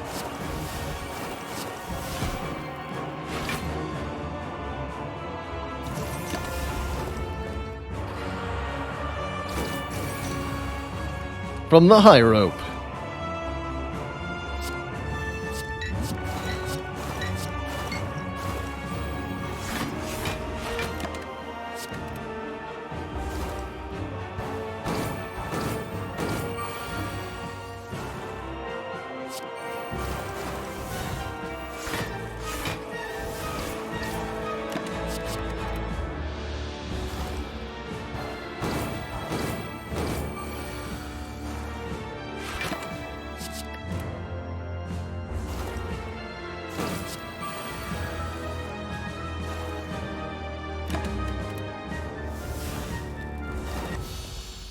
Okay, 40 health for the next boss. Regardless of who it is, this shouldn't be too bad. I think we can beat Donu Deka with 40 health.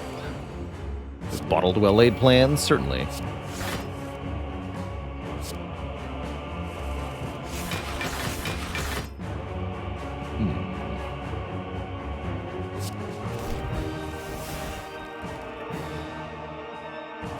Alright, we'll just be playing all this.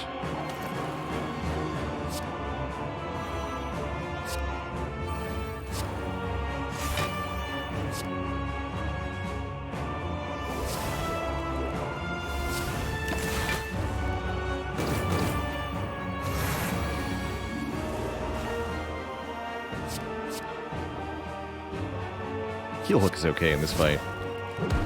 Got lots of weaken in this deck. Can be able to retain that.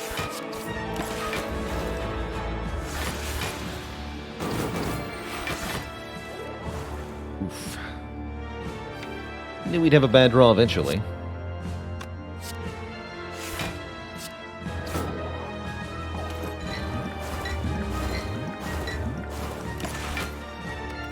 Ouch.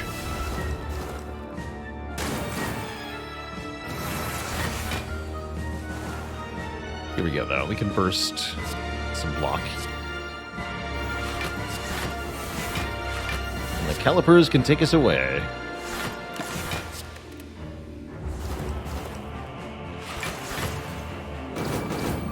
Noxious fumes helping to speed this along, thankfully. Maybe this is the fight for Nightmare Blur. Let's do it.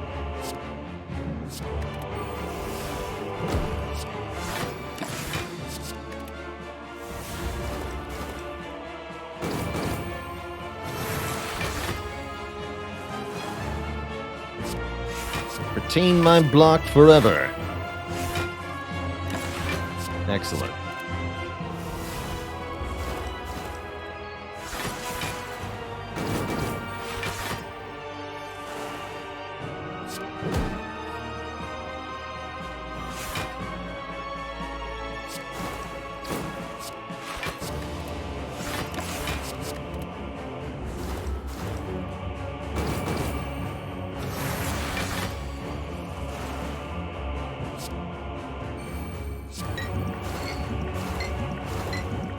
Some bouncy. And some gambles.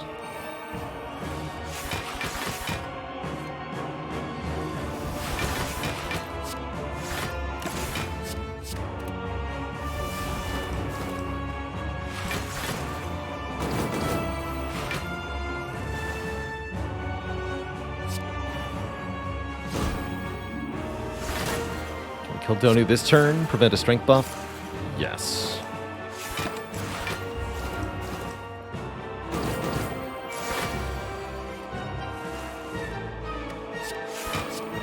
Seems good then.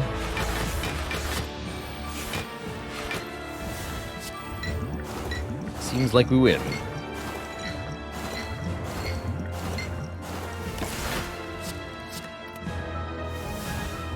GG, Deka.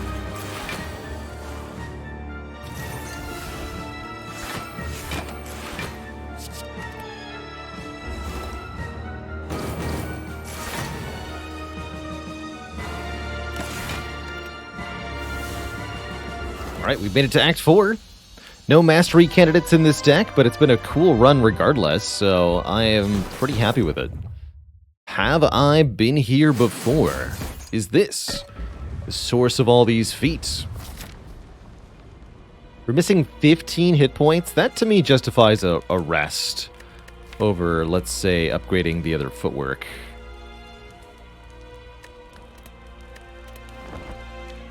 $15 is a lot of health.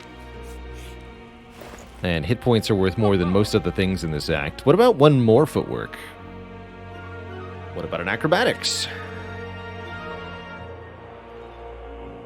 53 plus 84 is 137. Is that correct, or is it 127? It's 137. Yeah, we're 1 gold short of acro footwork. Dang. Sure wish I could buy a potion.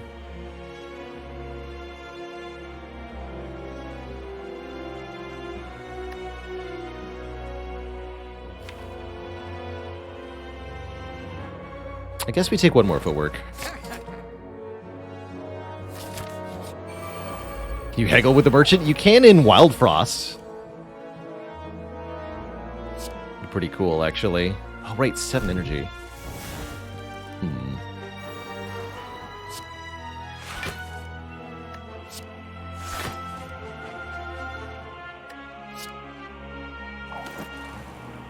It's a great turn to blur. Blur-tacular.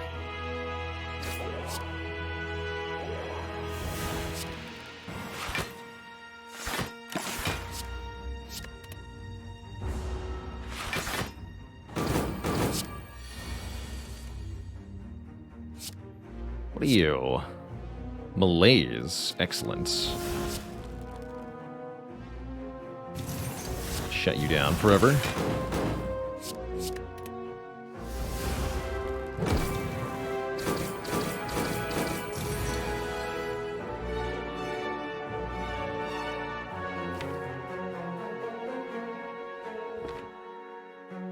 Burst Flask, Burst Gamba, or something else?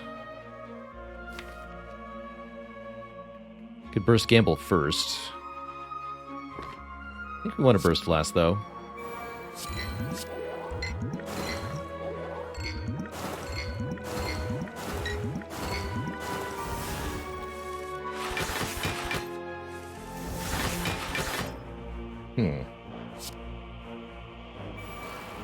Oh, shoot. Guess that's fine.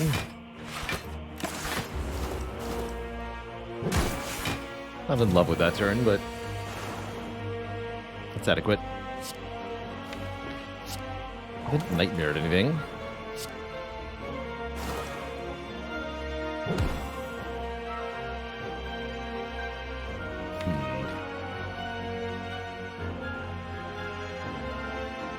I want the full value of these block cards next turn. Take 3 here to save essentially 15 on this turn.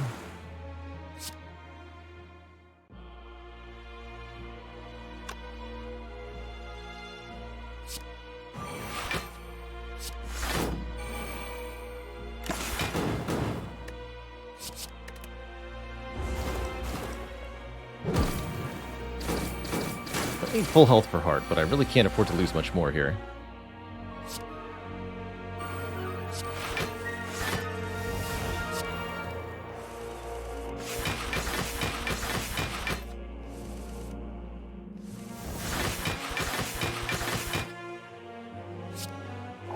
Nice.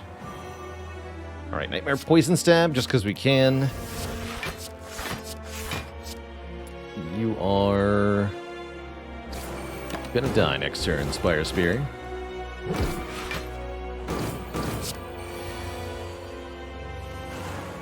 Actually, you're already covered, so keep hitting the shields.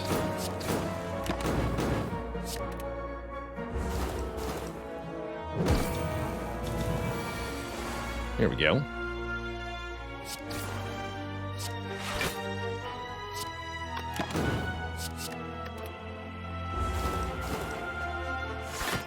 How's it going, Renraku? So glad to hear the guides have helped.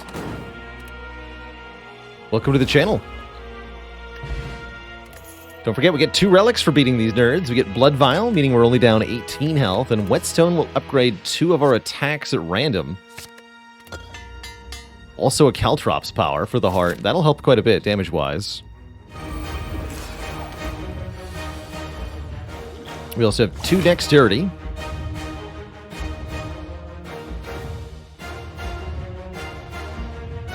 And this is a really good turn 1. I think I'm just going to retain the Calculated Gamble. We can blur up a lot of block before we become frail here. Let's go Footwork, Blur, Defend, Leg Sweep. All that jazz.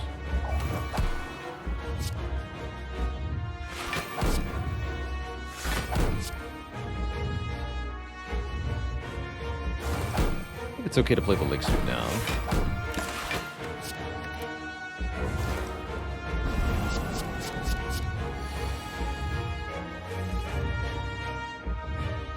Pretty excellent time to draw Malaise. And Dark Shackles, actually. We play Malaise now. The heart will do 0 damage next turn. That's pretty appealing.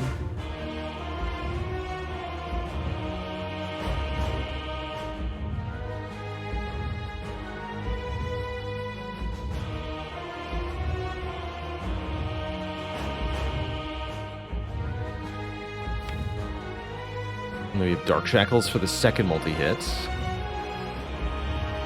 Do we go to 3 multi-hits this fight? I guess that's the question.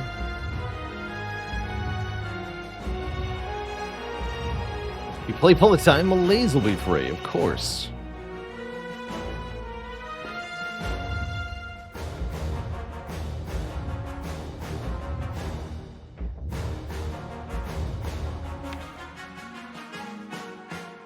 Also Nightmare the Dark Shackles.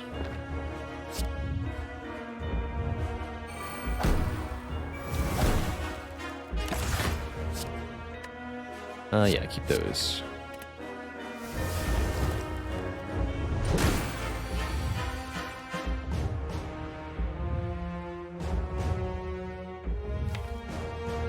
Reasonable time to gamble. Better to do it next turn with Predator, though. It's this Wraith form. I'll just be keeping that.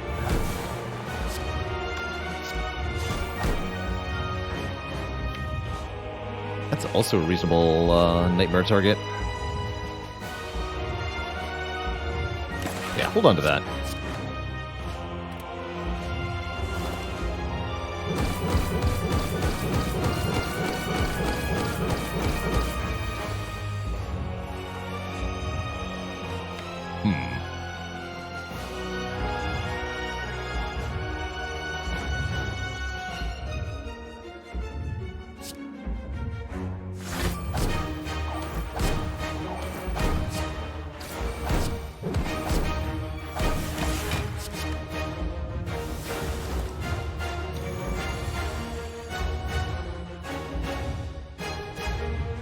Still doing this?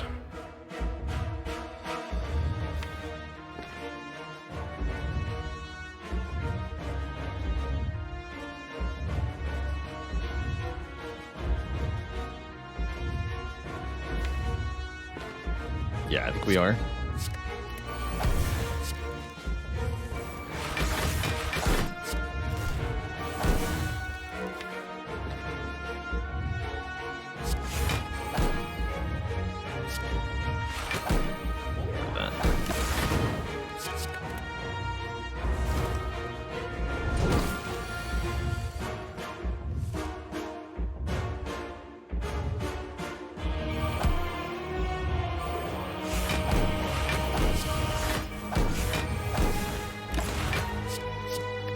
Okay, these Wraith forms can let us last in this fight essentially as long as we need to.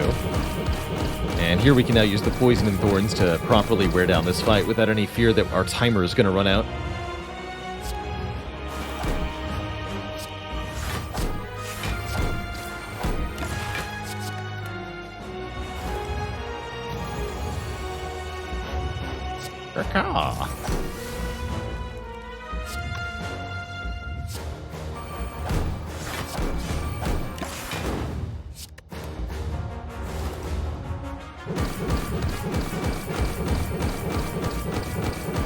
It's 90 damage per multi-hit.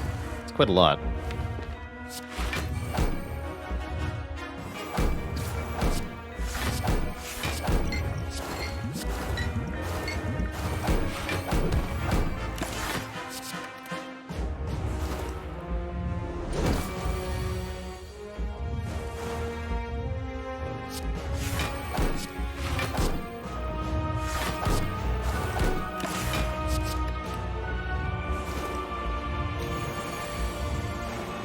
Now we can use this.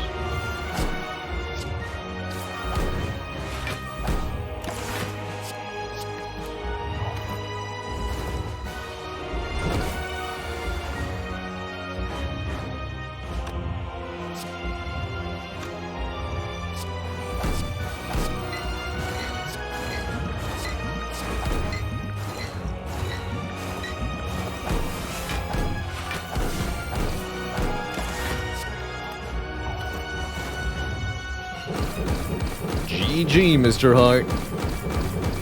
GG. No masteries, but a very lovely, successful run, which I will happily take.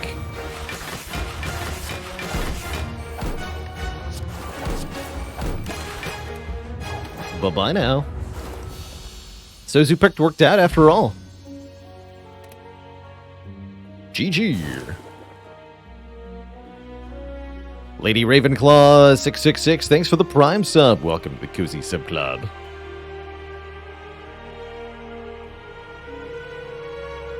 Quit hitting yourself. GG.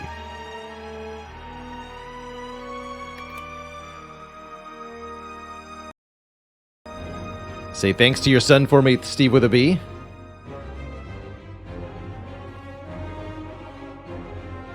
Now what has it been done? The Spire sleepeth, and so shall I.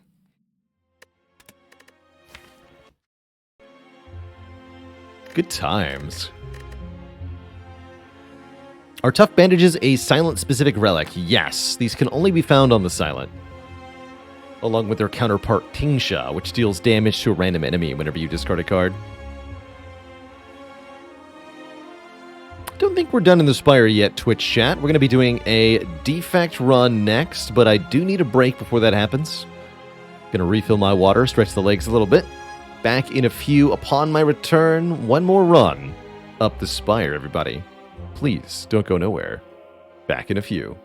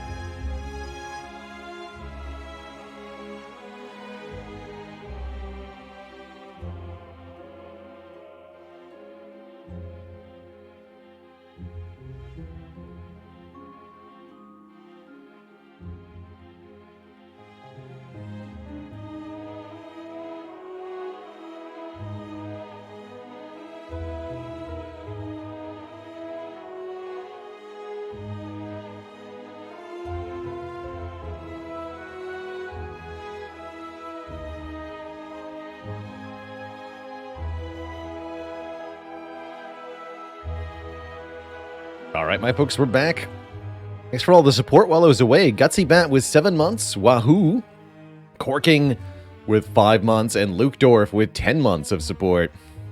We're slaying it. We sure are.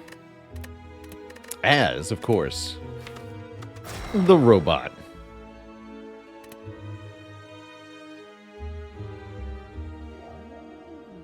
Choose.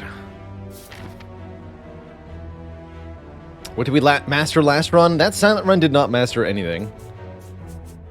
Unfortunately. Big ol' nothing. Do I normally stand while streaming? Sometimes. Currently, yes. I've got a standing desk. It adjusts up and down with a motorized adjustable height. So I stand sometimes, sit other times. To give ergonomics to myself. I think this is either common relic or maybe a boss swap. I wouldn't mind another boss swap run. Last run of the day? Yeah, let's boss swap it. Ah. That's definitely a different run than the usual. Starting with a Snecko Eye means all our cards are random cost. And we draw many more cards each turn. I often like to think of the Snecko as having a bit of a tax when you first take it. These random cost cards can definitely hurt. But if you can pay the Snecko cost and survive the first few fights with it, it can be very rewarding.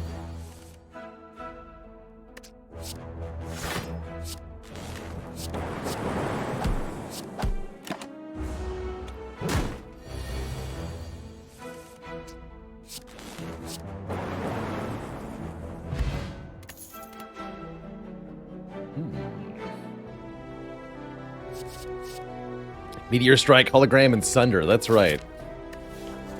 These aren't those cards, though. Charge Battery's not bad with Snecko Eye. I think Chill is also decent here. For multiple Frost Orbs, even if I have to pay energy for it. Let's take Chill. Just squint really hard and pretend it's a Glacier. Could do Zap, Dual Cast Strike, but let's try not to take that much damage.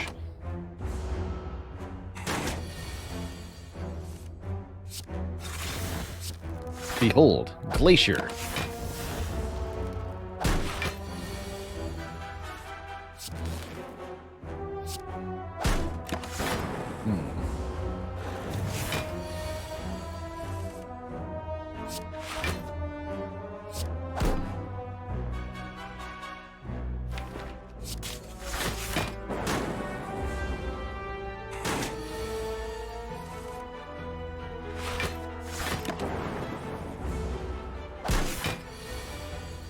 This is not cutting it.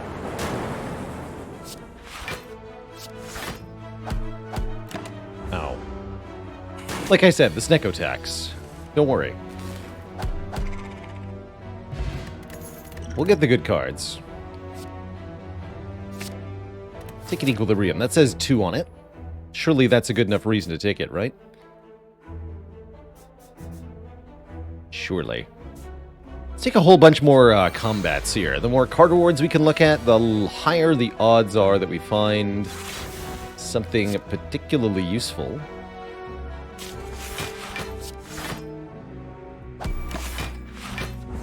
Like a Sunder or similar.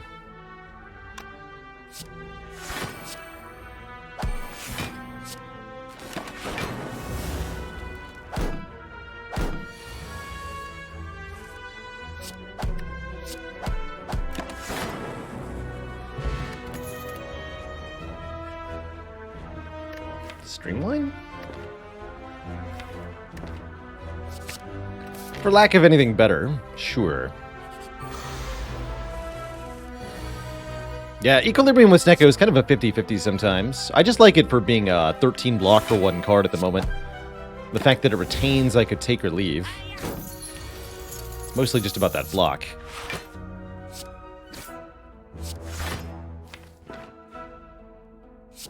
Gonna need every help I can get.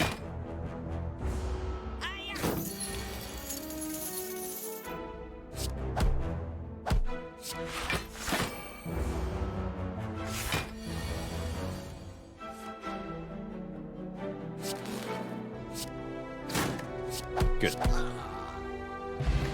Snecko oil. And a second equilibrium. 1 equilibrium's okay. 2 is very questionable. Still taking it, though. Got no other better options.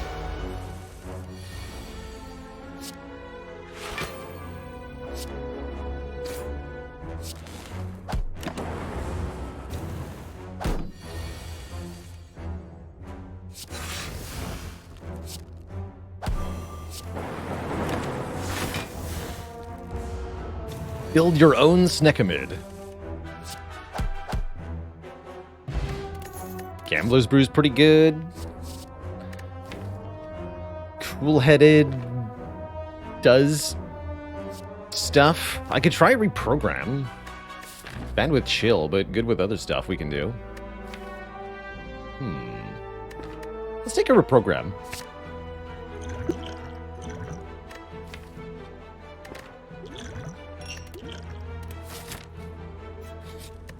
Note that that does need to be... No, upgrade Streamline first.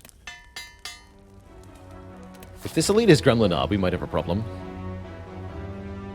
Might.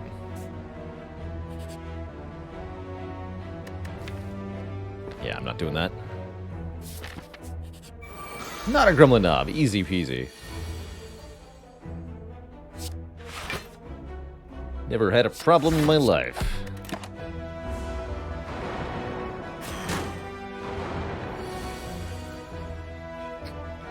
Alright, and that's what the Snecko oil is for. When we draw this hand. 3, 3, 2, 3, 3, 2. How about... No. That's slightly better.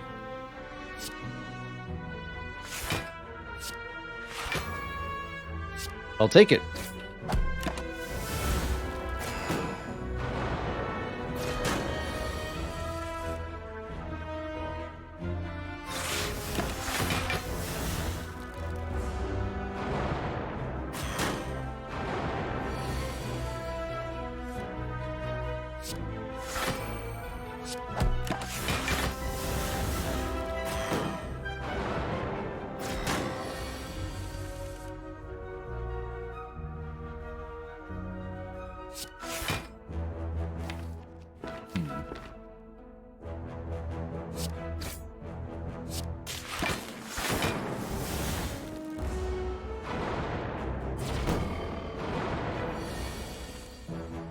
Oh no.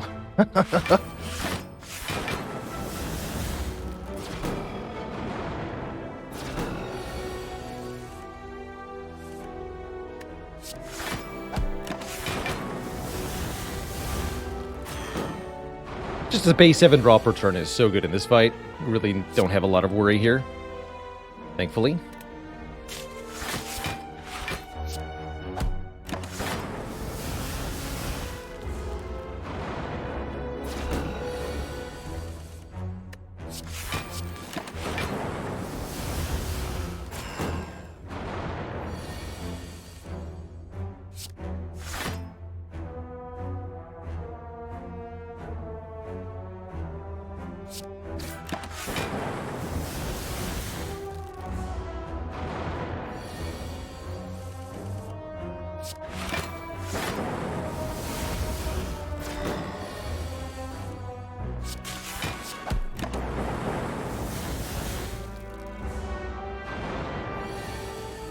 Okay. We're finally done with that fight. That was a fun time. Orichalcum I like as a safety blanket with the Snecko Eye. How about a creative AI? Create a random power every turn. Interesting. Does say 3 cost on it. Let's do it. We still have to pay the regular price to put the random the newly created powers into play, but that's okay. Also, Pocket Watch, allowing us to draw 10 cards per turn. Pretty nutty. Pretty ridiculous.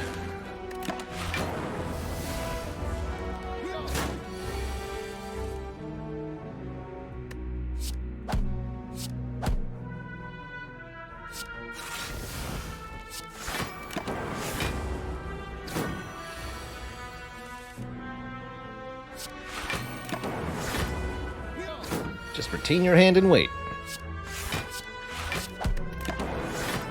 It'll get better someday.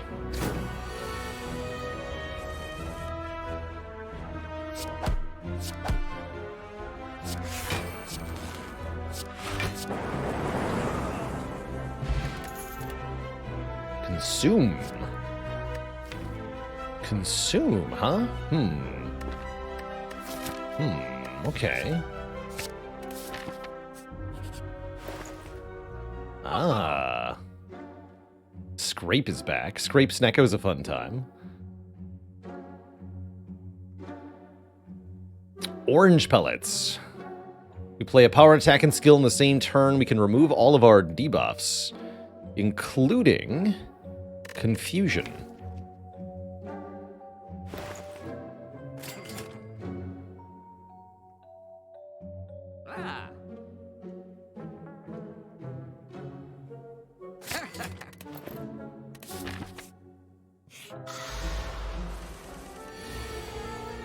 This fight, though, could be a bit of an issue.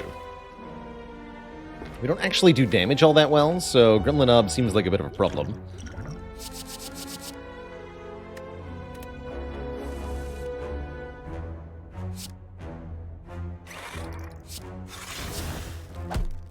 Oh, I shouldn't have played one of those. Orichalcum, save me! So you're telling me we just go 3 strikes here, don't bother with Creative AI. Pocket Watch. Correct.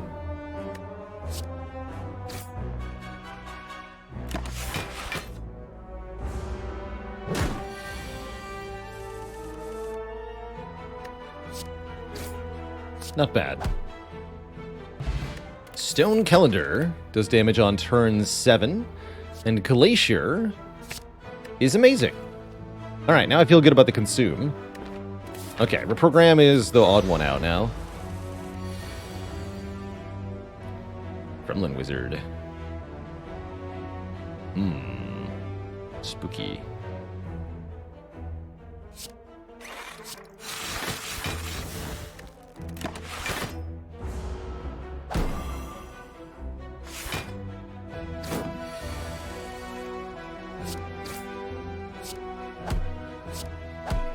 Okay, that helps. No wizard, no problem.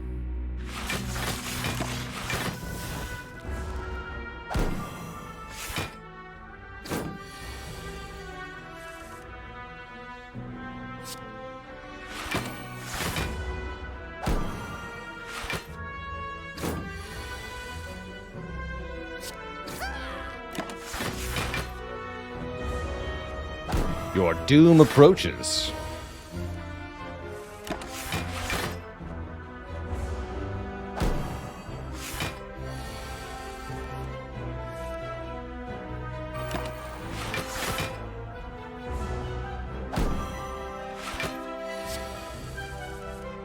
Bang.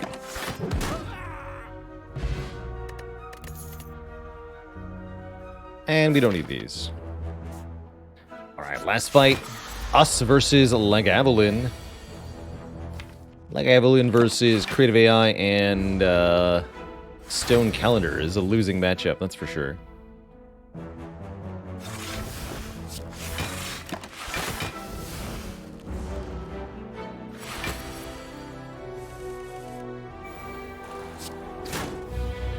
Just 3 cards, no more. Buffer, now that's convenient.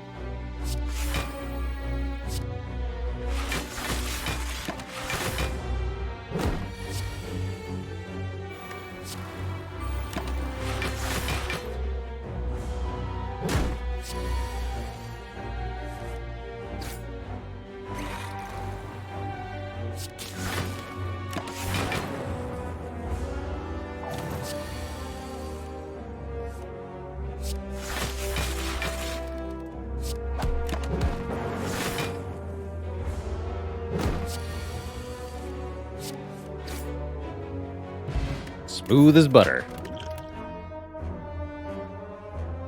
I think I want more powers. Easy game. Yeah, just draw 10 cards per turn. And life will be easy. Extra easy.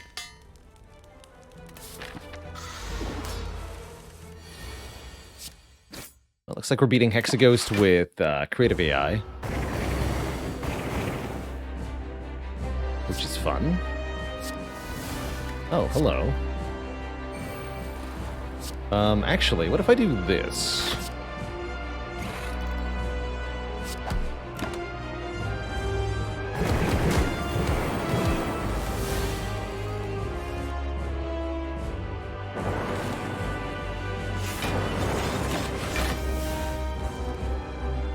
Actually not sure that was good enough.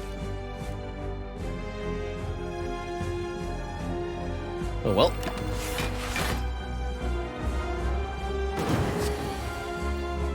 Oh, wait. So you're telling me if I go power, attack, skill, I can just have focus? That seems nice.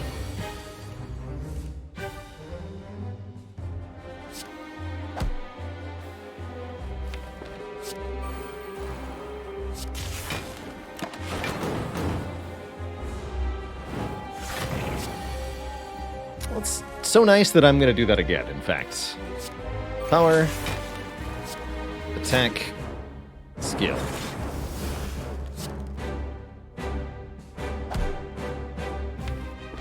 Shouldn't have played that last card, that's fine. There's the capacitor I've been waiting for. Get wrecked, Hexy. GG. More lightning.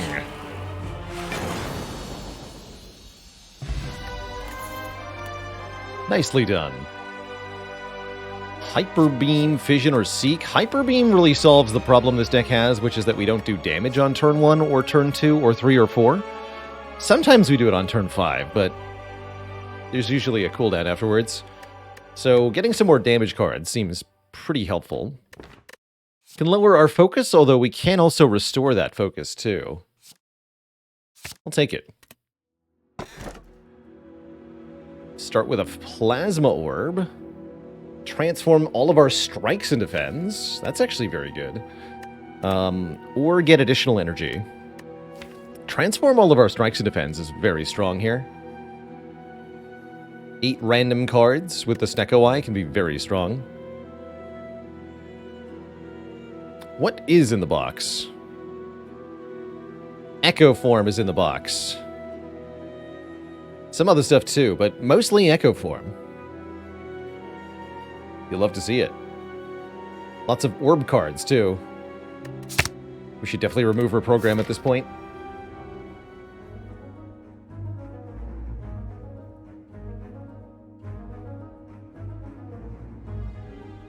Do a lot of rest sites.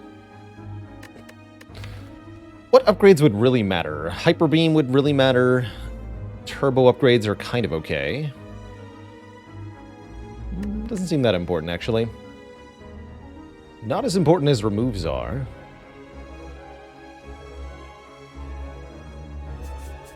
So maybe we do something like this. Option B. Put this in red. No shop. Lots more rest sites. Get the Burning Elite. But potentially face consequences.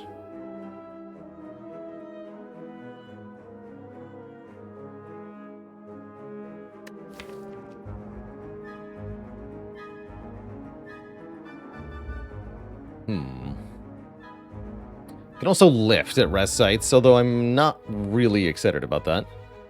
That's technically true. We are allowed to do that. Yeah, let's go Red Path. I'm feeling it.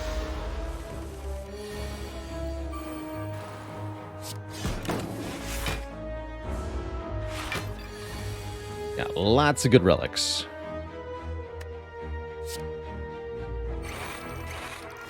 Behold the orb. for it is almighty.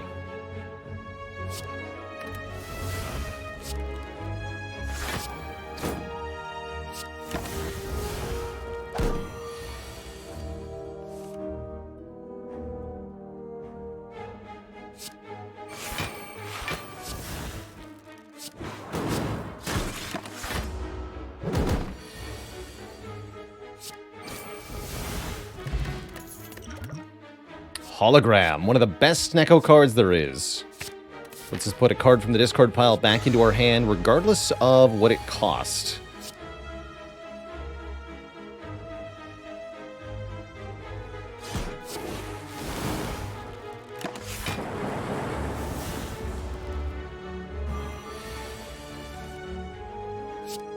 Power. Attack. Skill. All the debuffs, including Chosen's Hex, are removed.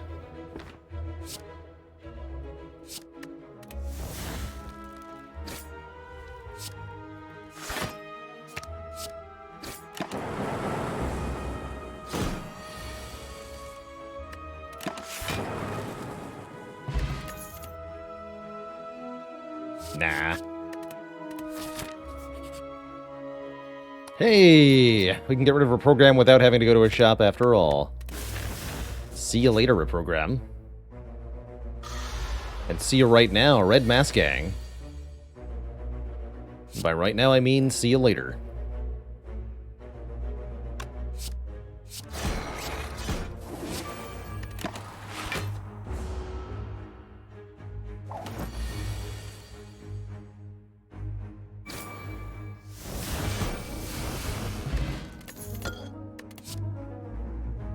More unupgraded mediocrity? No thanks. Give me a swift... Actually, no, I like these two potions a lot. Swift potion's not that good when you already draw 10, right? How about we take one less upgrade, one more elite, now that we have removed a thingy and we have two good potions. Let's risk it for a biscuit. I like biscuits. I like biscuits a lot. And I like ornamental fans, giving us block for 3 attacks being played in 1 turn.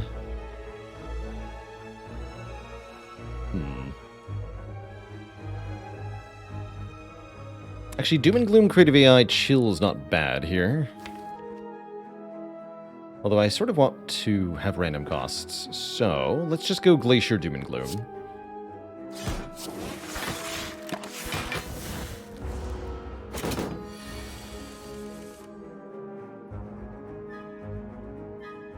Power, attack, skill.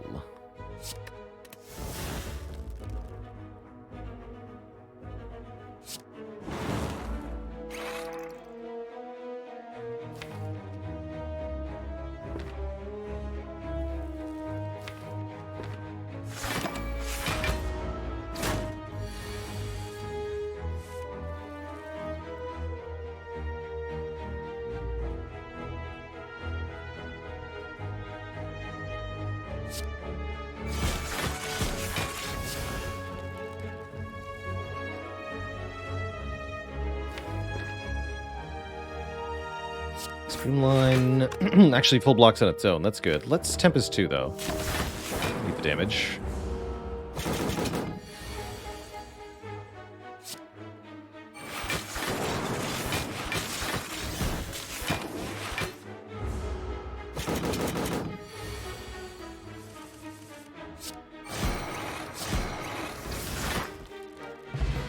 Beautiful. Fusion's not mastered. It's not very good. I'm gonna grab it anyway.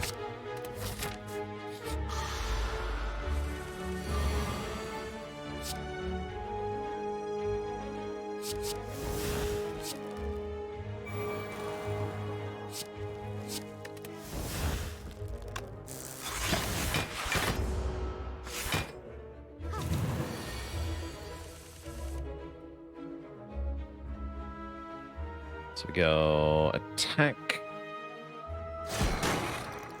power, Skill.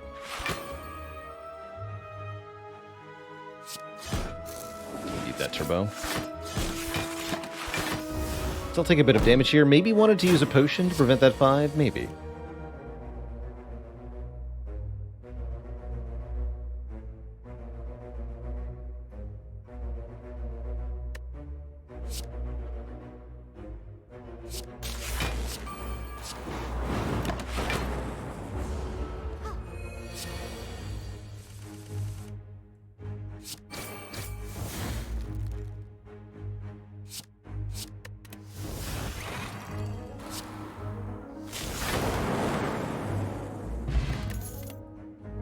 Capacitor, more orb slots, very valuable. Very, very valuable. In fact, that's our upgrade immediately. That's huge. Just enormous.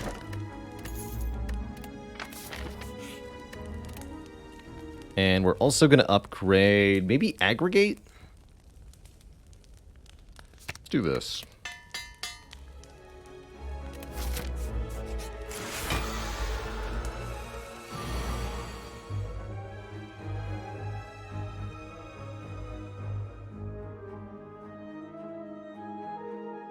This might be Distilled Chaos. Yeah, let's do it. Nice. Aggregate brings us to 7 energy here. Perfect.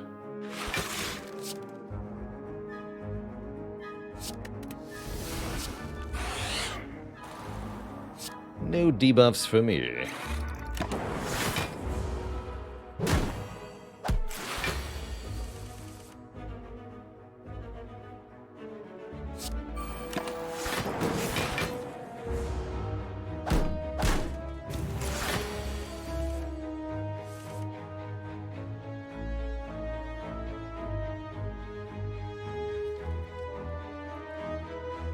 Couple ways to play this. I'm going to go with double chill.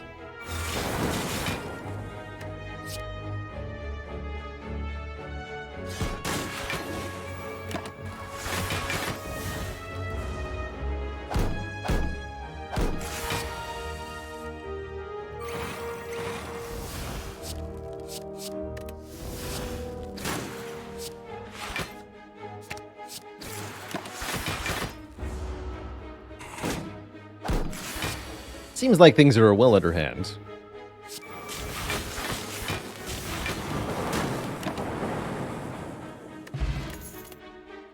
Hello World is here. I think this is the run for 2 Hello Worlds.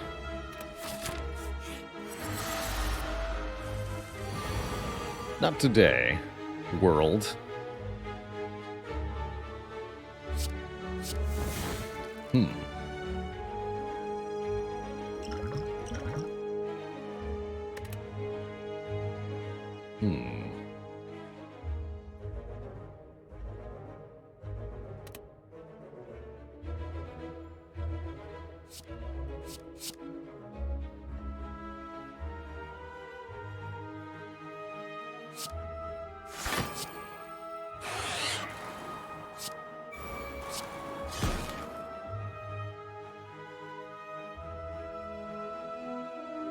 This does 1. I do like taking less damage, though.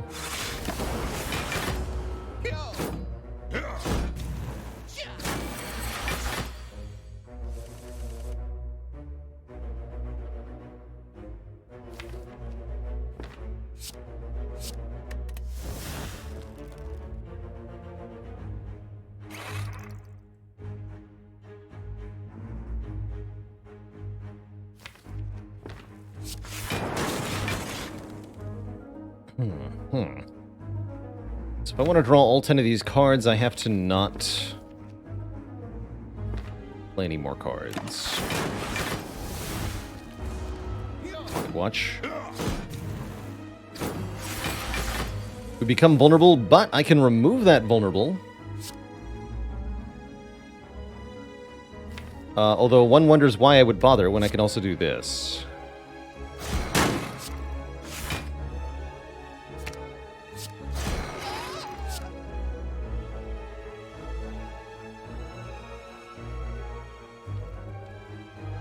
Seems good.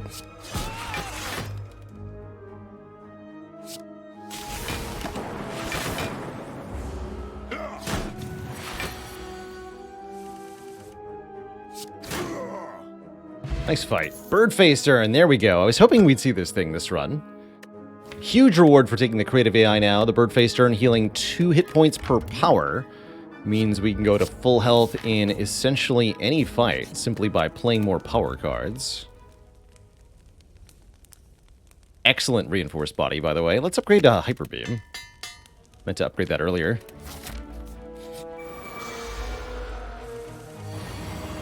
Oh ho ho.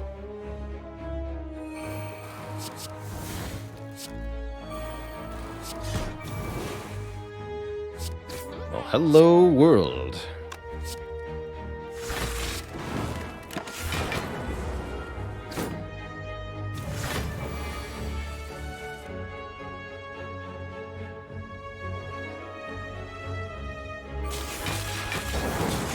Alright, form in play, that's fine.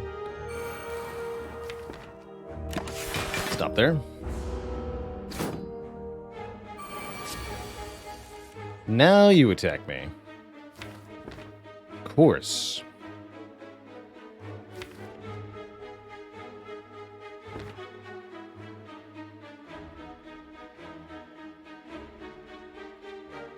Let's double recycle here. Recycle, Streamline, and Tempest.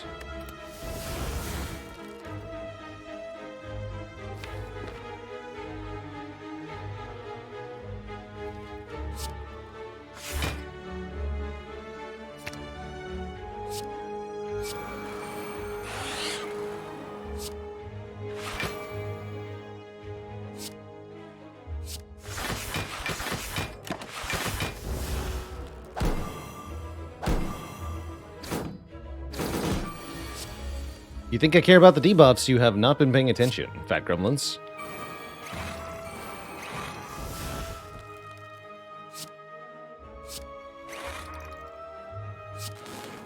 Boop. Also boop.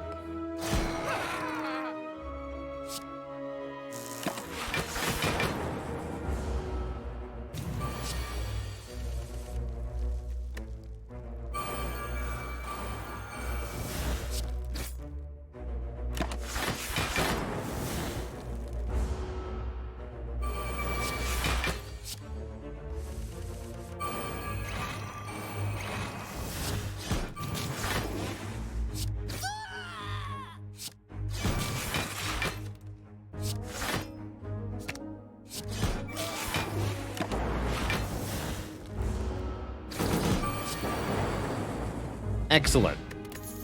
Back to full HP. Storm can do good things with a creative AI. Do we need it now, though? I don't think so. We can rely on the creative AI to create a storm if we need to. Next upgrade, maybe reinforced body. We don't need 2 consumes. I might remove this one. Let's upgrade this.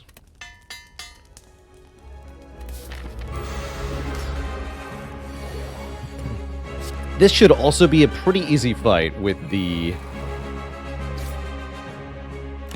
creative AI in play.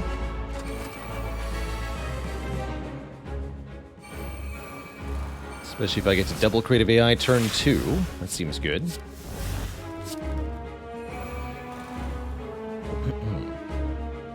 does this remove focus and then immediately restore it? I gotta know. Yes, that's awesome.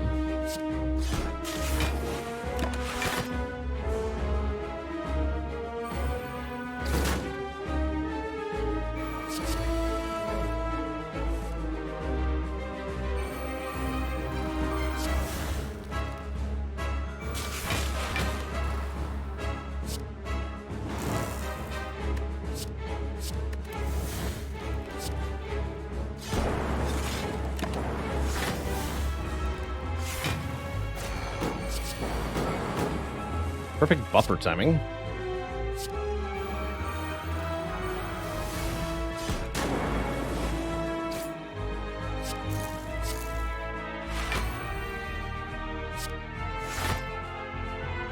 Obtain my cards.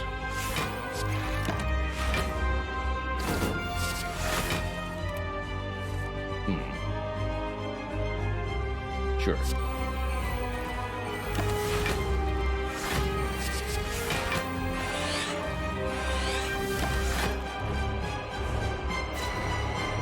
Boop.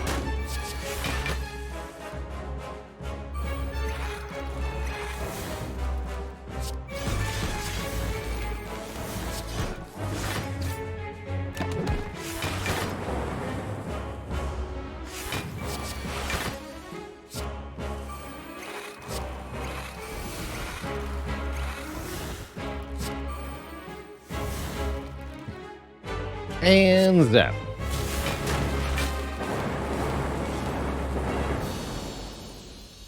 GG, nerd. You're wrecked. How's about we take actually a rainbow to fill up this capacitor? Looks pretty good. Don't really need a core surge because of the orange pellets. Electro seems redundant. Take a rainbow. A rainbow and more energy. Very happy with Slaver's Collar. Bonus energy during boss and elite fights. During the regular fights, we can struggle on 3 energy if we need to. And if we take damage, we can just heal it back with the creative AI. So I think this is the clearly superior pick here. Philostone makes the heart more dangerous, which is a no-no. Runic Dome makes it impossible to see how much we need to block for, which isn't that bad, but when the color is here, I don't see why I would take it. Is the urn defect only? No, any character can find the bird-faced urn. It's an all-characters relic. Do we even have good upgrades? I'm not sure.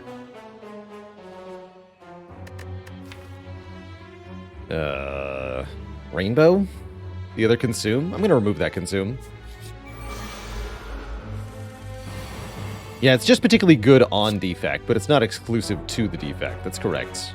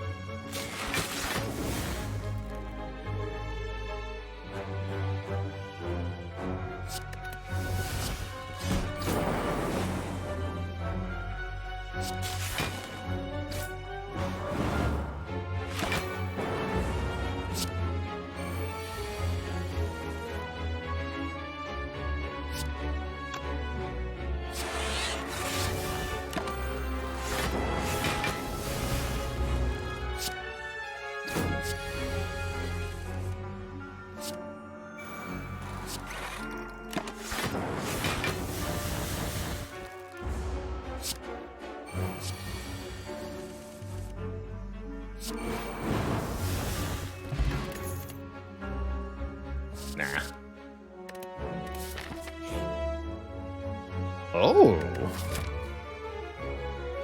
Interesting. We could take 999 gold right before this shop.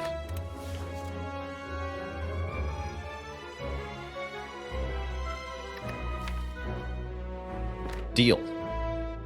Can it really be this easy to be rich? I'll take this and this and this.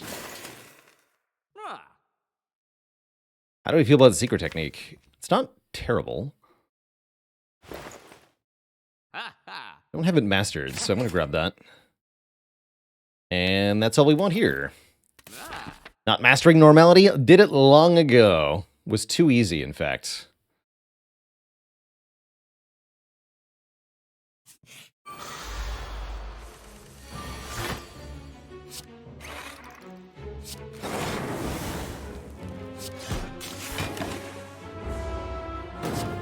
Could always remaster it.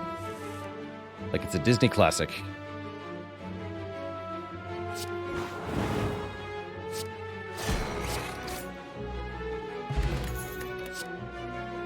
No, no, no. Ah.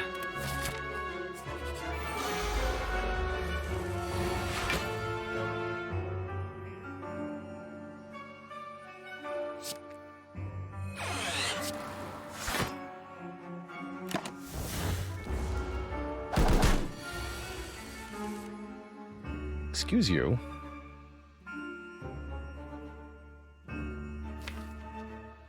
can secret tech for turbo if I need to. Seems mostly fine. Although, would it let me play anything else? No, we just EQ. Will not take your stinky curses today.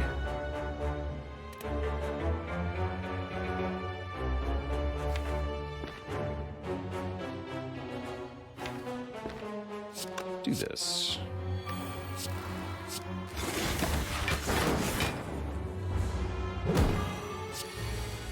Hey.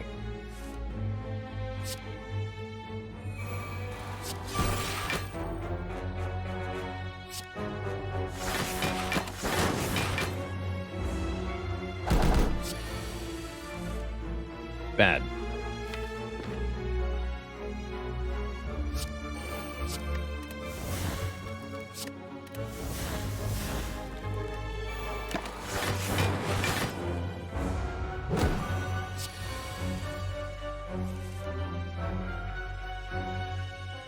Oh no. Everything worked out.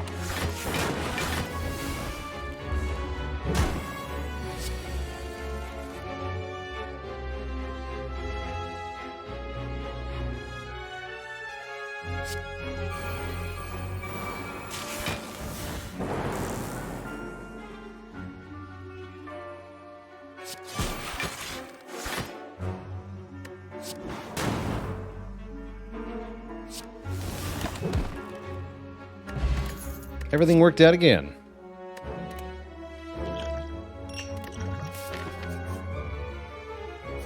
Red Path says go here for an event rather than a combat.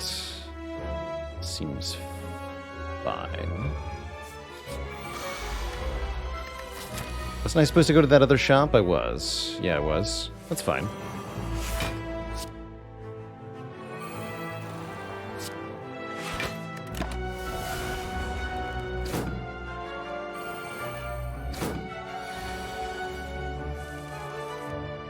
Gonna say, this would have been the turn to draw normality. I'm glad we didn't.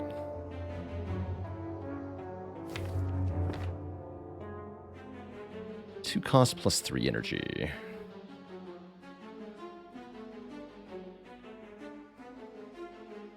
First card we play is doubled. Cannot get Hyper Beam.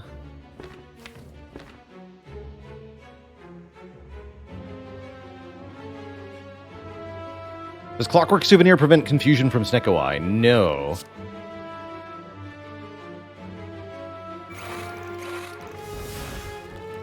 Does not.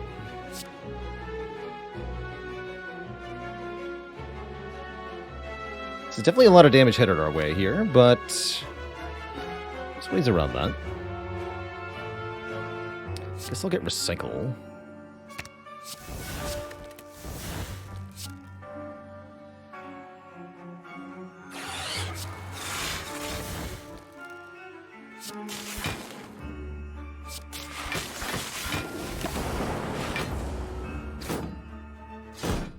Don't worry, I have infinite healing.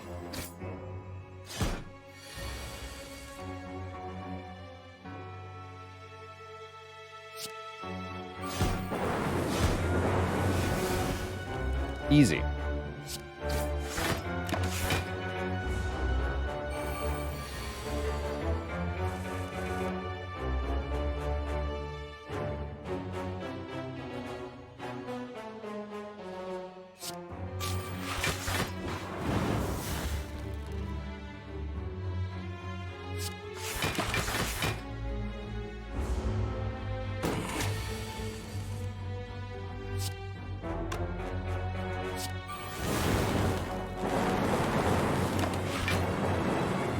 Just not in this fight, mind you.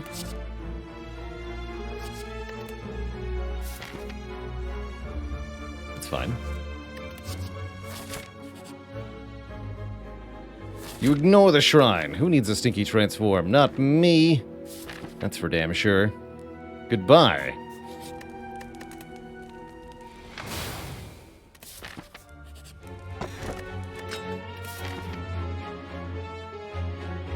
Easy.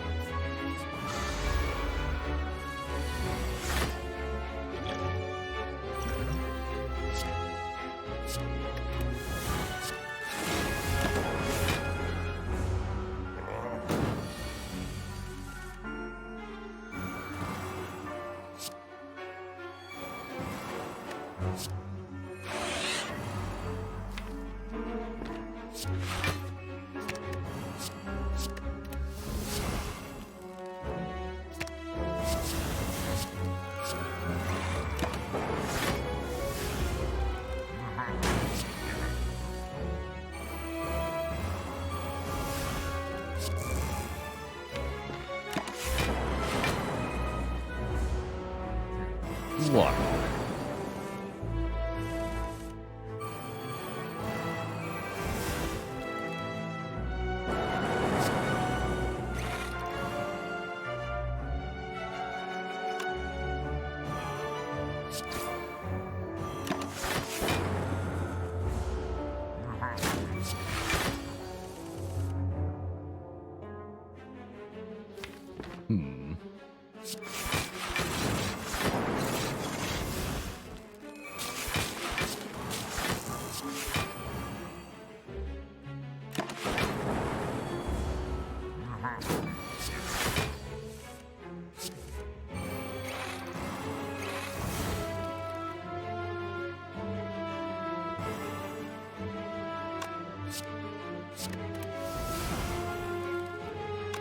Get a dark orb.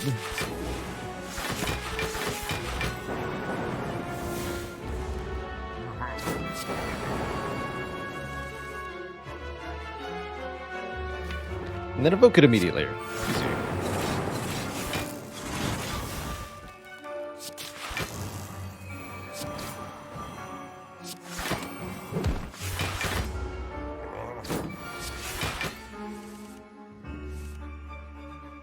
Double Tempest.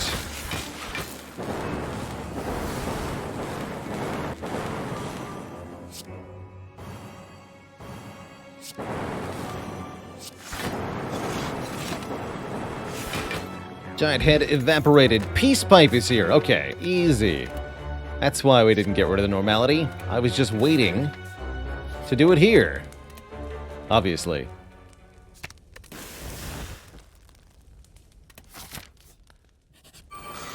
Alright, no normality for the Reptomancer rematch. Let's see how this goes this time.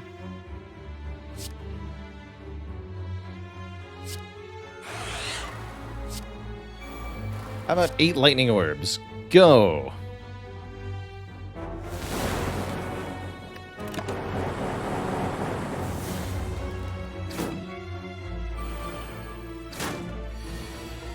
Definitely still a problem turn, but looks like we can kill one or more of them this time. Echo form in play.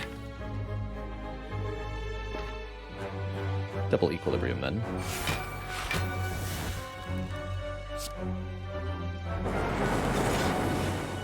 Q.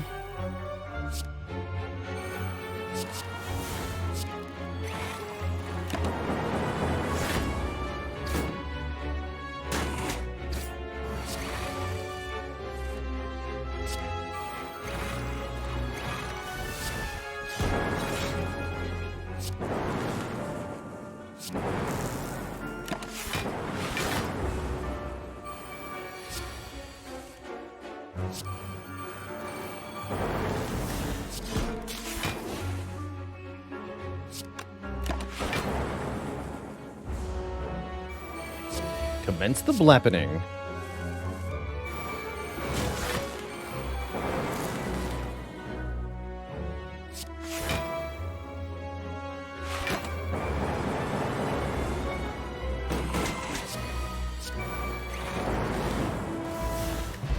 Duvu doll.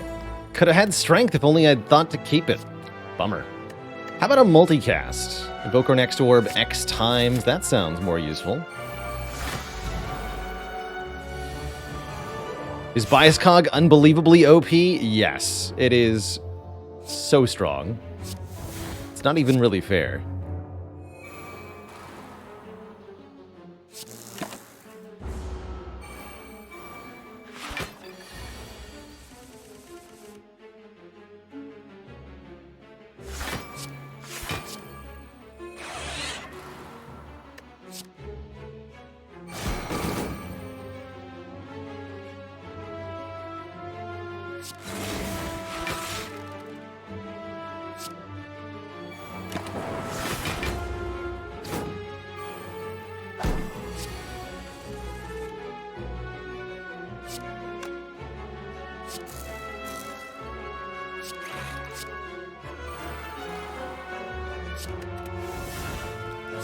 Boop.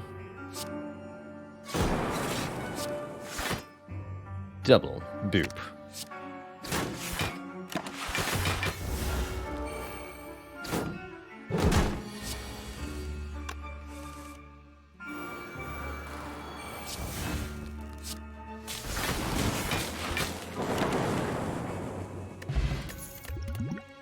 Sunder is finally here.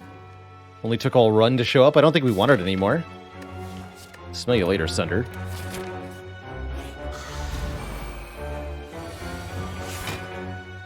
Secret technique. Fetching what exactly? I think I'll just take the Confusion Purge and draw 10.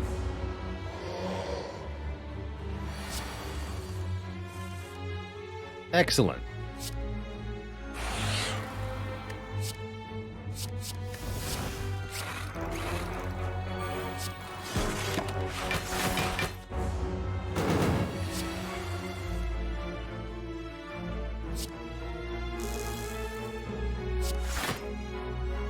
You.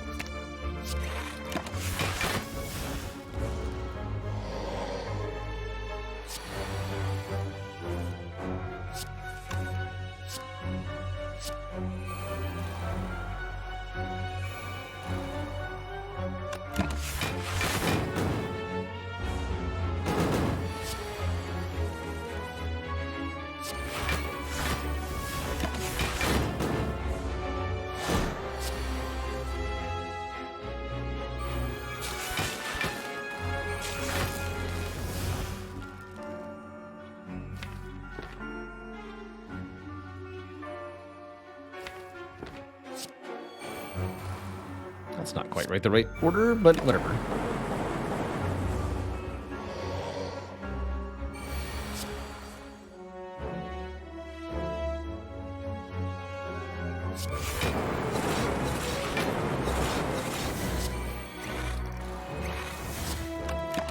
Stone Calendar.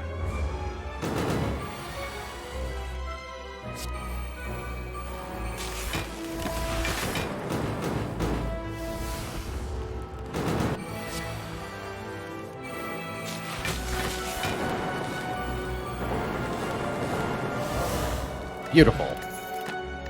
Singing Bowl's a bit late. I think Force Field is awesome here. It's going to be random cost initially, and once we've purged Confusion, it'll stay deeply discounted. Weak Potion's quite useful for the heart. And do we want to upgrade or remove anything from this deck? Upgrading Multicast is pretty good. Let's do that. Let's upgrade Multicast.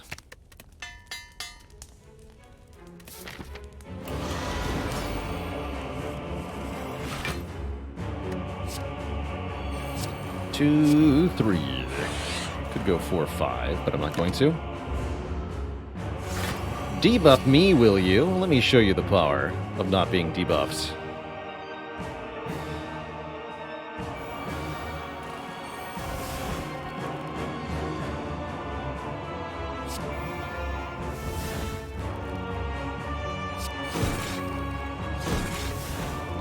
Easy.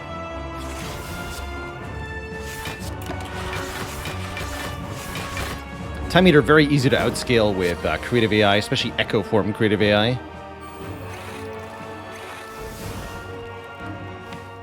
So we can do all sorts of stupid nonsense to prevail here.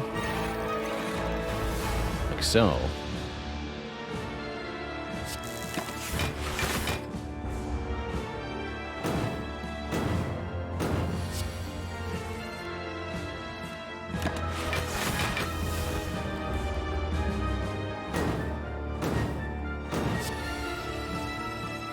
Can I have different powers, please?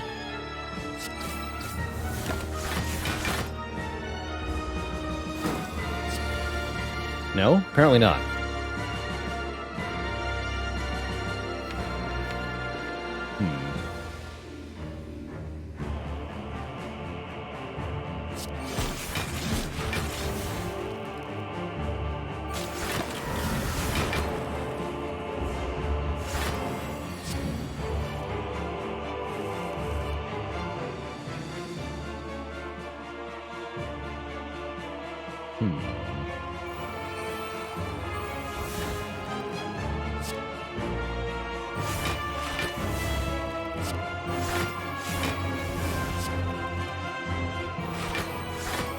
Build your own runic pyramid, Snecko Eye.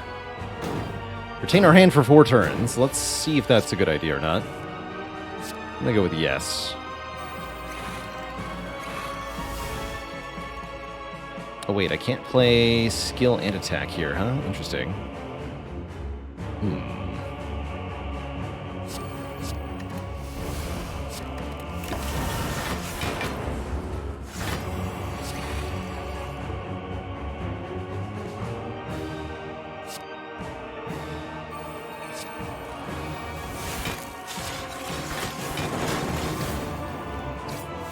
There we are.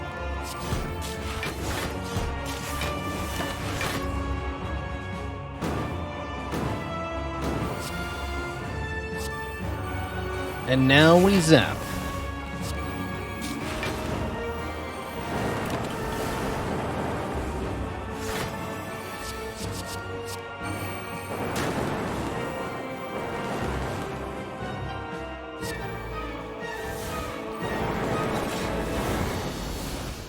GG, Timbo. Who's next? Awakened Bow. In theory, this should be a more difficult enemy. In practice, don't expect it to be.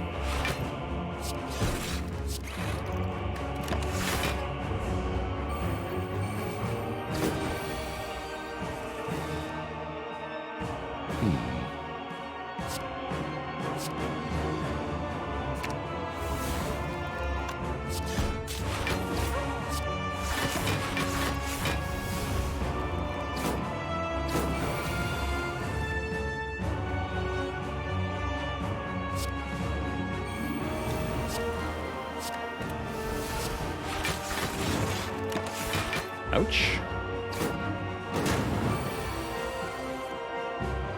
Health goes down, health goes up.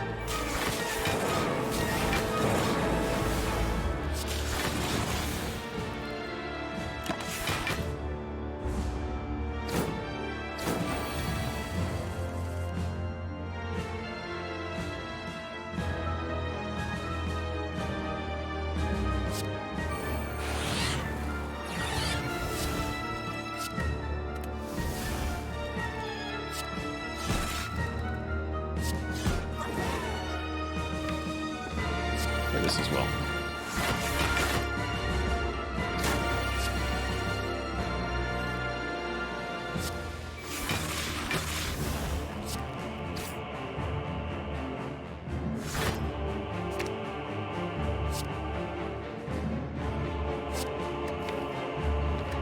Yeah, get rid of that.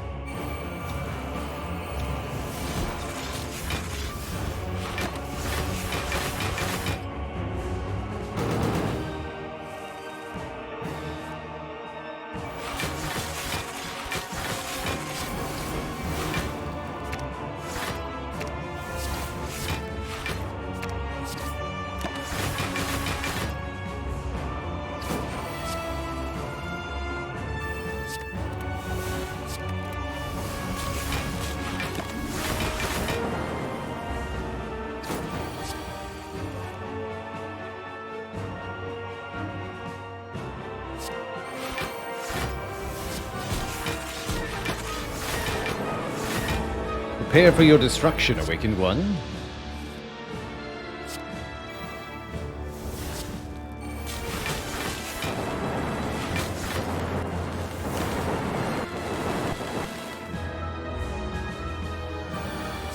Grr.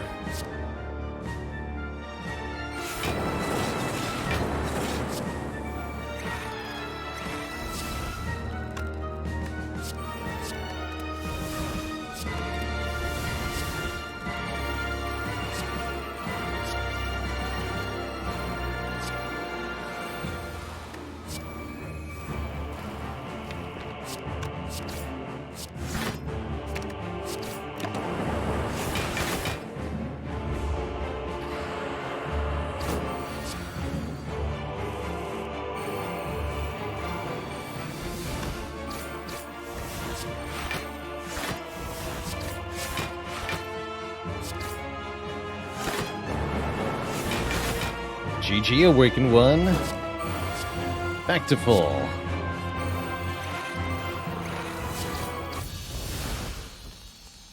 GG.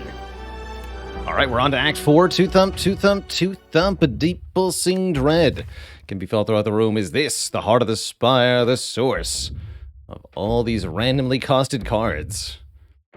Interesting. 0 cost has been most prevalent, but then 1 cost has been least prevalent so far. It's fun random costs. I like it. Should have stayed in bed, bird. Toker upgrade. Toke that unupgraded consume. Rather than upgrading it. Any fusions or secret techniques here? No? Nothing? Bummer.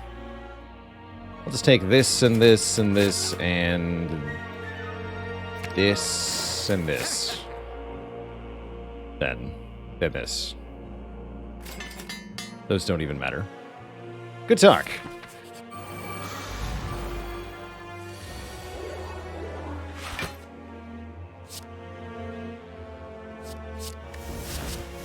Easy.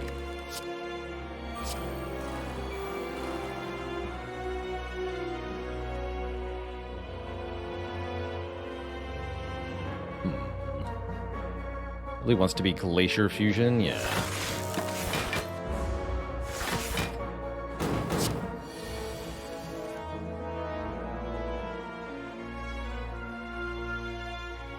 Two Echo Forms in play. The Zappening. Go.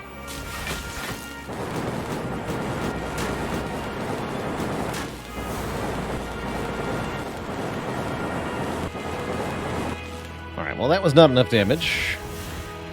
So we're going to have to restore our health somehow.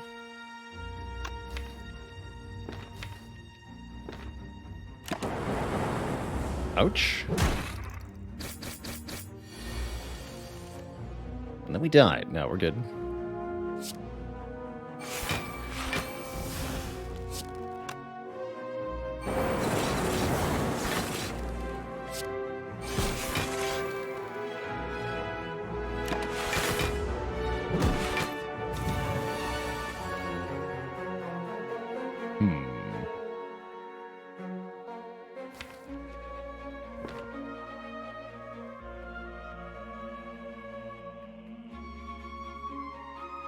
You attack for a lot next turn. We could double Hyper Beam here.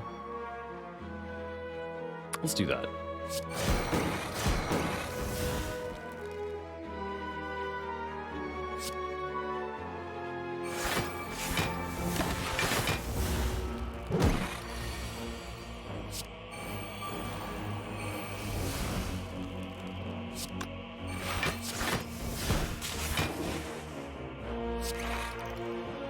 Focus again.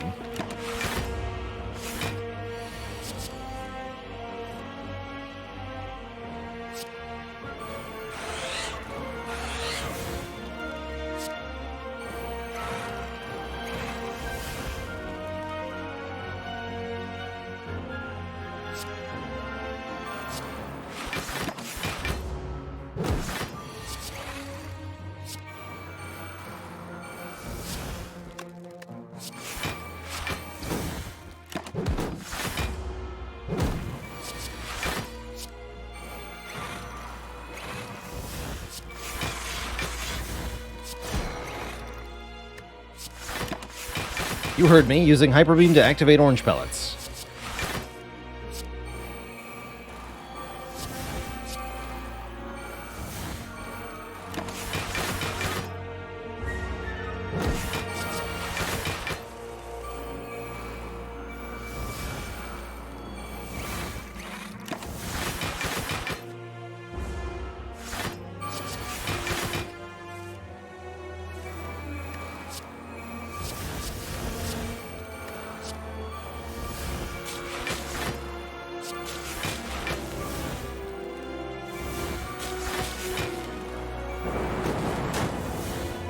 Excellent.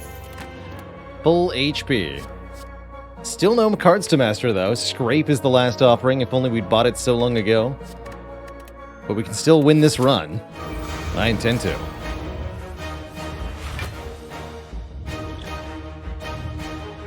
Alright, what do you have? Block Potion, Essence of Steel. That's pretty whatever. This is getting played turn 1. I can use Fusion Dual Cast if I want to get the Frost Orbs down too. That's even better. This.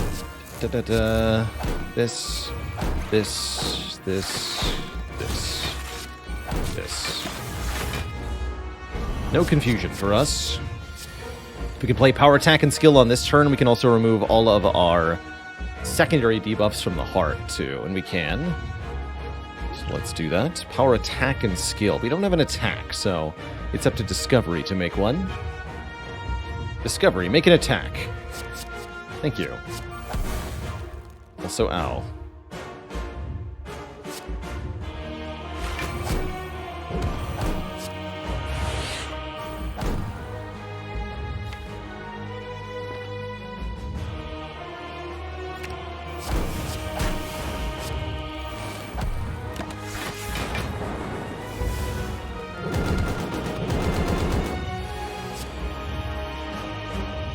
You love to see it.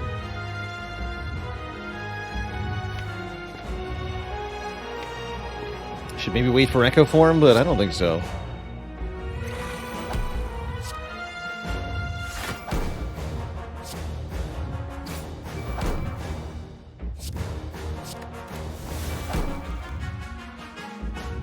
Let's get rid of some cards here.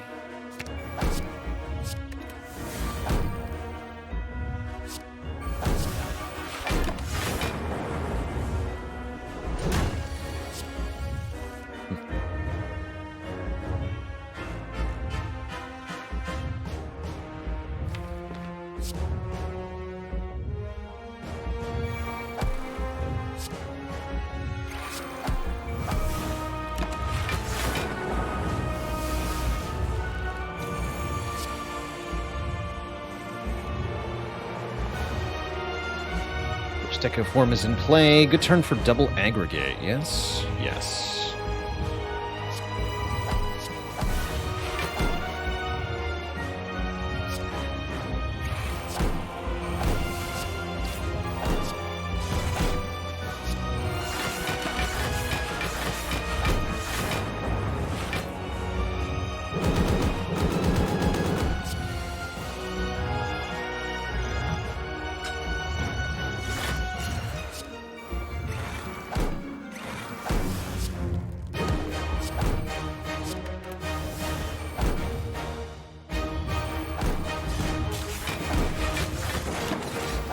Beautiful.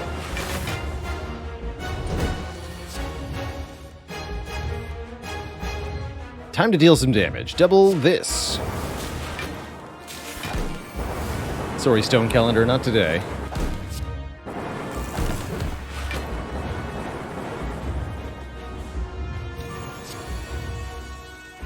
Double this.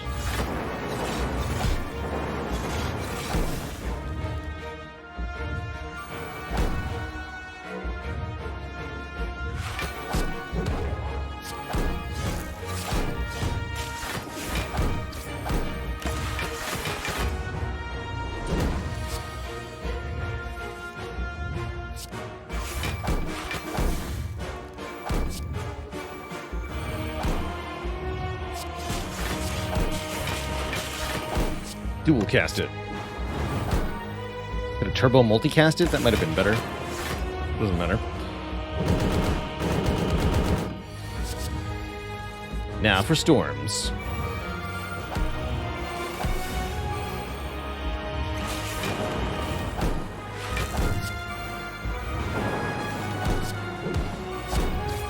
GG, Mr. Hart. What a run. Commandingly powerful defect at the end there. Definitely had some trouble with the Snecko originally, the so-called Snecko tax, I called it. But we pay the tax, we win the run. GG, Mr. Fart. GG.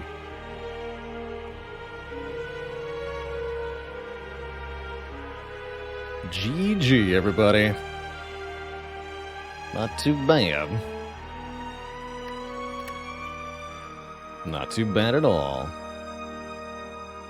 We paid the troll toll. Now we get that heart's soul. Camos493, thanks for the prime sub. Welcome to the Cozy Sub Club. How long could we have lasted against the heart with this deck? Probably until the 12 by 15 or whatever, the 20 by 15. The first really big multi-attack would kill us. I think we could block 8 by 15 easily enough.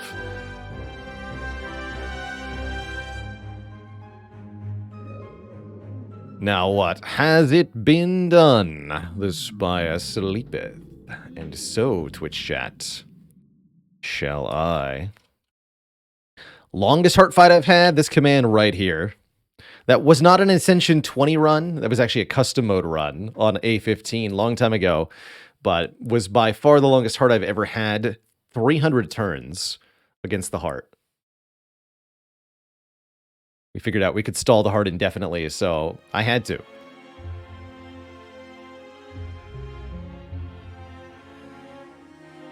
Yeah, with Nightmare Intangible, and that's exactly what we did.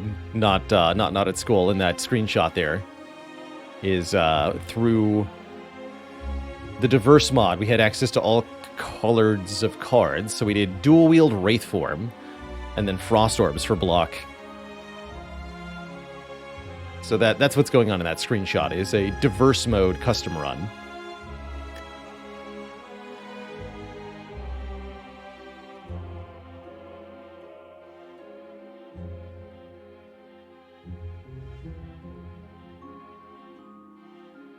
Watcher now, no, I'm afraid our time together must come to an end, dear Twitch chat. Had a really good stream of Spire, 3 successful runs, 1 each with Ironclad, Silent Defect. I'm more than happy with that. Although we didn't get a lot of masteries, we did have a lot of fun, and that's what counts in the end. Thank you so much for tuning in. Annabelle, Abigalis, Varen. That's right, tomorrow we're going to be playing some Civilization 6. I want to do a district planning stream. We're going to start a run. I think we're going to play on an island map so that the AI can't mess with our city placements. Scout out our island and just kind of plan our economy for the first 1 to 200 turns and see how that goes. I think it'll be pretty effective. I can tell. Thanks for the prime sub. Welcome to the Cozy Sub Club. Hope you all have a wonderful, wonderful evening, everybody. Let's see. Is anybody else on Twitch right now?